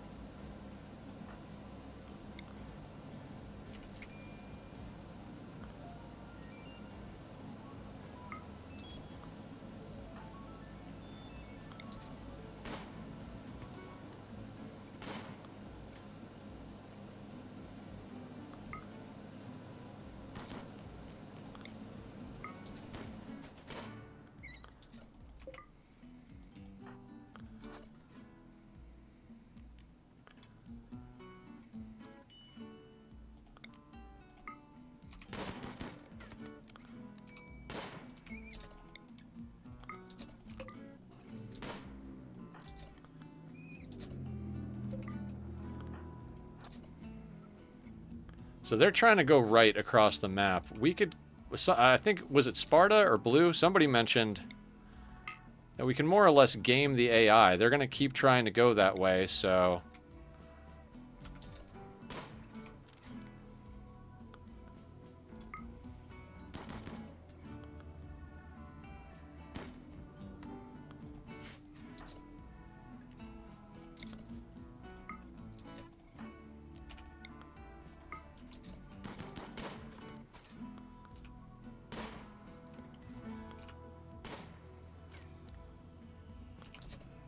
They are just moving downward, which is problematic. I mean, we're not going to get all of them by any means, but...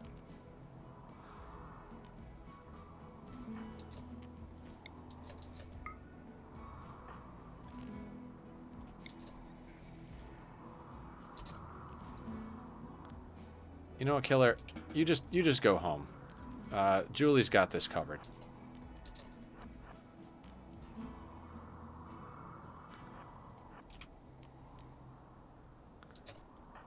Actually, you can go shoot these guys over here.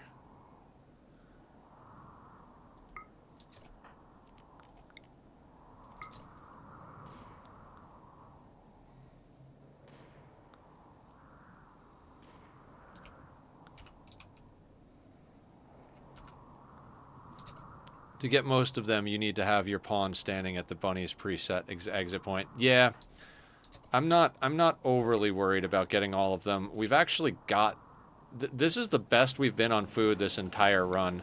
So much so that I'm actually a little nervous about it, because it's adding more wealth to the equation than I'd like, but...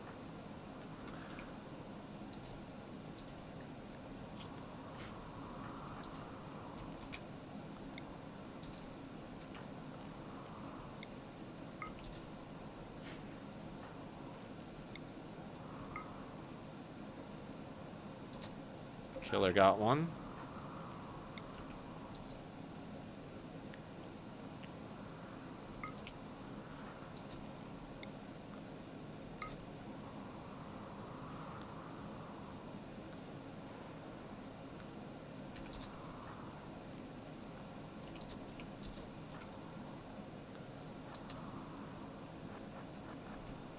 That's kind of about as much as I'm willing to put into that.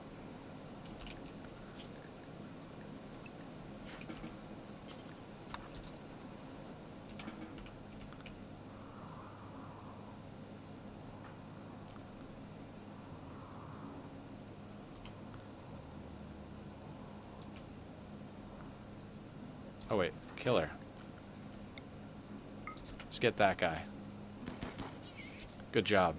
Don't want to get too spread thin in case of Richard relocations. Yeah. Exactly. We're not as hard up for food as we once were. I don't want to get too comfortable, especially if we plan on taking on another pawn or two. But I also don't want to spread our efforts too thin here.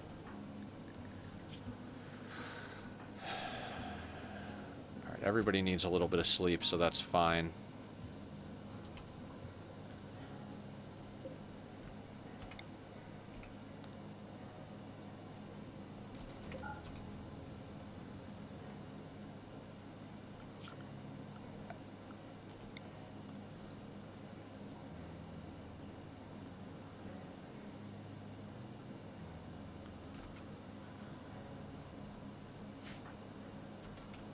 Julie's taking care of hauling the snow hares while everybody else sleeps. Let's go a little bit faster on this action.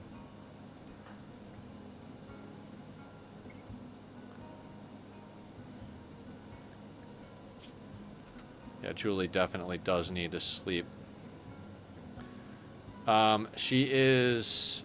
Oh, it's 37 degrees inside. Yeah, we're getting to that point already.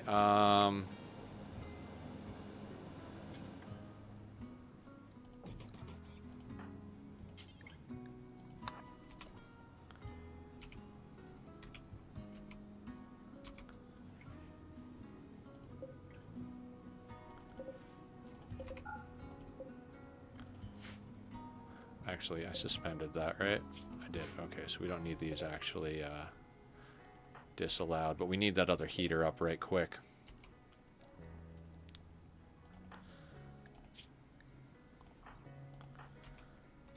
All right, we'll put a little bit of gas on it here. We got about 2 hours left in stream. Trying to do my best to get our power situation sorted before going into winter. And like I said, we need to get our heat going as well. We're coming up.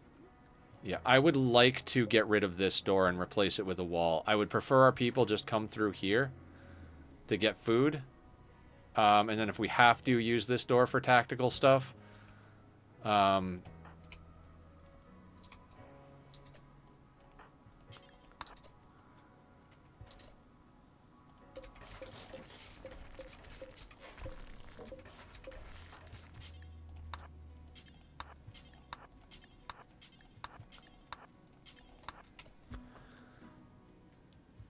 Haulerbot? Actually, is Haulerbot going to do anything anytime? Haulerbot's there in case we need someone to bait. Haulerbot is more or less... He's labeled as baitbot. Baitbot is there to bait people. God, I would really love to shift this wall down by one.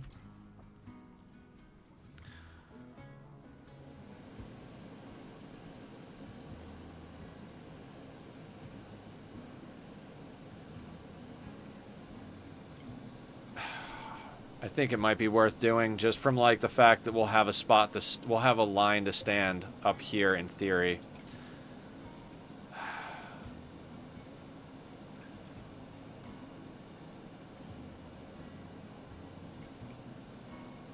I was just thinking it could go get the rest of the snow hares since the pawns all needed sleep. Yeah, the thing about it is we're not actually going to repower him. So, like, we're not going to build him a charger anytime soon. So I don't know that that's actually worth.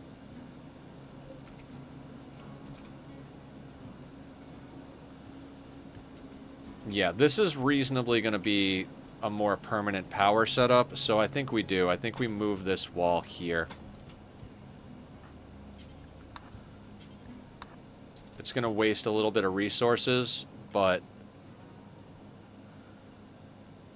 this is the time we're making changes to our setup, right?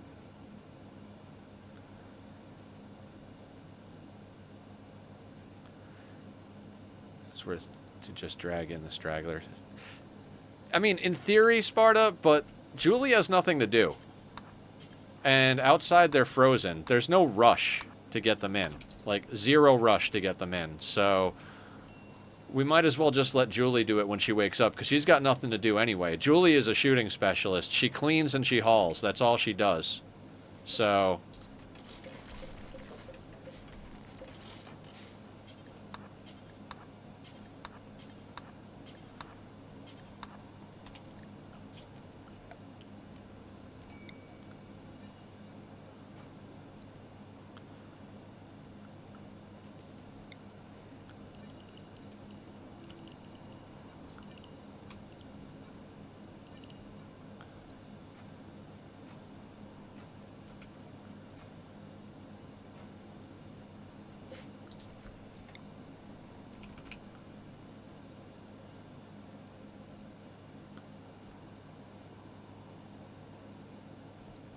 Like, why can't I build? Because that's in the way.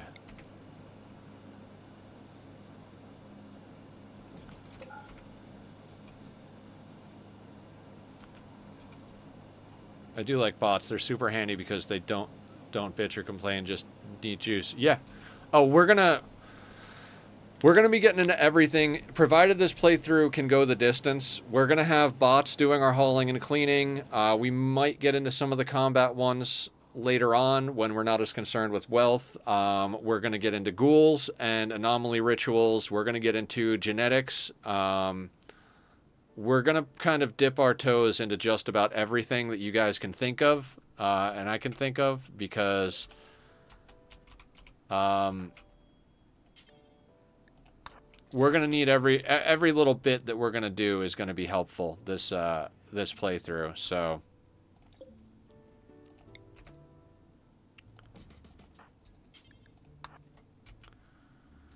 we're gonna need every little bit of help we can get as far as like things to min-max our way through this. 50 degrees in here, 49 degrees. We might actually have to put on yet another cooler. Genetics first, in my opinion. It's going to be the most wealthy part of the entire ordeal. I think what's got to come first is whatever is opportunistic for us.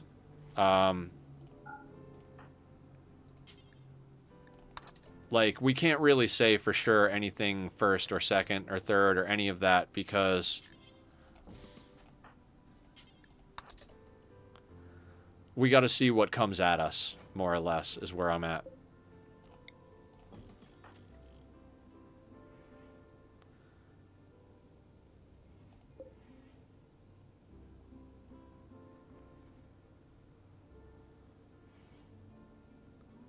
Everything in this is very, like, opportunistic.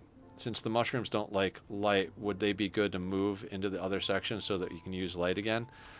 Move is a difficult thing, Aya. We'd have to deconstruct the basins, so that's kind of where my brain is at as well. What we're probably going to end up doing is moving anything that causes light away from them. We're probably going to start ripping this wall down as well. Actually, these are giving too much light to the mushrooms as well, so...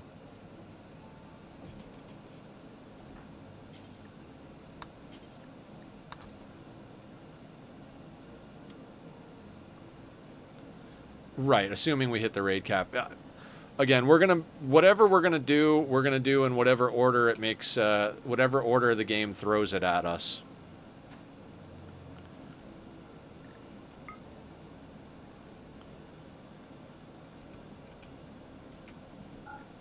Alright, we're gonna have to let Barb... Alright, have her rest and then get up and consume a simple meal. Actually, yeah. Everybody is kind of in need of food, so...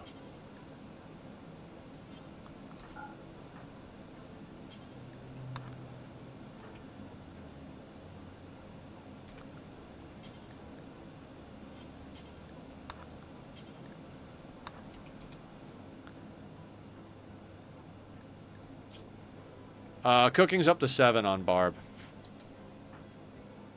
Actually, I'm not going to have her cook until... Julie's cleaning? Good, good, good. Okay, Julie's cleaning. Killer reads and makes things.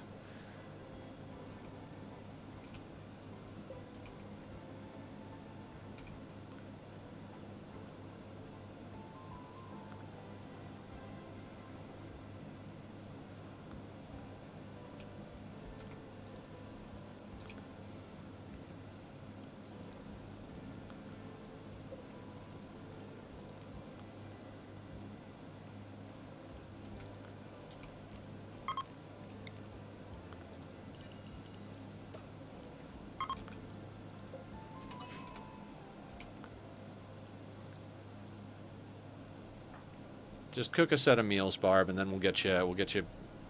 It's not efficient. It's not efficient, I know, but she'd bitch a whole hell of a lot less for 24 hours. She'll be good. She needed food. With the food, she's fine. She's got a 20 attended wedding bonus at the moment, so we're fine. She was just literally zeroed out on food, so...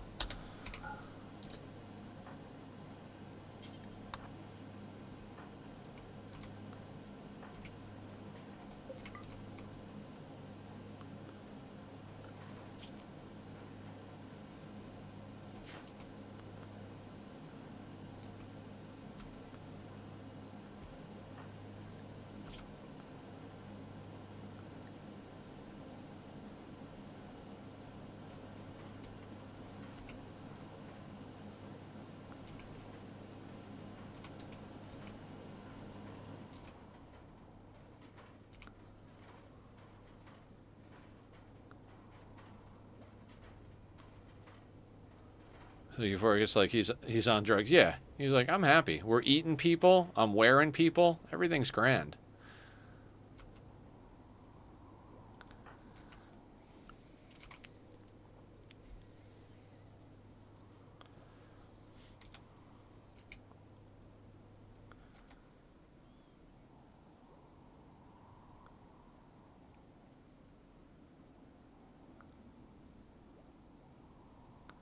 God, I kind of can't wait to get onto any power source that's not wind and solar. Forgot that Julie was unrestricted and is now hauling stuff in from out there, but hey.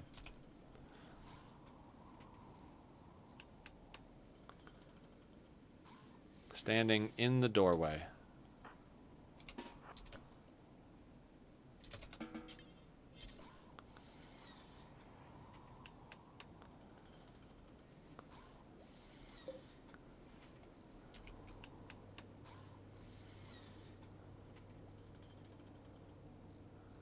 Yeah, exactly.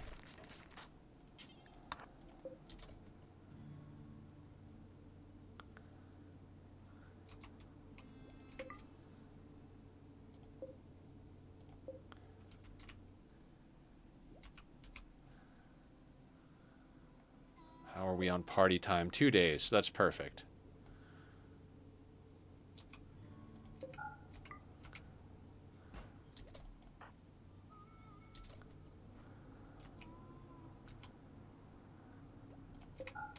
I'm going to disallow that door so nobody goes through there to do things.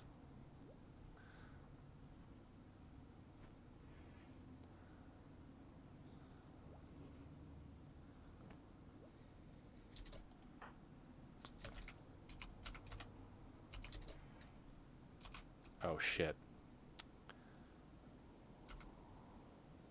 We do not have a lot of components. That will be the last of our components if we build that windmill. Oh, no, sorry. I was like, oh, she's hauling 12 components. No, it says hauling 12, but she's only grabbing... Never mind, we're fine. Everything is fine. Nothing is fucked, everything is fine. Actually, I'm going to hold that door open and then disallow it. Hi, ABC. How you doing? Welcome in. We're making progress over here. How about yourself? How are you this fine Monday?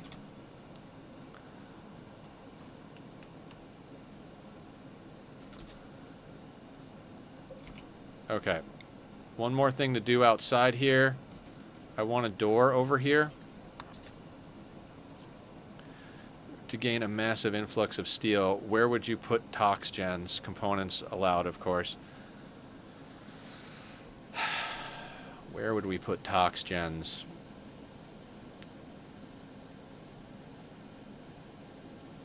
God, I don't know.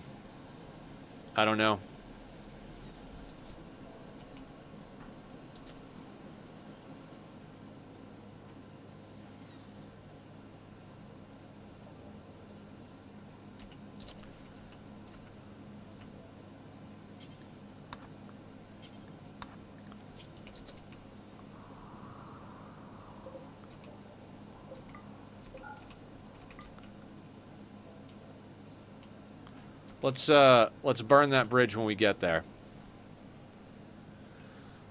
Nothing about this is optimal, Sparta. That's why I'm like, let's just wait to see what happens.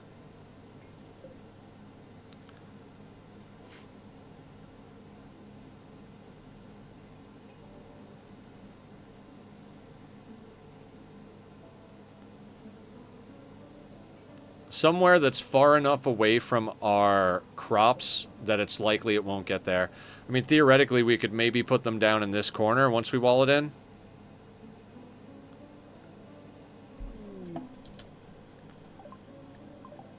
Slate meteorite. Not bad. Actually, you know what? I'm gonna have Barb and Julie swap back pieces.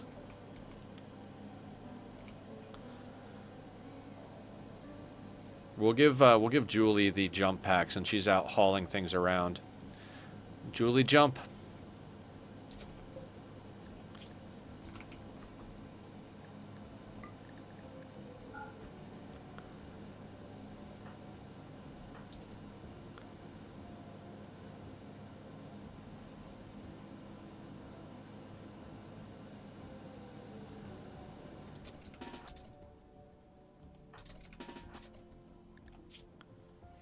like I said, I think any amount of planning too far ahead is not really going to make a difference.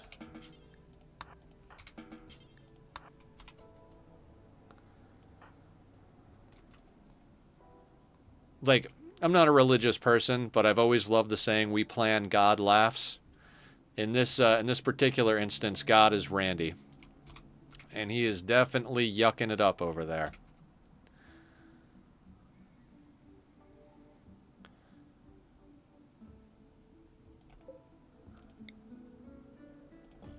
Should move that bookshelf so it's actually helping. Not that it gives much of a research bonus.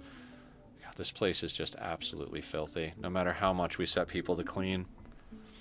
I mean, if I stop micromanaging people to, like, go and haul things, yes, it would get clean, but my favorite Fire Emblem line, pick a good god and pray before doing triple damage.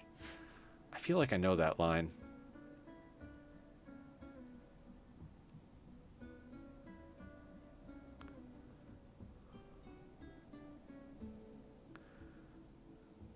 Okay, cool, cool.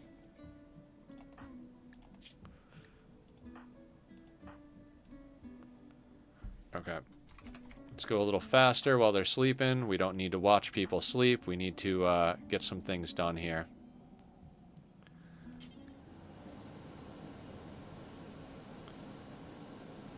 Let's get you eating, then you can go and haul stuff.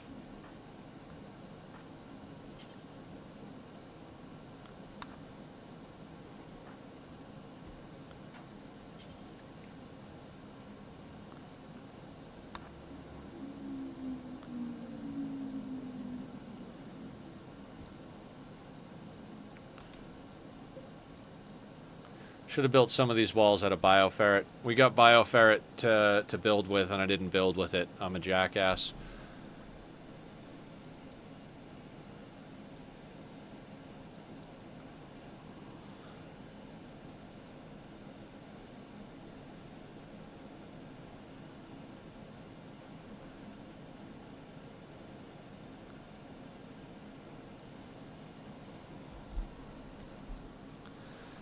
How much steel do we currently have? 218.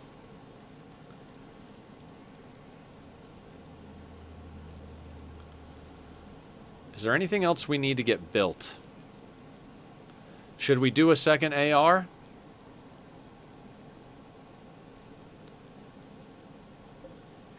What else do we have options for over here?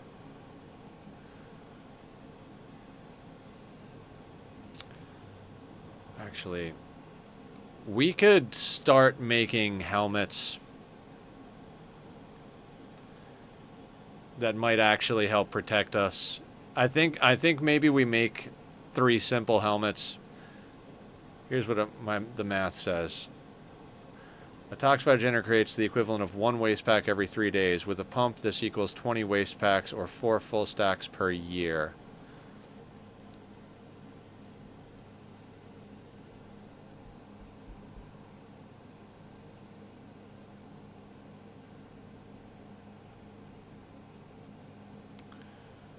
I think we might want to get simple helmets, guys. We've got enough parka action and everything going. I think some head protection might really help us here. And if we need to, we can put on the toques. But at the moment, we really don't have any protection. I'd say 120 on some head protection would definitely go a long way for us. Really doesn't matter what we research. We should just start knocking everything out. Agreed on the helmets. Good, good.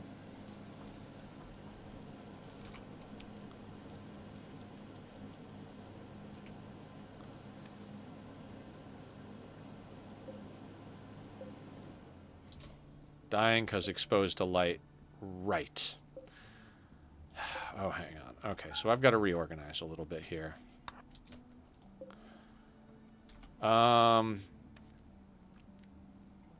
Heater's got to go somewhere.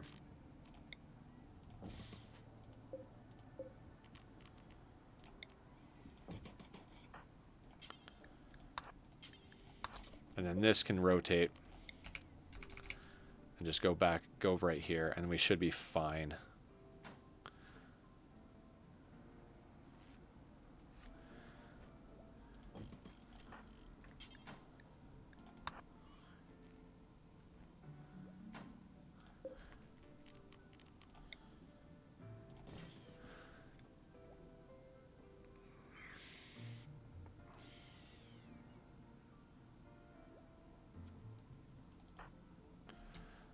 All right, it is 49 degrees inside and negative 23 outside, so 120 on helmets.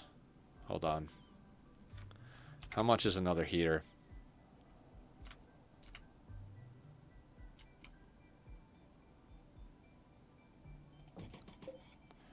$50. 170 total. Yeah. Okay, so another heater. Another heater and 3 simple helmets is what we're going to use the rest of our steel on here.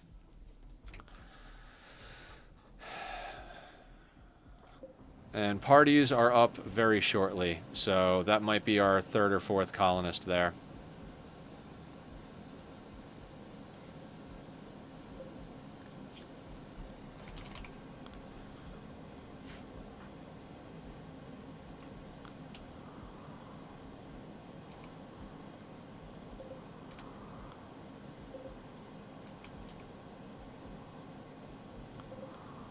All right, Julie doesn't have to be unrestricted anymore. She's hauled in the things we need her to haul in. Yeah. We will start gradually swapping out the walls for the bioferret. I wish I had remembered to do that. We only have 4 segments worth of walls anyway, so it's not the worst thing in the world. But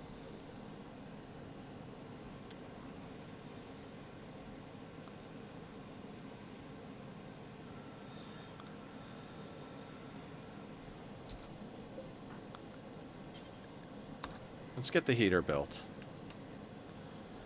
We can also see if it affects the growing here. It shouldn't. I think it only gives light 1 tile out.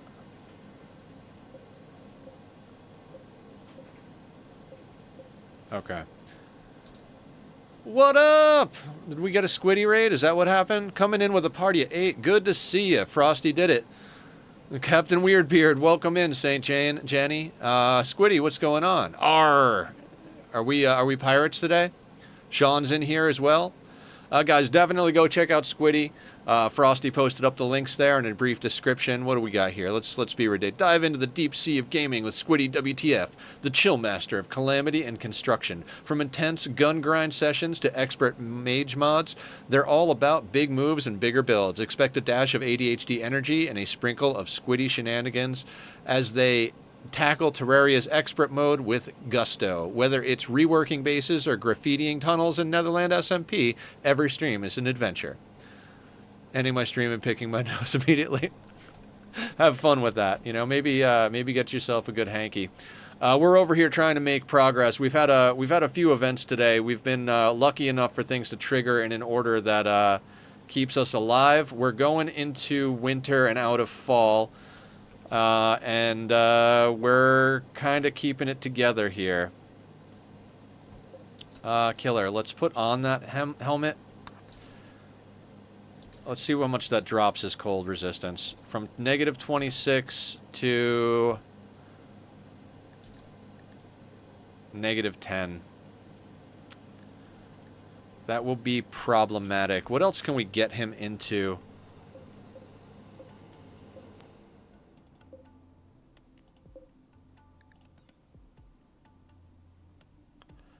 I think we got to get him into this sheep wool parka. Yeah. That should sort him out. I just realized bioferret, ferro for iron, is why the metal horrors are both fleshy and metal and burnable. Yeah, all of the... So the horror stuff is not actually supernatural. Everything in this game is explained by, like, nanobots. Everything is from... What is the word I'm looking for? Archotech. Archotech is like this, like... Yeah, it's super advanced science, and the Archotech machines and machine like consciousnesses they're like sentient beings. So there are machines that are warping and manipulating and changing things. So you've got mech hives, you've got you've got that, got all of that stuff affecting it and making the horrors come to life. If why is the door displaced like that in Giggle's room? Because if you put it here, the colonist will stand in the door, and an open door lowers containment, and then Giggles will try to escape.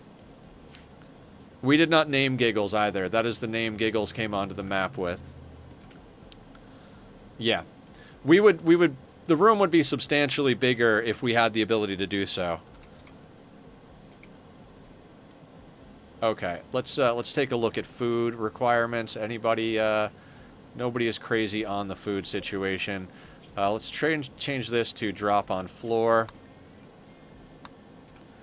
That's a perfect name. The game took that from my brain. Fuck yeah. So today we expanded out our outer area so we could install a second wind turbine for our power needs going into the winter because our solar is going to drop off. We started our research into the anomaly stuff to try and get us some bioferret to help with building materials, as well as possibly get to the point where we could bring a ghoul on board to the team because they make fantastic melee blockers. And all in all, we're just, should the battery go back outside for beauty stats? I don't think batteries affect beauty. I'm good with it being inside at the moment. We need this place to be a lot more beautiful. If we could just get enough steel to floor this place, between movement speed and the increase in beauty, that would be phenomenal. As I said, I think we might start wanting to rip this wall down. I'm going to leave at least one segment here, but if we're not actually going to light one side, like if we're not going to separate the light, we were leaving this wall up just in case we weren't able to heat the place. It does, but mainly if the pawns are regularly nearby the battery. All right, fair enough. I'm not overly worried about it.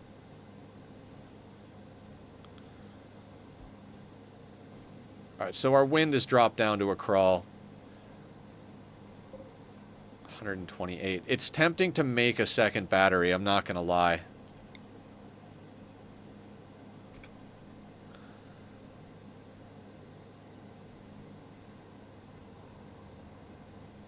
What do you guys think? We've got 128, and it would cost us 70 and 2 components to make another battery. We've got 10 components. I think being that the wind drops down like this... Yeah, that's exactly what I'm thinking, Aya.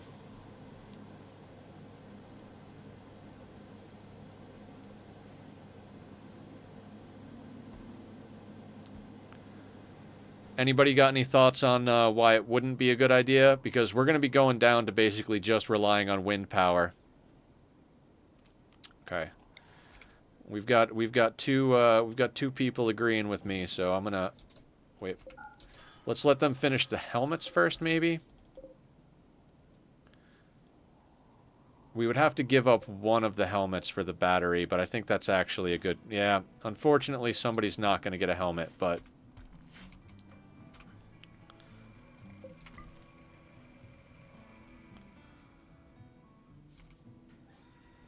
Yeah, we're not going to be building any more power generation anytime soon. I think 2 batteries will help get us through the winter. We will power down a bunch of stuff, like we'll turn off, well, not a bunch of stuff. We're going to be turning off the high-tech research bench, and if we need to, you know, flutter the power on our basins, we'll do that. Same thing with the cooking bench. You know, we can micro the power a bit, but I think getting a second battery in there. Yeah. All right. I love it. Go team. I think Julie gets the helmet.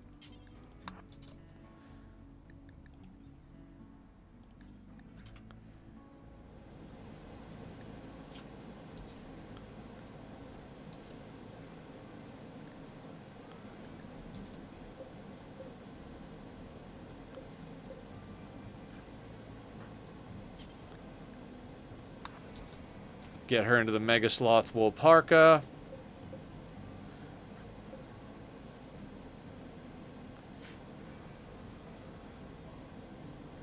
with our singular brain cells combined.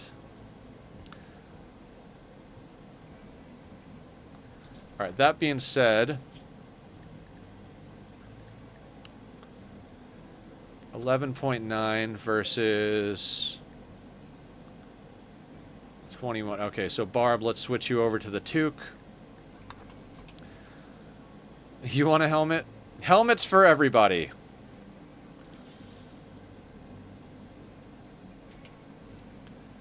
Now, the main thing that we're going to miss out on by doing this battery is the fact that we, oh, that bait bot is in the wrong area.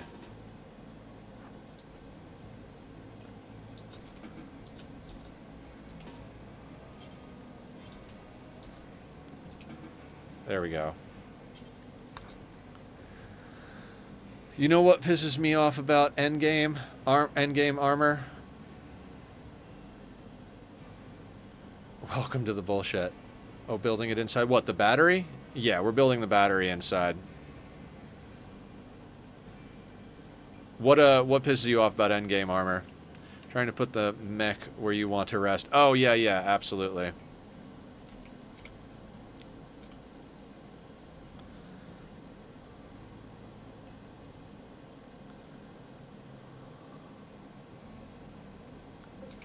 All right, this is just going to be an absolute shit show of hot swapping stuff around.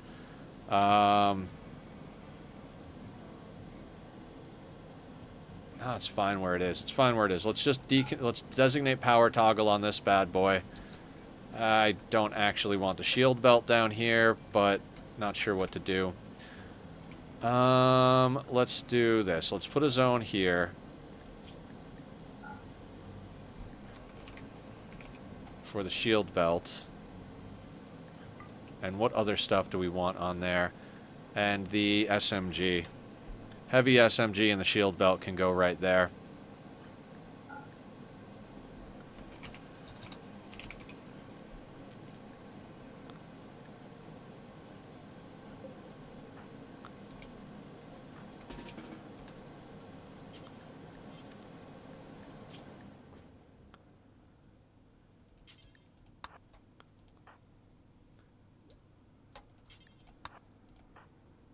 How quickly do you think absolute zero would freeze something? I'm not a scientist, but I would imagine pretty much immediately.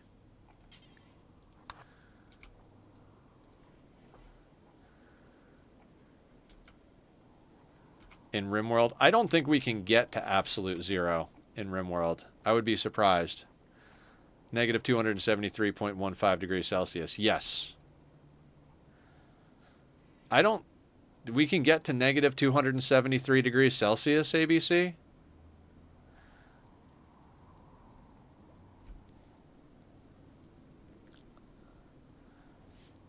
Yeah, I mean,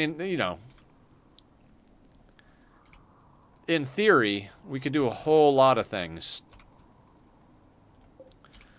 All right, so what we skipped out on for the sake of the additional heater and battery was a speaker to go with our dance party situation. Modding in 25 cold snap. Is outer space cold? Heat doesn't travel in a vacuum. Vacuums don't have temperature. We learned that in Oxygen Not Included.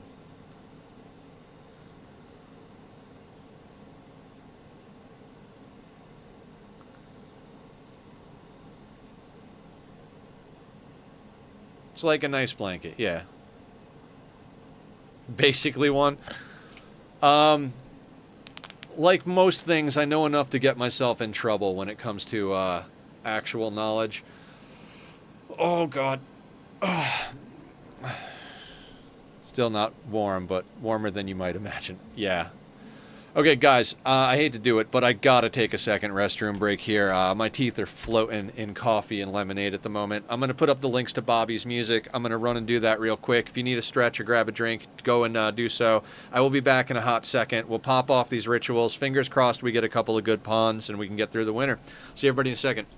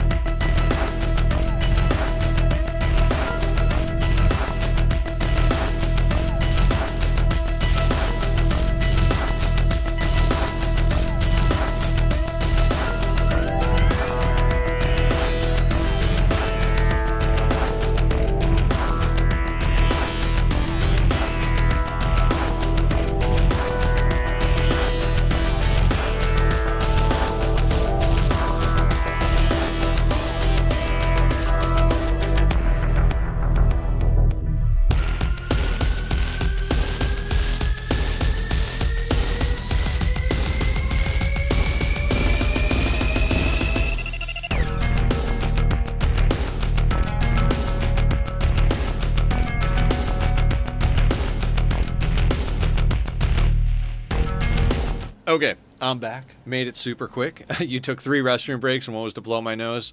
I have a no camera scene so that I can leave the game running if I need to blow my nose and stuff like that.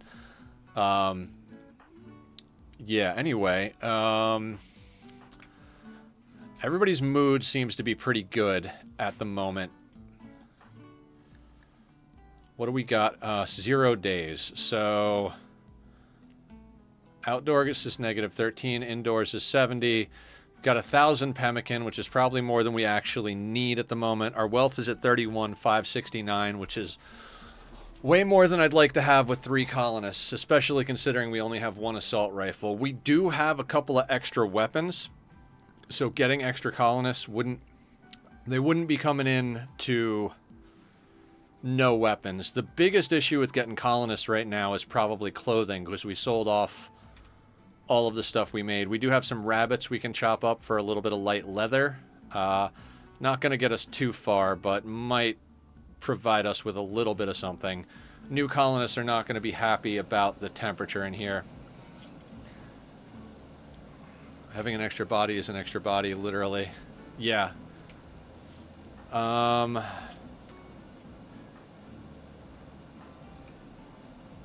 Yeah, our solar is starting to die out.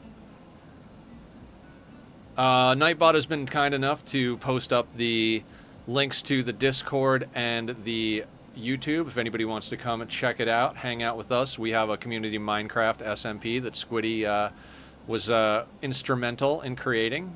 He took on both the technical and financial burden until I could hook him up with a little bit of compensation. And yeah, we talk about games, share strategies for Rimworld, Oxygen Not Included, all of it.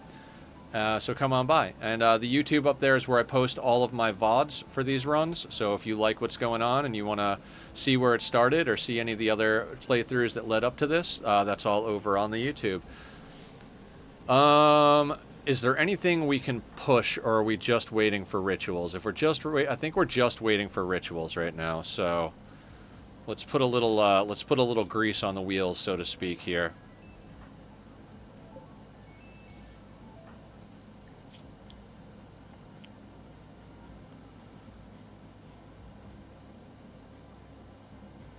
Yeah.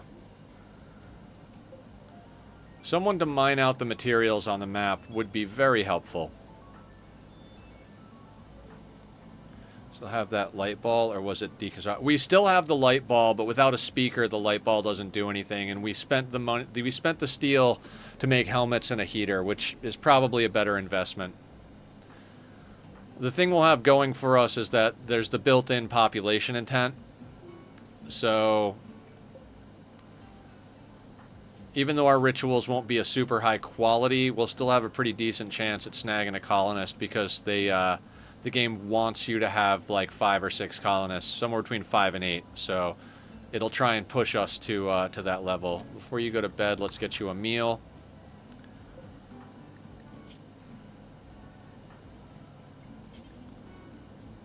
Okay, let's get Killer a meal, then he can go to sleep. And then when Barb is done harvesting, we can have her grab a meal as well. Well, when a chair becomes available.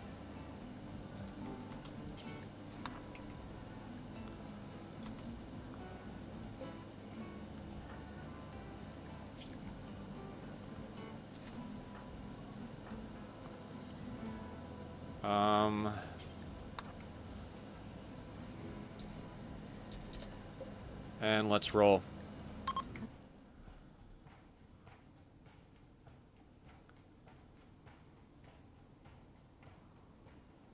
Yeah, 8 without a table is absolutely hilarious.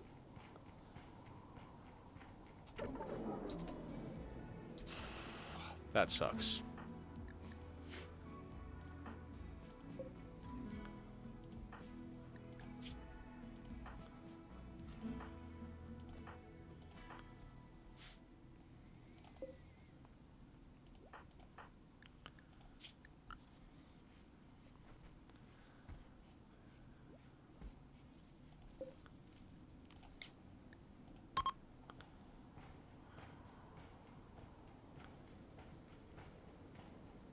I have a thing with swallowing, so if I eat at the kitchen table, I end up with hiccuping for hours. Oh, man.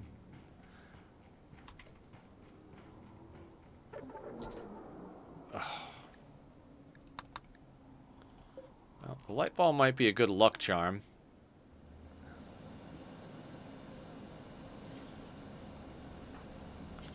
Even though it's not doing anything. I'm gonna be superstitious. I'm gonna install the light ball and unpower it. Because it's been unpowered for all of our other rituals, but we also had a lot better luck on our other rituals, so...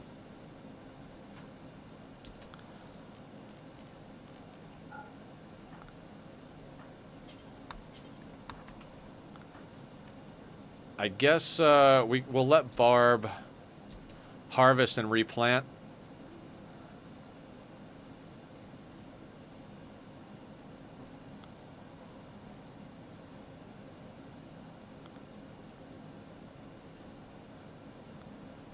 I mean, we're actually doing quite well on food now. Like I said, well enough that I'm a little worried that there's too much wealth from food at the moment. I bet ice is Nether's least favorite biome now. Yeah, pretty much. Pretty much. I am definitely never going to do this challenge again once we finish this one. This is, I think it's a really interesting way to play. Definitely forces you to be aware of the different available mechanics in the game in a way that's far above, like, playing on a normal map where you can grow in the ground and stuff, but all in all, a good experience, but at the end of the day, I don't think I would ever want to do this again. Meal in my country that basically demands you to eat with your hands and not sitting at a table. Gotcha, gotcha. I mean, I eat a lot of stuff with my hands. I had an apple and peanut butter this morning. I just had a knife at my desk with the apple and the jar of peanut butter.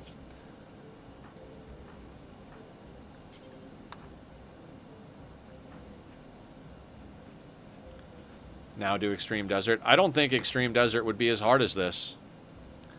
We might do Extreme Desert after this, because at least you could grow potatoes in some of the ground.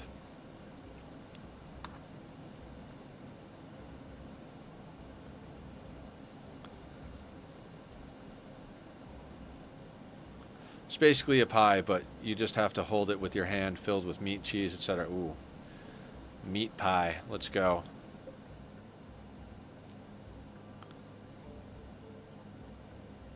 They do not. Not in this one. Not in Rimworld.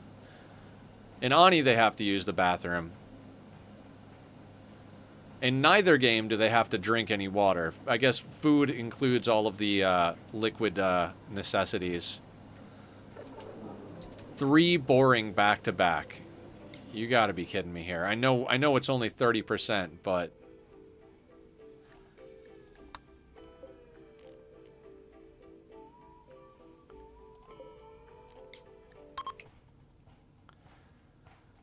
I mean, you guys remember, we did a lot better on these rituals last time.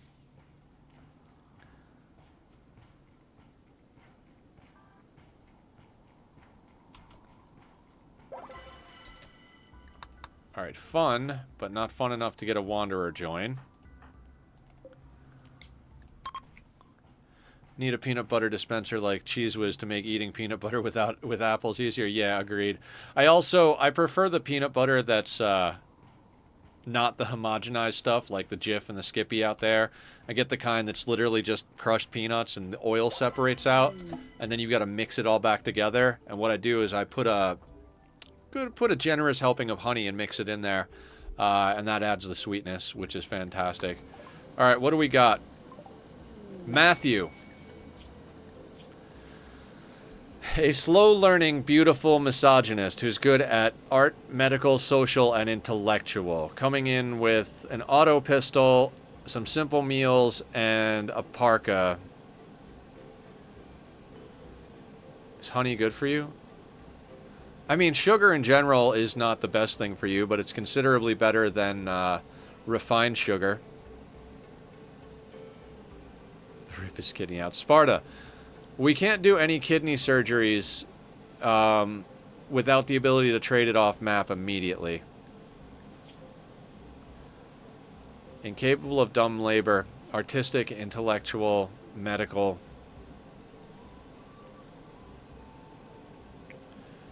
Send him to what? Oh, send him, like, rip his kidney out, send him with his own kidney out to trade?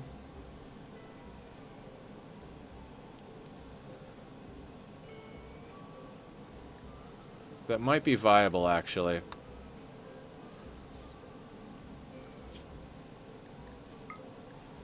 Alright, I don't think we're keeping him, but let's at least use him as a body to increase the party. Well,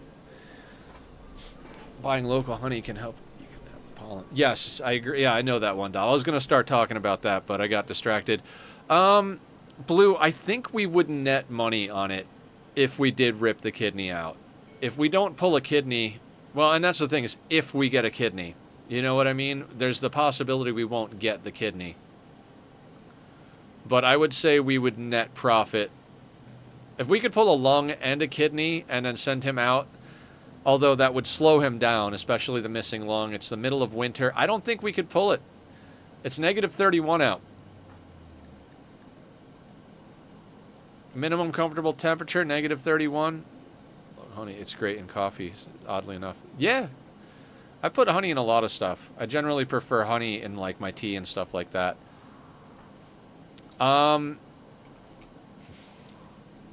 Slow learner in this game is basically no learner. They learn 75%. They learn 25% of the rate as anybody else. So they do not learn. Keep him for winter. I don't know. I mean, a 1 in shooting means he's not going to hit a goddamn thing. We could theoretically have him build a statue so we could get a little beauty in here, but we don't have any materials for him to do that out of. The doctoring would be great, but currently we don't need a doctor. Have him beat someone up, then arrest them. You can execute them for a development point. True.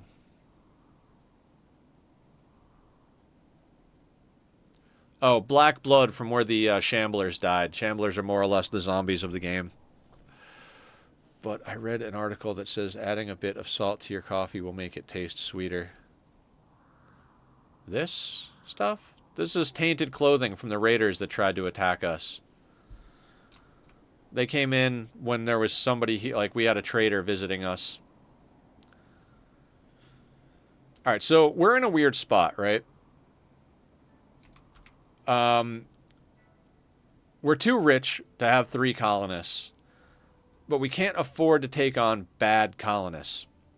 Half our colony is women, so this guy is going to piss them off. Barb has already pissed quite a bit of time. People will like him because he's beautiful, but that just means he's going to wind up in a relationship with everybody. The slow learner means he's not going to be doing much of anything. He can't haul anything. He's not good at cooking. Artistic, social, intellectual, all that stuff is just more or less worthless, especially with Killer having 17 intellectual. I mean, the social is okay, but Barb, I think, has better social. No, Barb doesn't have better social.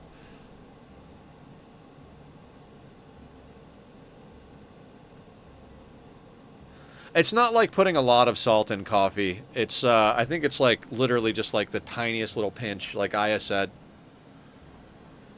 Yeah, I think his gear is worth more than he is, quite frankly. Cloth parka, cloth... I mean, we could put him into something and send him out to trade, theoretically, but... I don't even know what we would send him out to trade with other than his own kidney.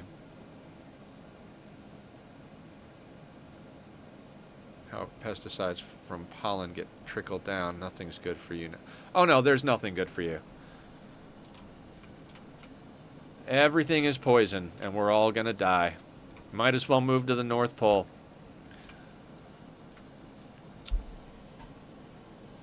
God, I was really hoping for something a little better here.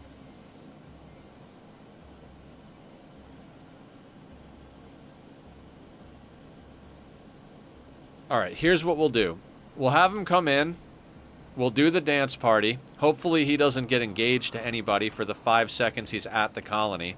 And we'll see what we get if we get another colonist. If we do... Can he mule mine? We might be able to have him mine. No, his mining is a 0. He would get 1 fragment done before he would die.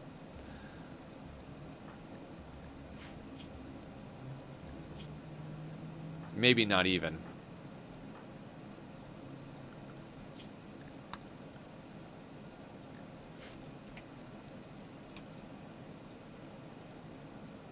What's nearby on the world map? Nothing up here. We've got our main allies here. We've got the Empire there, and we've got the Green Tribe there, which I think is hostile currently. We've also got an ancient complex there and an ancient complex there.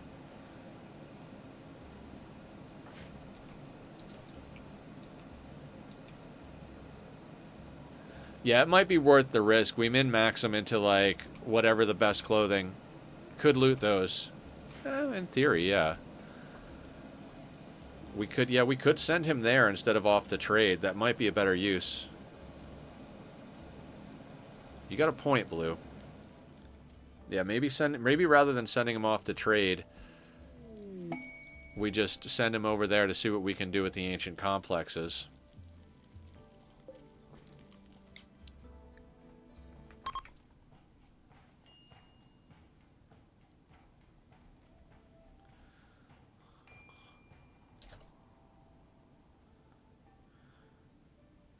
Yeah, agreed. I didn't mean the best stuff. I meant the best of our junk, basically, if we were going to send him out to trade. Boring. Okay.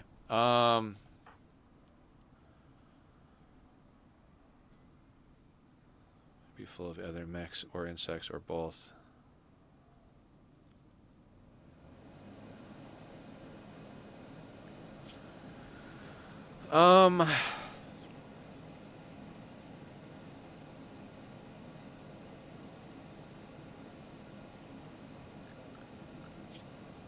If we send a caravan here, 1.4 days.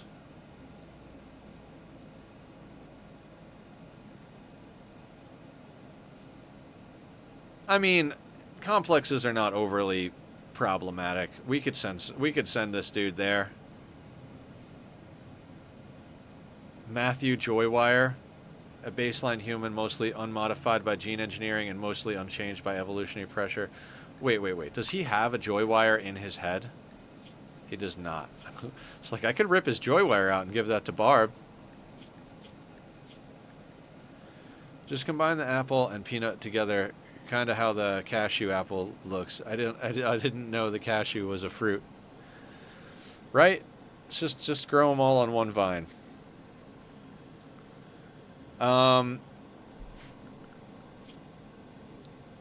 Normally we would be like, well, we should eat him. But we're not really hard up for food at the moment. I think we send a caravan over to the ancient complex. Let's do something a little different. No, you're not bringing a bedroll, and you can have 2 of the simple meals. You've already got 3 on you. Cashew apple?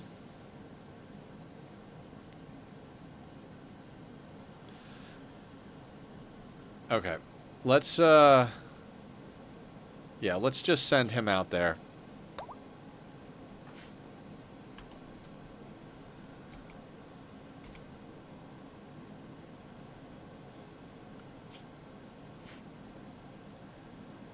I'm not real confident in our abilities here, guys. Really not very confident in what we got going on.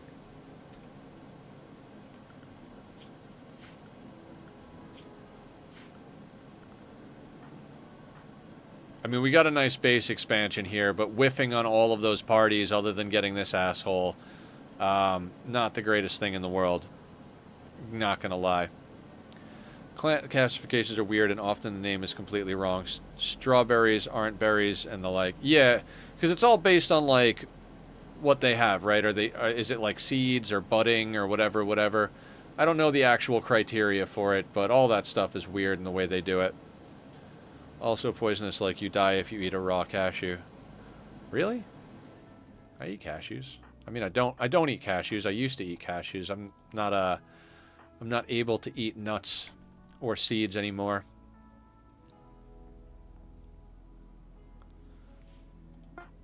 I don't think broccoli is a vegetable. I don't know what broccoli is classified as, but it wouldn't surprise me if it's not a vegetable. Distress signal. That is definitely not something Matthew can handle in its own. And memes to check out.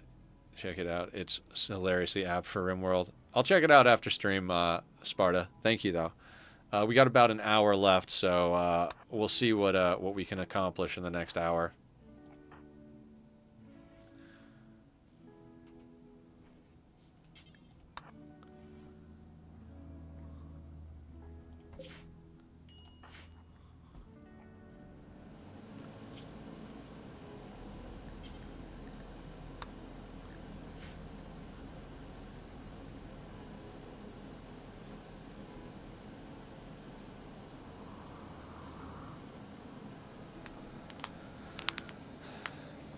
Oh my god, that felt good.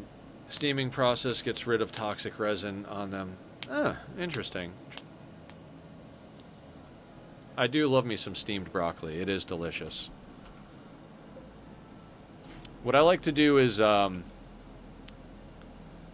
like to go get a couple of boxes of rice-a-roni, some broccoli, some chicken breast, and then,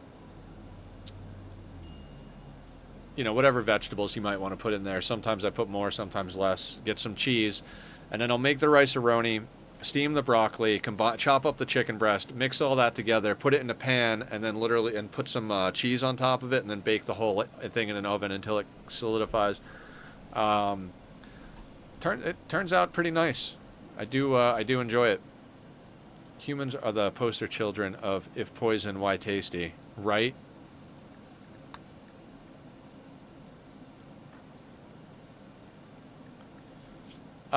Because this is when human beings have actually colonized parts of the galaxy, universe, whatever, and it is a planet out on the outer rim of civilization, you know, kind of like,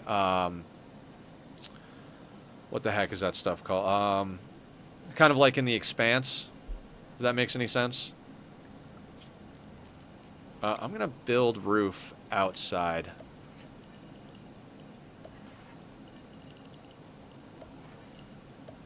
This is just in case we need to stand right outside the door. That way they don't get snowed on as much. Yeah, it's very science fiction-y. If you guys haven't seen The Expanse, I would highly recommend it. It is a really great series. From what I hear, an even better book, but who has time to read? A biochemical warfare agent, and humans be like, it makes my face hurt. I'm going to eat more of it. Yep. We are an odd group of bio-organic matter. Electrified meat, just walking around, eating stuff that'll kill us.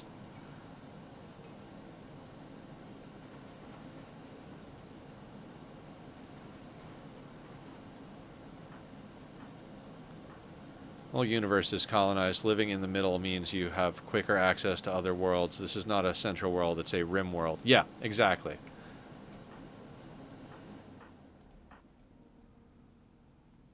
We're freaks of nature. If we think metal horrors are horrifying, humans are way worse. Yeah. I mean, literally, we breathe oxygen. And oxygen is like a dangerous molecule. It's like oxygen like rust is oxidization. And so oxygen will literally destroy metal, but we need to breathe it to live. Humans in D&D should get con bonuses. We are nonsense. Oxygen is a toxin by its sheer existence. Yeah, exactly. So it's such a weird thing to think about our biology.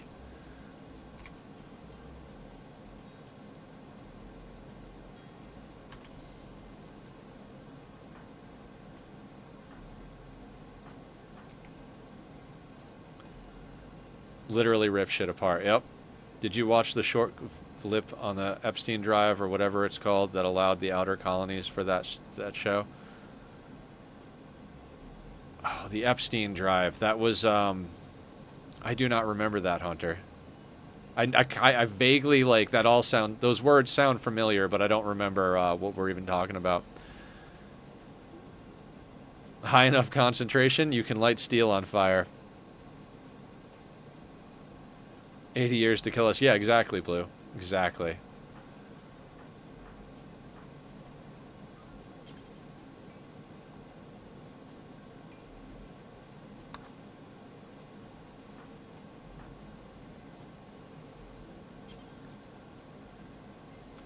Have you watched Invincible, the animated superhero series? I did not watch the animated superhero series, no. I saw Invincible, the movie. Is it in the same universe? Sorry, the engineer talking about this for that. Oh, yeah. Sorry, too many things happening. Thank you guys for a wonderful, busy chat today. Everybody's in here hanging out, talking, all that stuff. I really appreciate it. I'm gonna love it. Okay, cool. Remind me, and we'll watch it together, or maybe we'll do like a watch party thing or something.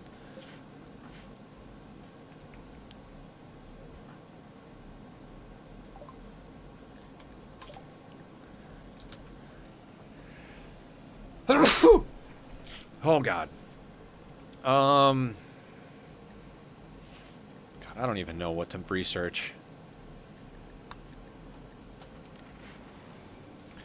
We're literally just researching because we have the power to research at the moment.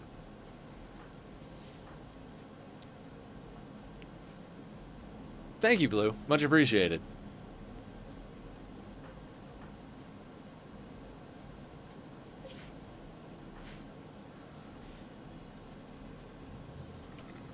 Steel people. That is basically ridiculous that a material that has one of the highest tensile strengths till the modern era oxygen can just burn. Yep. Pretty outrageous.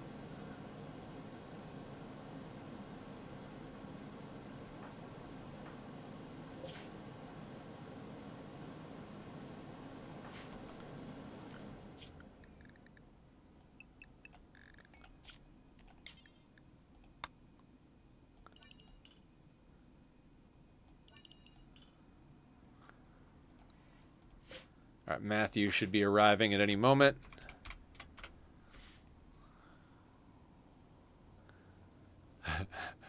I can't wait to hear your first stories, Aya. I'm very excited for you. Being new to Rimworld is like a whole experience. Oh, thank you, Barb. Yeah, when I was in the hospital, I was coaching Barb through her first Rimworld experience.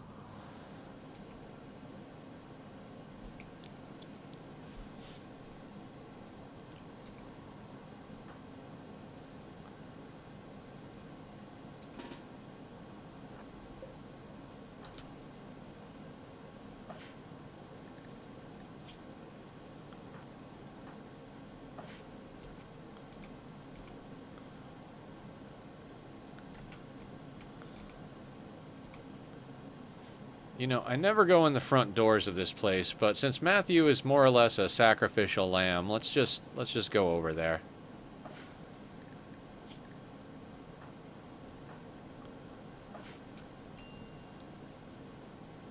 Yeah, minor break risk. He's fine.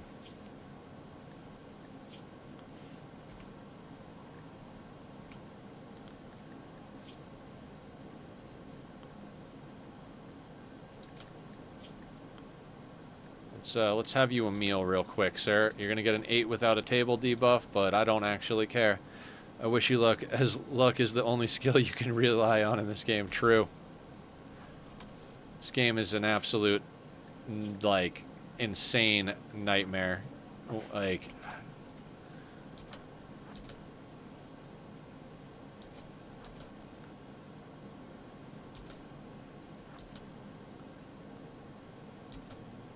There's a computer terminal we could hack.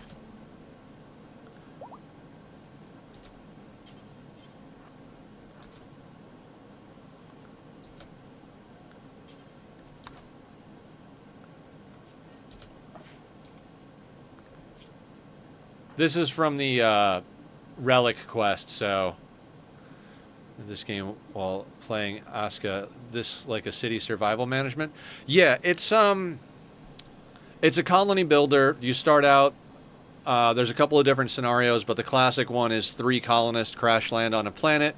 You got to plant crops, survive, build weapons to fend off raiders.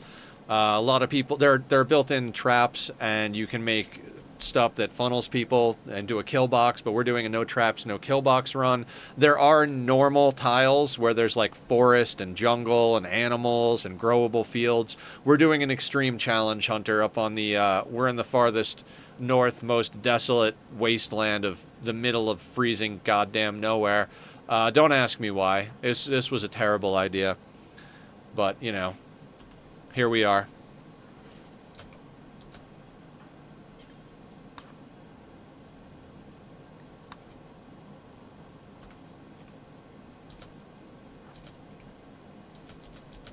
Oh, nope, nope, nope. Don't go in that room.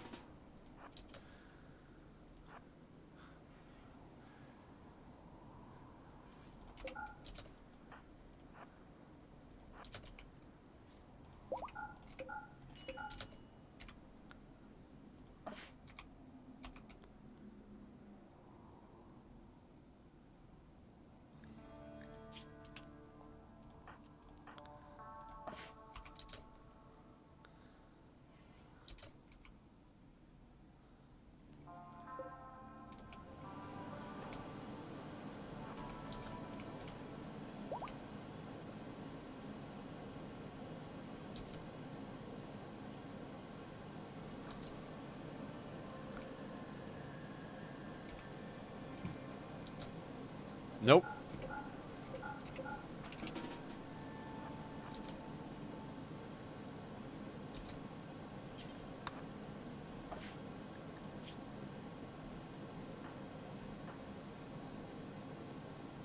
I did. I opened this crate.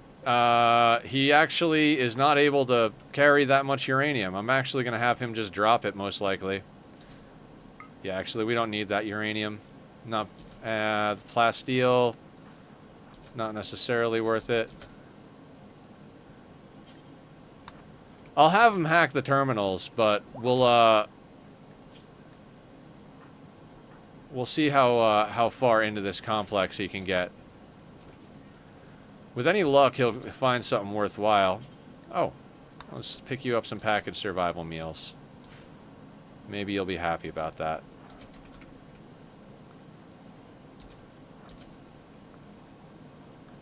Yeah, I think once you leave the tile is itself pretty much gone.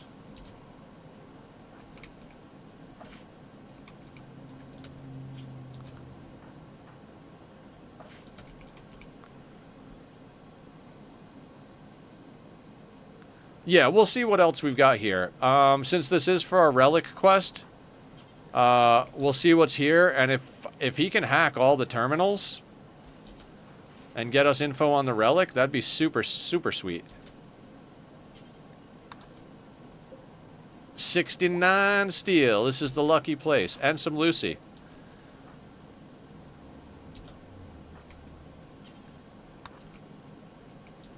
Alright, let's have him hack the terminals. Actually, pick up the Lucy.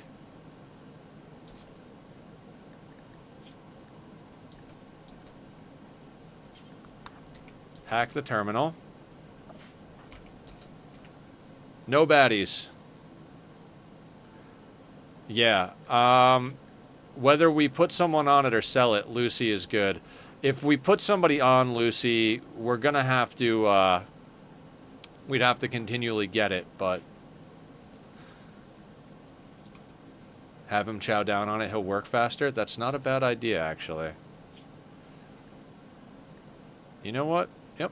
We're not keeping him for sure, so have some Lucy, bud.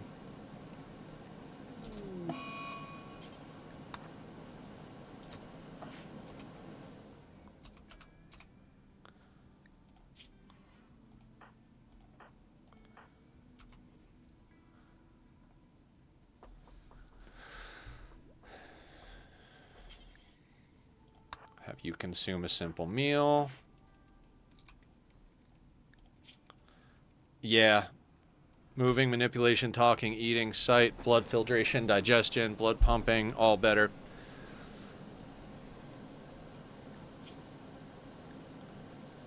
Yeah, we should actually be able to get them to hack the terminals. All in all, not a bad situation, actually. Good suggestion, sending them over to the complex. Thank you, Blue.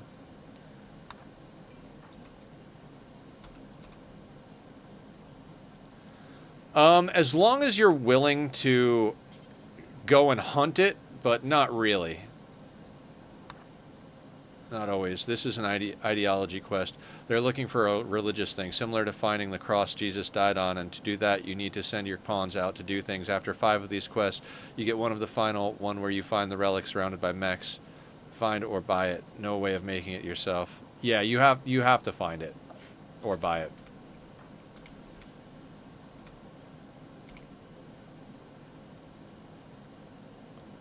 Yeah, so if you start with a Luciferium addict, they'll usually drop in with some of the stuff.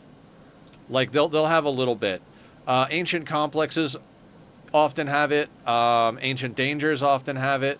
So you have to be willing to really, like, push to get it. Also, you know, everything depends on Rimworld. Are you doing an extreme difficulty, or are you doing a normal difficulty? Luciferium is not easy to keep one colonist running, let alone multiple. Right.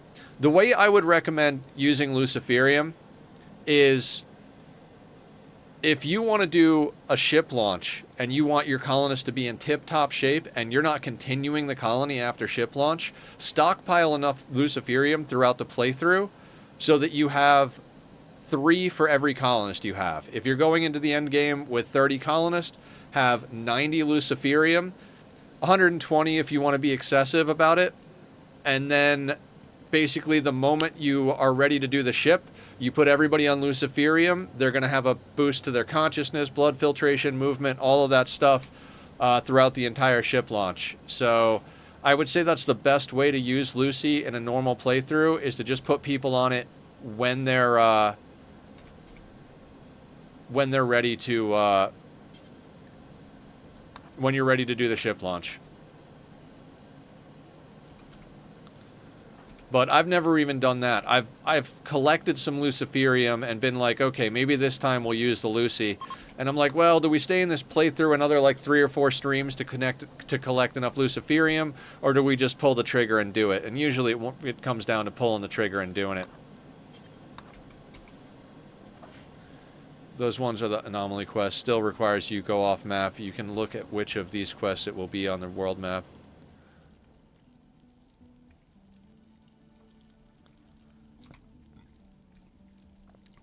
Yeah, it depends on the stage you accepted as well. Like, we accepted that quest a while ago, so our wealth was really low. That could have something to do with the fact that we don't have people, baddies on the map. So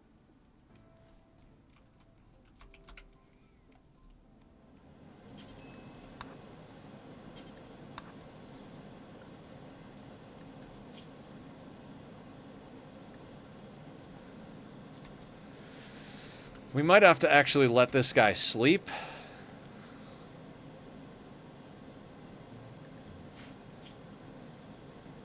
Yeah, we're going to have to let him sleep. I don't want to, but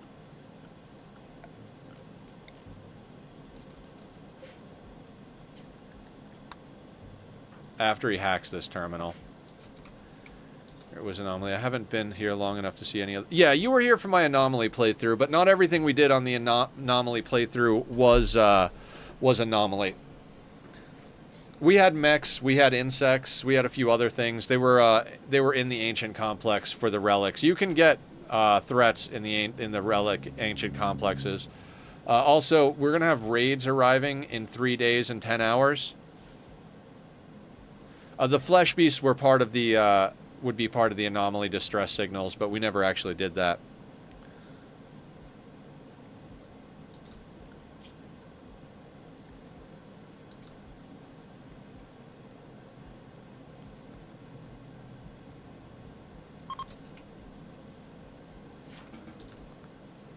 We'll let him sleep just a little bit. He's not going to be happy about sleeping without, you know, his comfort's going to be garbage.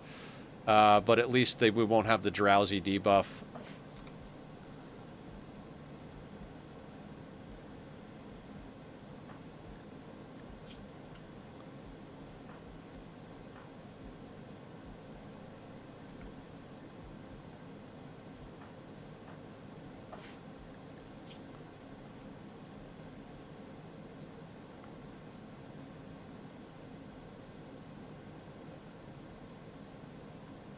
Once you finish the last computer, a forced countdown is set for a raid. Yep. Alright. I don't need you to be, like, uber in control, sir. I just need you to, that should be enough of that.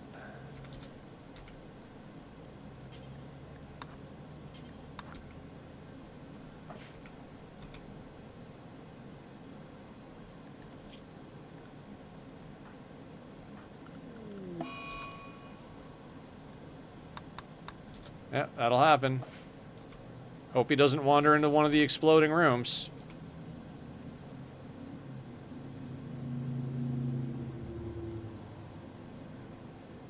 There he goes.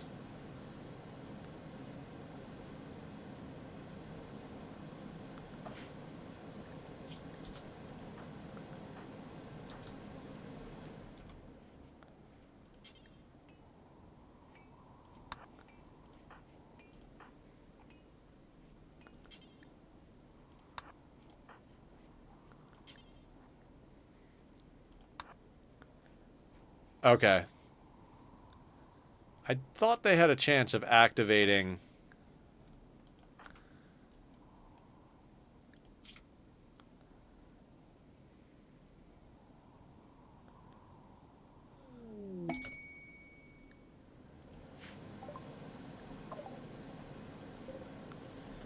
unfertilized chicken eggs. And some steel.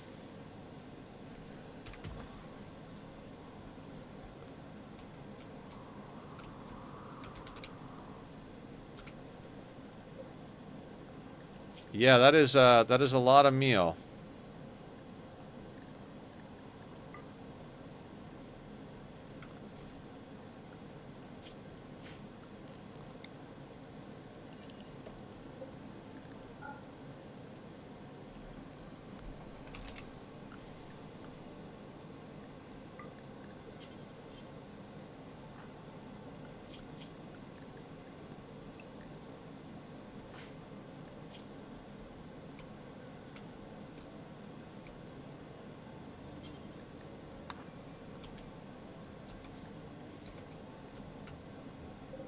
$56 chicken eggs.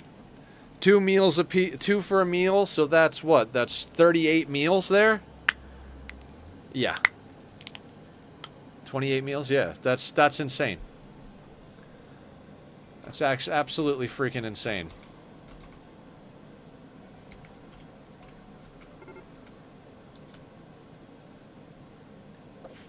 Well, he's dead.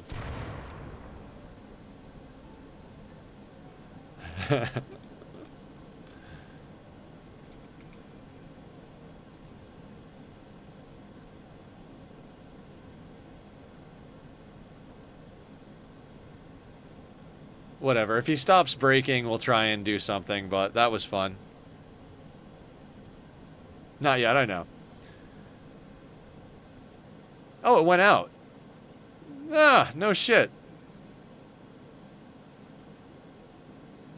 It's 541 degrees Fahrenheit in there, but right next door, it's a balmy 94. Hiya, buddy. Are you going to walk into the room and get yourself cooked? Yeah, I usually do that, Blue. I wasn't overly... I should have done the caravan trick with Julie over here. We'll do that to get the rest of them.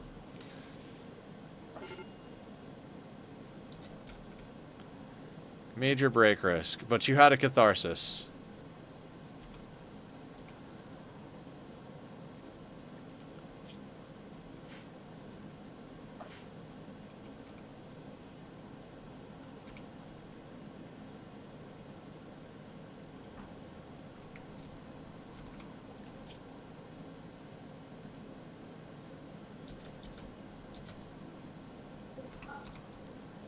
Okay. Let's caravan trick.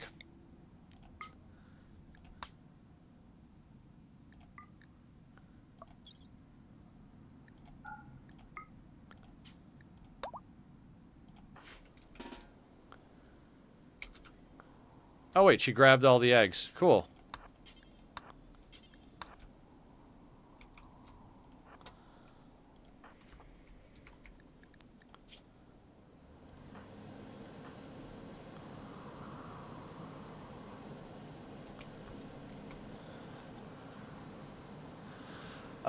You wouldn't be able to do it with normal heaters and coolers, ABC. You'd have to go into the anomaly research, because there are, what are they called? Atmospheric heaters. Yeah, once something is outside, it vents more or less immediately. Yeah, but if you go into the anomaly research and do atmospheric heaters, can we not pick up the third one? Oh, shit. Okay, well, probably have too much on her already.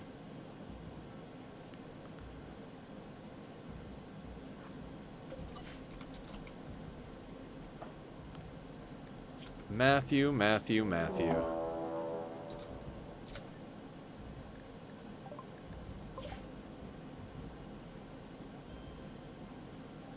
Two days and 15 hours.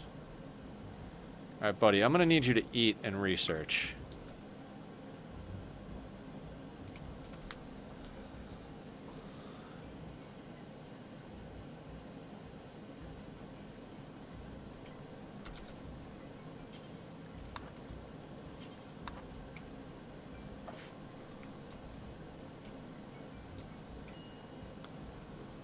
Yeah, minor break risk, that's fine.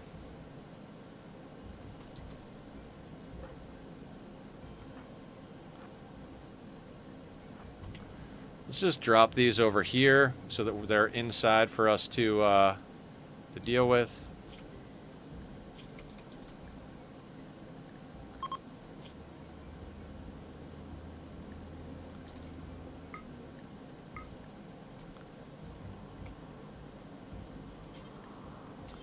At this point, we can cancel the caravan and undraft her because we're just going to send her out there to haul another one.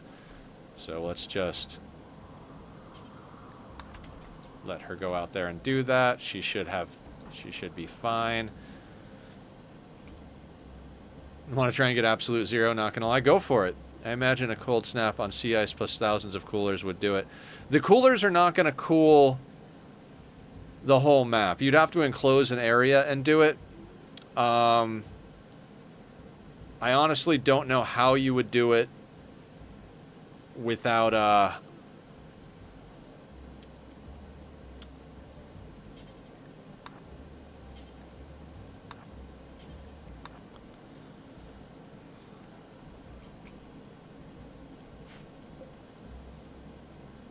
the crate. What about the crate? What crate? This crate? No, we've opened the crates. We've opened all of the crates. Top right. Oh, this crate. Okay. Let's have him hack it and then open it. Sorry about that. I didn't realize.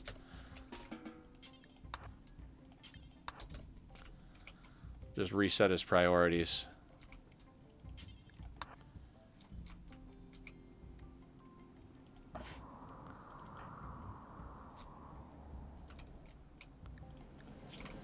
And you're going to need food after that.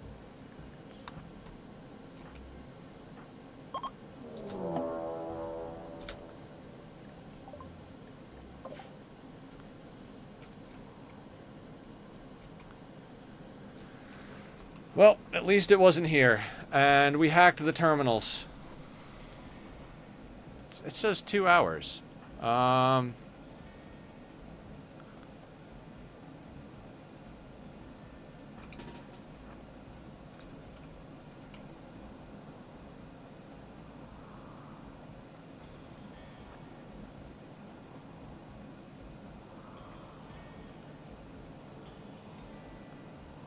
Negative 273. Yeah, range advantage. We'll see. We might be able to actually do something here. He's on Luciferium, too, so we could kite him. He's a Neanderthal, though, so he's not going to go down easy. And his weapon is absolute garbage.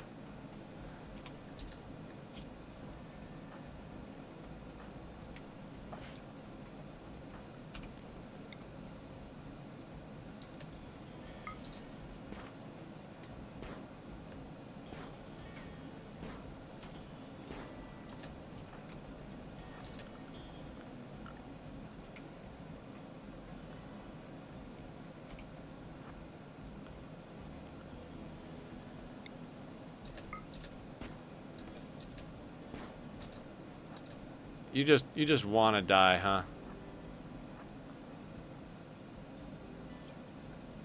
I mean, he's got a 1 in shooting and a poor auto pistol, so, you know.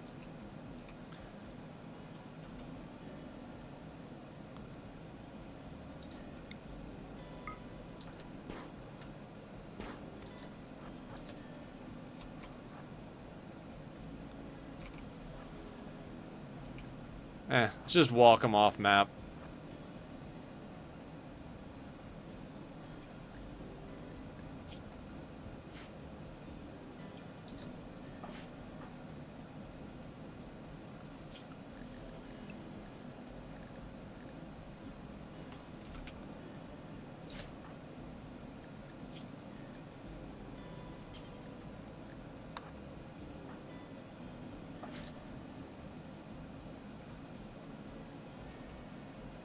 Yeah, got the quest done. That was well worth it for the quest. Absolutely.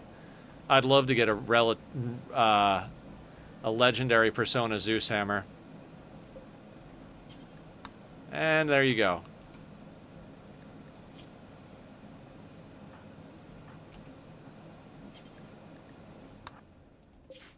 Actually, what do you got on you? Oh, he doesn't even have food, does he?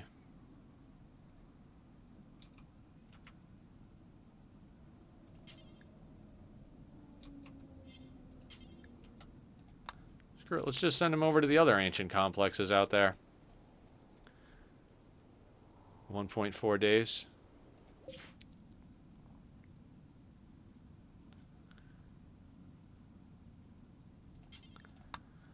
I mean, I guess we could bring him home. What is this ancient complex?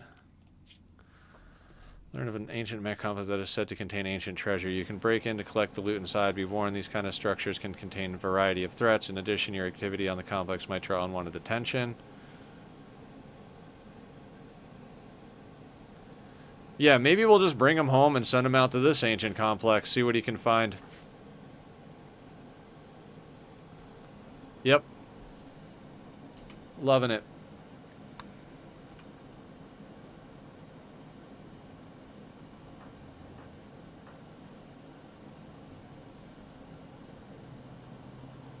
It's 66 degrees inside with the 4 heaters, negative 42 outside, and our freezer is negative 29. We've got 56 unfertilized chicken eggs, 1,000 pemmican, 499 human meat, 80 hare meat, and 204 raw fungus. We have too much food, guys.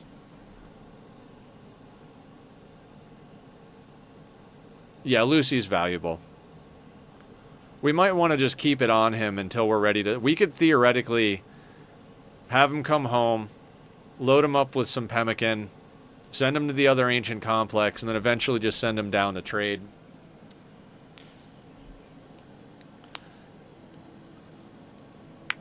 Oh yeah, I love that too. Incapable of dumb labor? That's simple. We'll just put you in a caravan, and you're not hauling it, you're picking it up. Just go pick it up.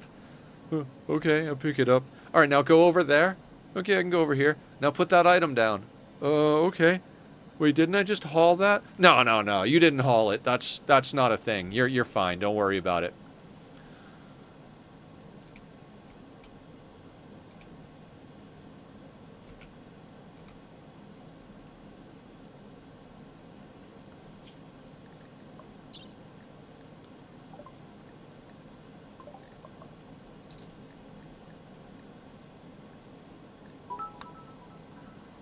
Oh, thank you for cheering. Thank you, Squiddy.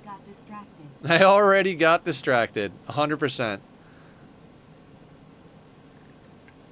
I suppose we could research basic mech tech. Our light is definitely going down a bit here, though. Yeah, you know what? It's time to cut research.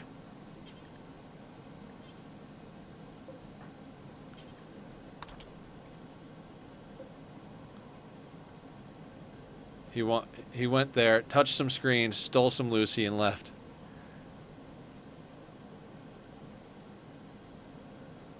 It's not hauling, it's tourism. Absolutely. Other than the fact that I'm concerned that we have too much wealth for 3 colonists, it's been a really great day doing this. You know, it's been good. It's been scary. I don't know what else we can do right now, honestly, other than just run the game. We don't currently have anything on map that we have to deal with. Smelting up this slag would be 45 steel, and we have 18. Theoretically, I think that might... No, I don't even think that would get us to the point where we could do a speaker. We don't need to cut up the snow hairs. We've got too much food wealth, but we're gradually going to eat it, and we're 3 days away from winter, so... I guess all we can do for the rest of stream is just let our colonists wander around and do their thing.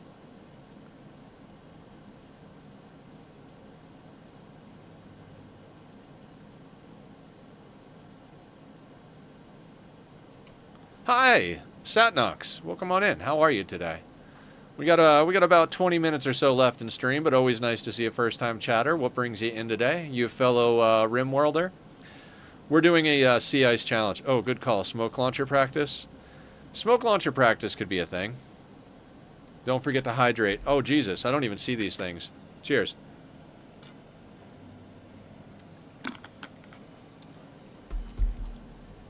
Okay. So. Smoke launcher practice. Do we need that? I think we do, right? That's a good call, Aya. Yeah, we'll micromanage Killer onto that. When he gets up, we'll give him the smoke launcher. We'll have him shoot at his wife or at Barb. We'll get him food. We'll get him the smoke launcher. We'll have him start shooting somebody.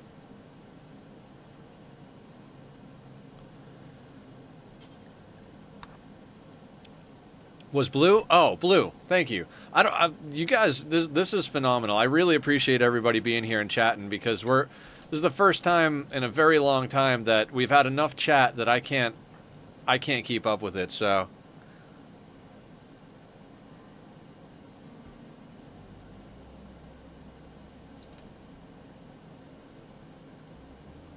I'm new Rimworld and trying to get... Oh, okay. Yeah, feel free to ask questions. Happy to try and answer and help as much as possible. This is kind of an extreme challenge difficulty thing, so this is by no means a standard run, but I will try to answer the questions to the best of my ability here.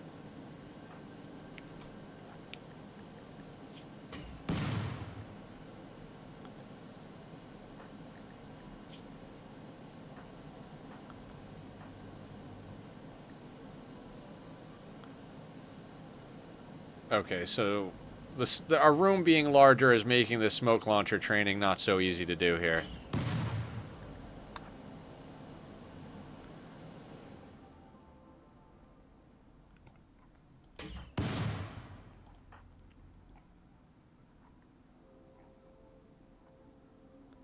Yeah, this is absurd what we're doing right now. So I'm happy to answer any questions, and might have some, might be able to give you some ideas and insight, but all in all, this is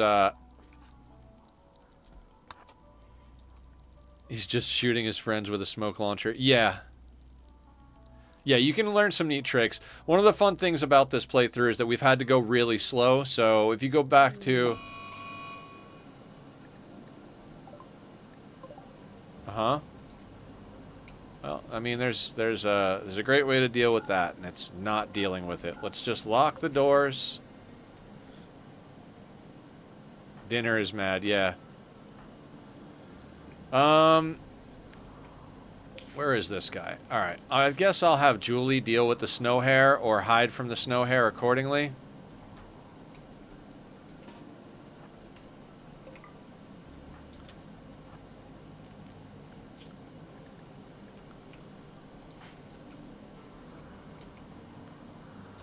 You know how people throw paper balls into trash cans? It's basically that, but it trains the shooting skills, so... Nice, you have 2 wind power now. Yes, yes, miss. Welcome in. Hello, hello. We did a lot of work today We're just concerned because our population is still 3 plus 1 idiot, 1 disposable.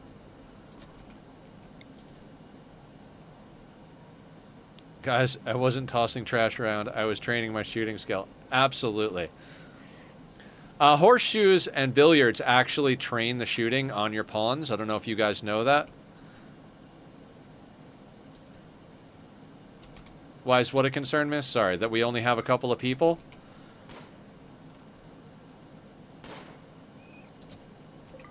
Done and dusted.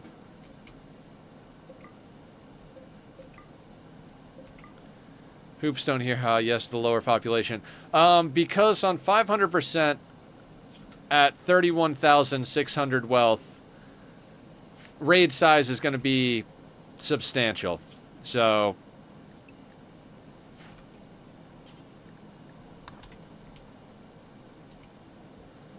I mean, he's on Lucy, so he's going to be useful regardless.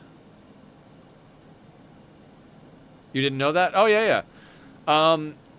There is some math. I know Francis John was doing some testing with it. Well, this higher, so more people are coming for us, but we're still at 3 population. Little is better than none, suppose. Yeah, so I think one of the best things from the 1.5 update is the books. I would love to get our books on a... I'd love to get a book on shooting. If we get a book that trains shooting, that would be fantastic.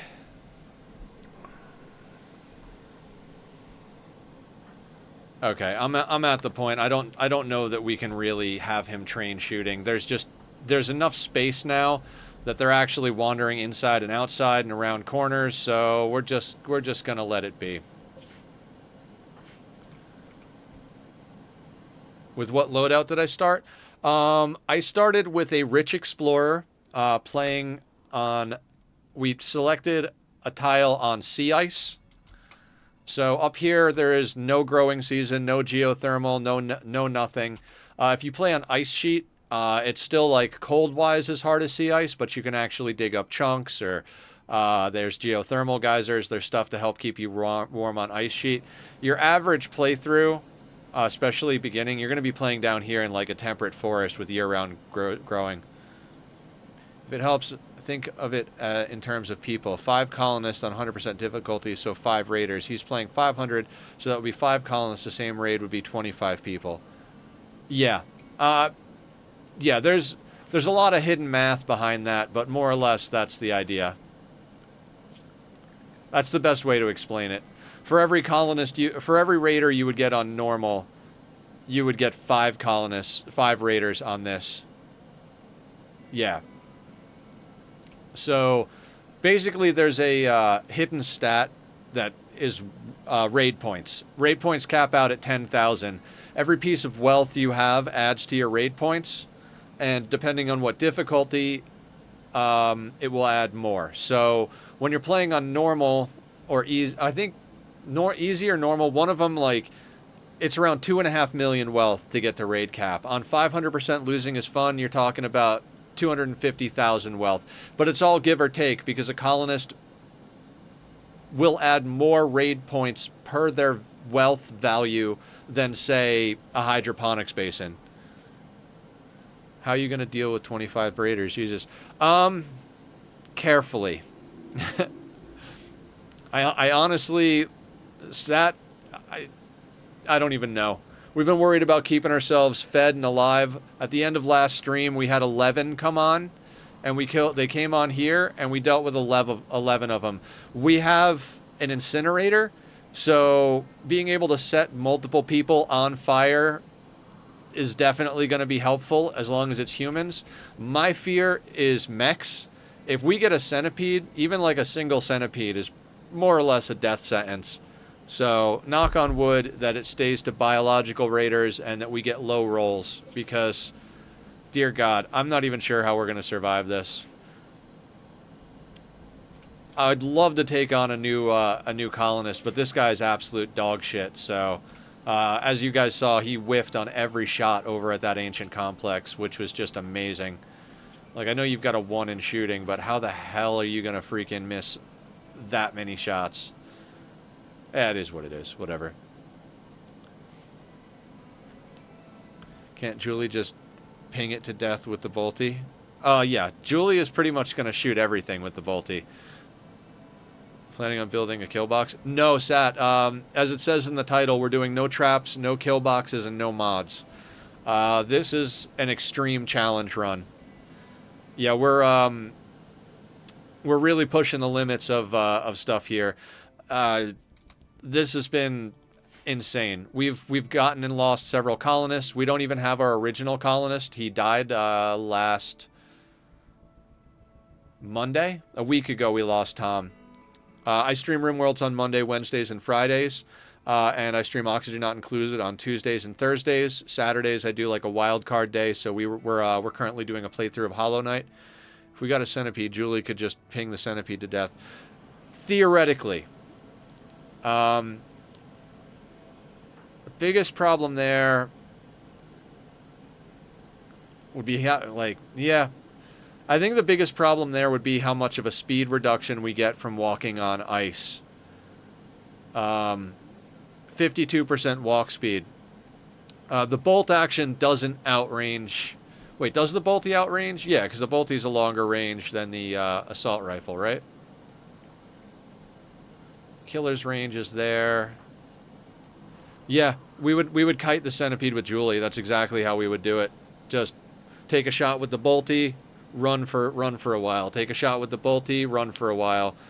We'd probably have to give her a mind numb serum, but make a human leather bandolier. I found that chat appearance button. Chat appearance. Oh, nice. To counter the special issue. Yeah, we lost Tom, Squiddy. They have the same range. So, from what am I on pause? No, I'm on 1. It looks like pause because the wind is so low. If you're using assault rifles and you have a line of people, you can kite a centipede. You line up your colonists. The moment the closest ones shoot, you immediately tell them to step back like 3 to 5 tiles. They shoot, they step back 3 to 5 tiles. They shoot, they step back 3 to 5 tiles, and that's with an assault rifle, provided that they are centipede blasters. I think it works on burners. It won't work on minigun ones because the minigun and the assault rifle has the same range. But the bolty does seem to have a little bit more range than the assault rifle. The problem is going to be the firing time, though.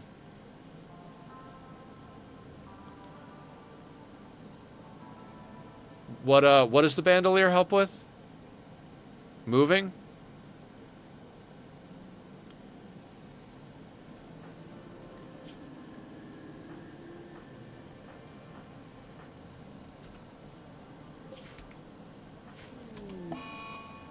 Oh god, solar flare.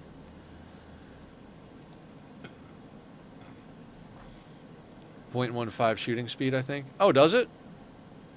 No shit. That might be worth grabbing then.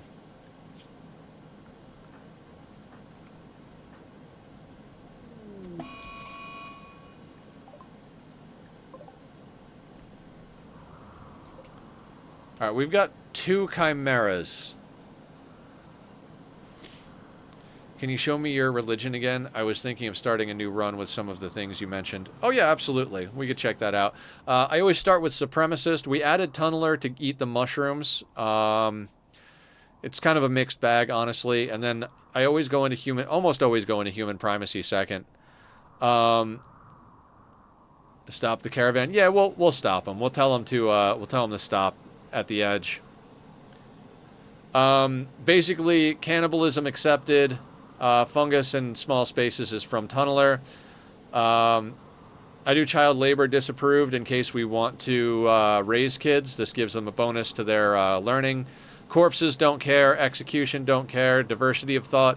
I used to go intense bigotry because you get a bonus if everybody thinks the same thing.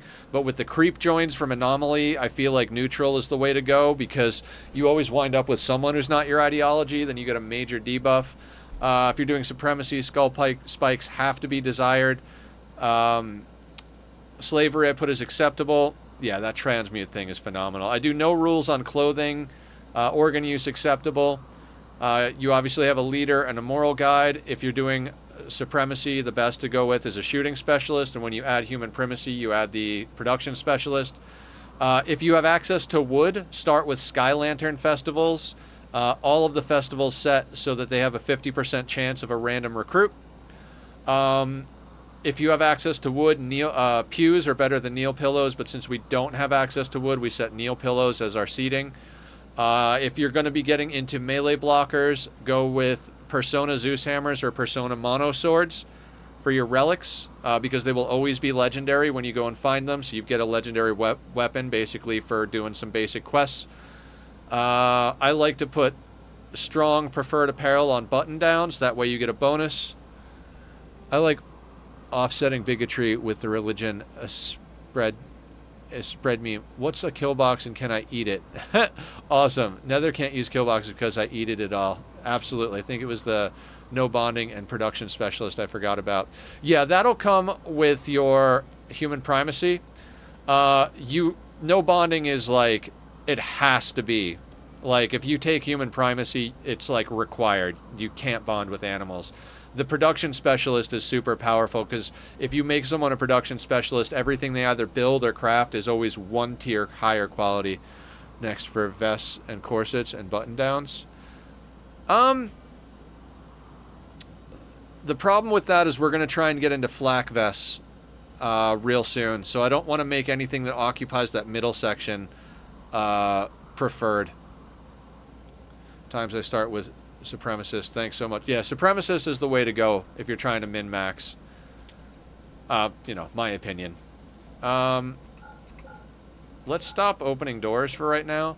You people are just going to let all the heat out. We've got a solar flare. Best to only give one clothes because otherwise they'll demand the whole outfit for the mood bonus. Yeah, I never really thought about it. I just go, as far as clothing that's going to help you with combat, the button-down shirt is going to be your best bet as far as an actual shirt for sharp protection. So button-down shirt, pants, duster, flak chest, and the best helmet you can get. That's generally what you're going to be going for. Once you get to a point where you can do bionics... Did I stop the caravan? I don't think I did.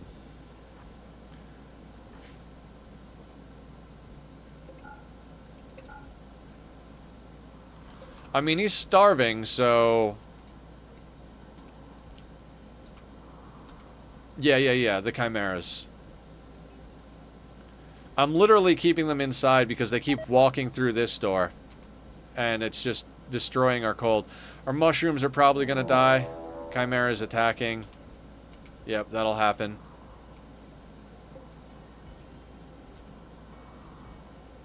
Yeah, we don't care about him, miss. We used him to do one of the relic quests. We were hoping to, loot a few things from the ancient complex, but Raider came. There really wasn't too much to loot. He found some Luciferium, so we stuck him on Luciferium, gave him a couple of meals, and then had him hack all the terminals. Send the caravan one tile past the pause the caravan once he's on top of the home tile. That's right. He can't get jumped that way. Good call, Blue. Yeah, we would have to set his drug policy, though, right? Oh, wait. Actually, I think it is set to take for addiction, right? Yeah, so he'll take it for addiction. He's got no food, though.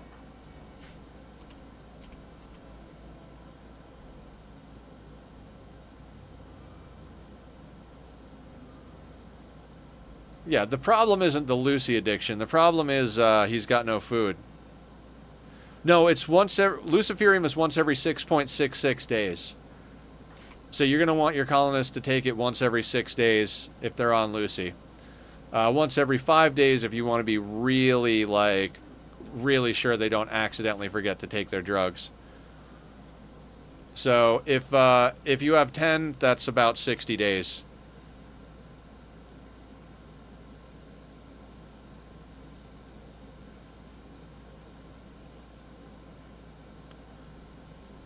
So, when you're doing a ship launch is 15 days.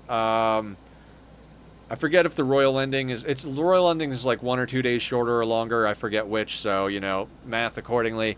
But basically, the only way I ever consider Luciferium, he'll end up dead in the next half a day. Yeah, most likely. He'll starve to death. It'll be fine. At least we won't have to bury the corpse because it'll disappear off map.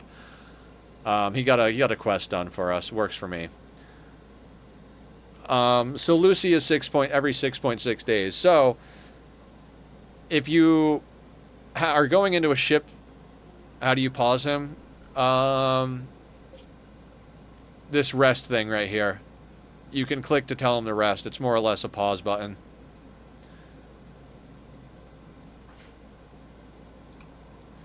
Yeah, so since ship launch is 15 days, solar flare ending. Excellent.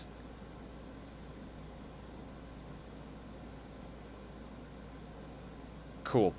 That means that theoretically, if each colonist had 3 Luciferium, you basically like, all right, everybody chomp down on Lucy, start the ship engine. Now everybody's got a major bonus. Yeah, I can't believe the mushroom survived that cold. 24 durability. 23. They weren't far away from dying. They lost about 2/3 of their health.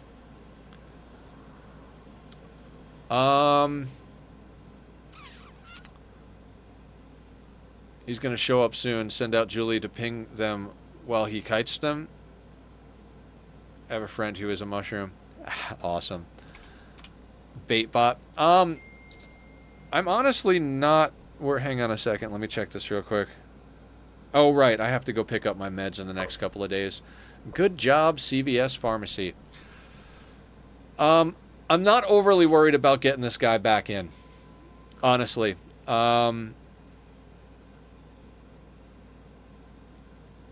Honestly, I think it'd be better if he just died on the road.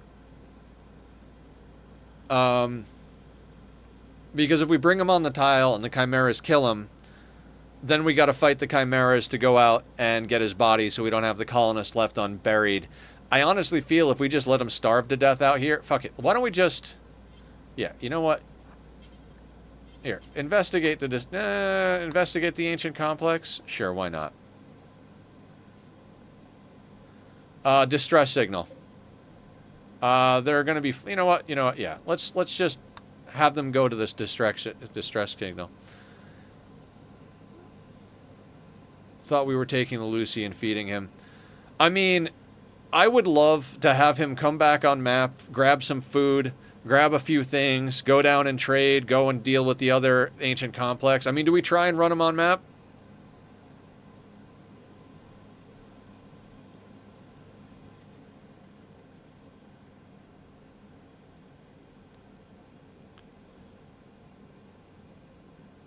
I mean, we're at the end of stream time here, so we could make all these decisions later. I don't care about this colonist, so 2 big beast monsters blocking the door. Yeah, so well, here's the thing. I kind of want to leave the chimeras. That's the problem right now. Is I kind of want to leave the chimeras. I know they're not... I know we ran into some issues with a Shambler Assault last time we kept chimeras on map, but we really don't have the firepower to deal with larger raids.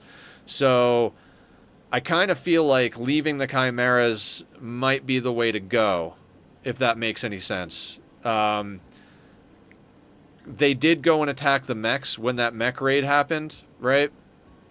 So... Remember, we were trying to take the chimeras out. One of the other reasons we were taking the chimeras out last time is because we were really hard up for food. Right now, we've got a whole stockpile of food. So there are definitely events that could wind up screwing us. It's a great stream today. I'm out. All right, sounds good, Doppel. Yeah, you need to build walls in front of the doors in case of mental breaks. True. Yeah. We might very well do that. Right now, everybody's actually in a pretty good mood. Oddly enough. Let's unforbid that door and get everybody a meal real quick, because I think they're all ready for a meal. And then I think we'll probably call stream as soon as they eat a meal. Be nice to get a third chair since they all seem to be on the same meal rotation. But, you know, we could make a chair out of that wood. Right? How much does a chair cost? 45. We have... If we had 4 more wood, we could make a chair out of wood. Yeah, okay, so... Everybody's... Let's let them get a meal in them, because future Nether will never remember to feed these guys at the beginning of next stream. Okay. Yeah, we're going to tell Matthew to go over there. If he lives, he gets there, fine. If not, cool. And I think that's about where we're going to call it for the day. Let's check and see if we can raid out to someone. Let me grab my little browser window. Guys, it's been amazing hanging out with you. Thank you for a wonderful... Oh, 25 for a stool. Remind me of that.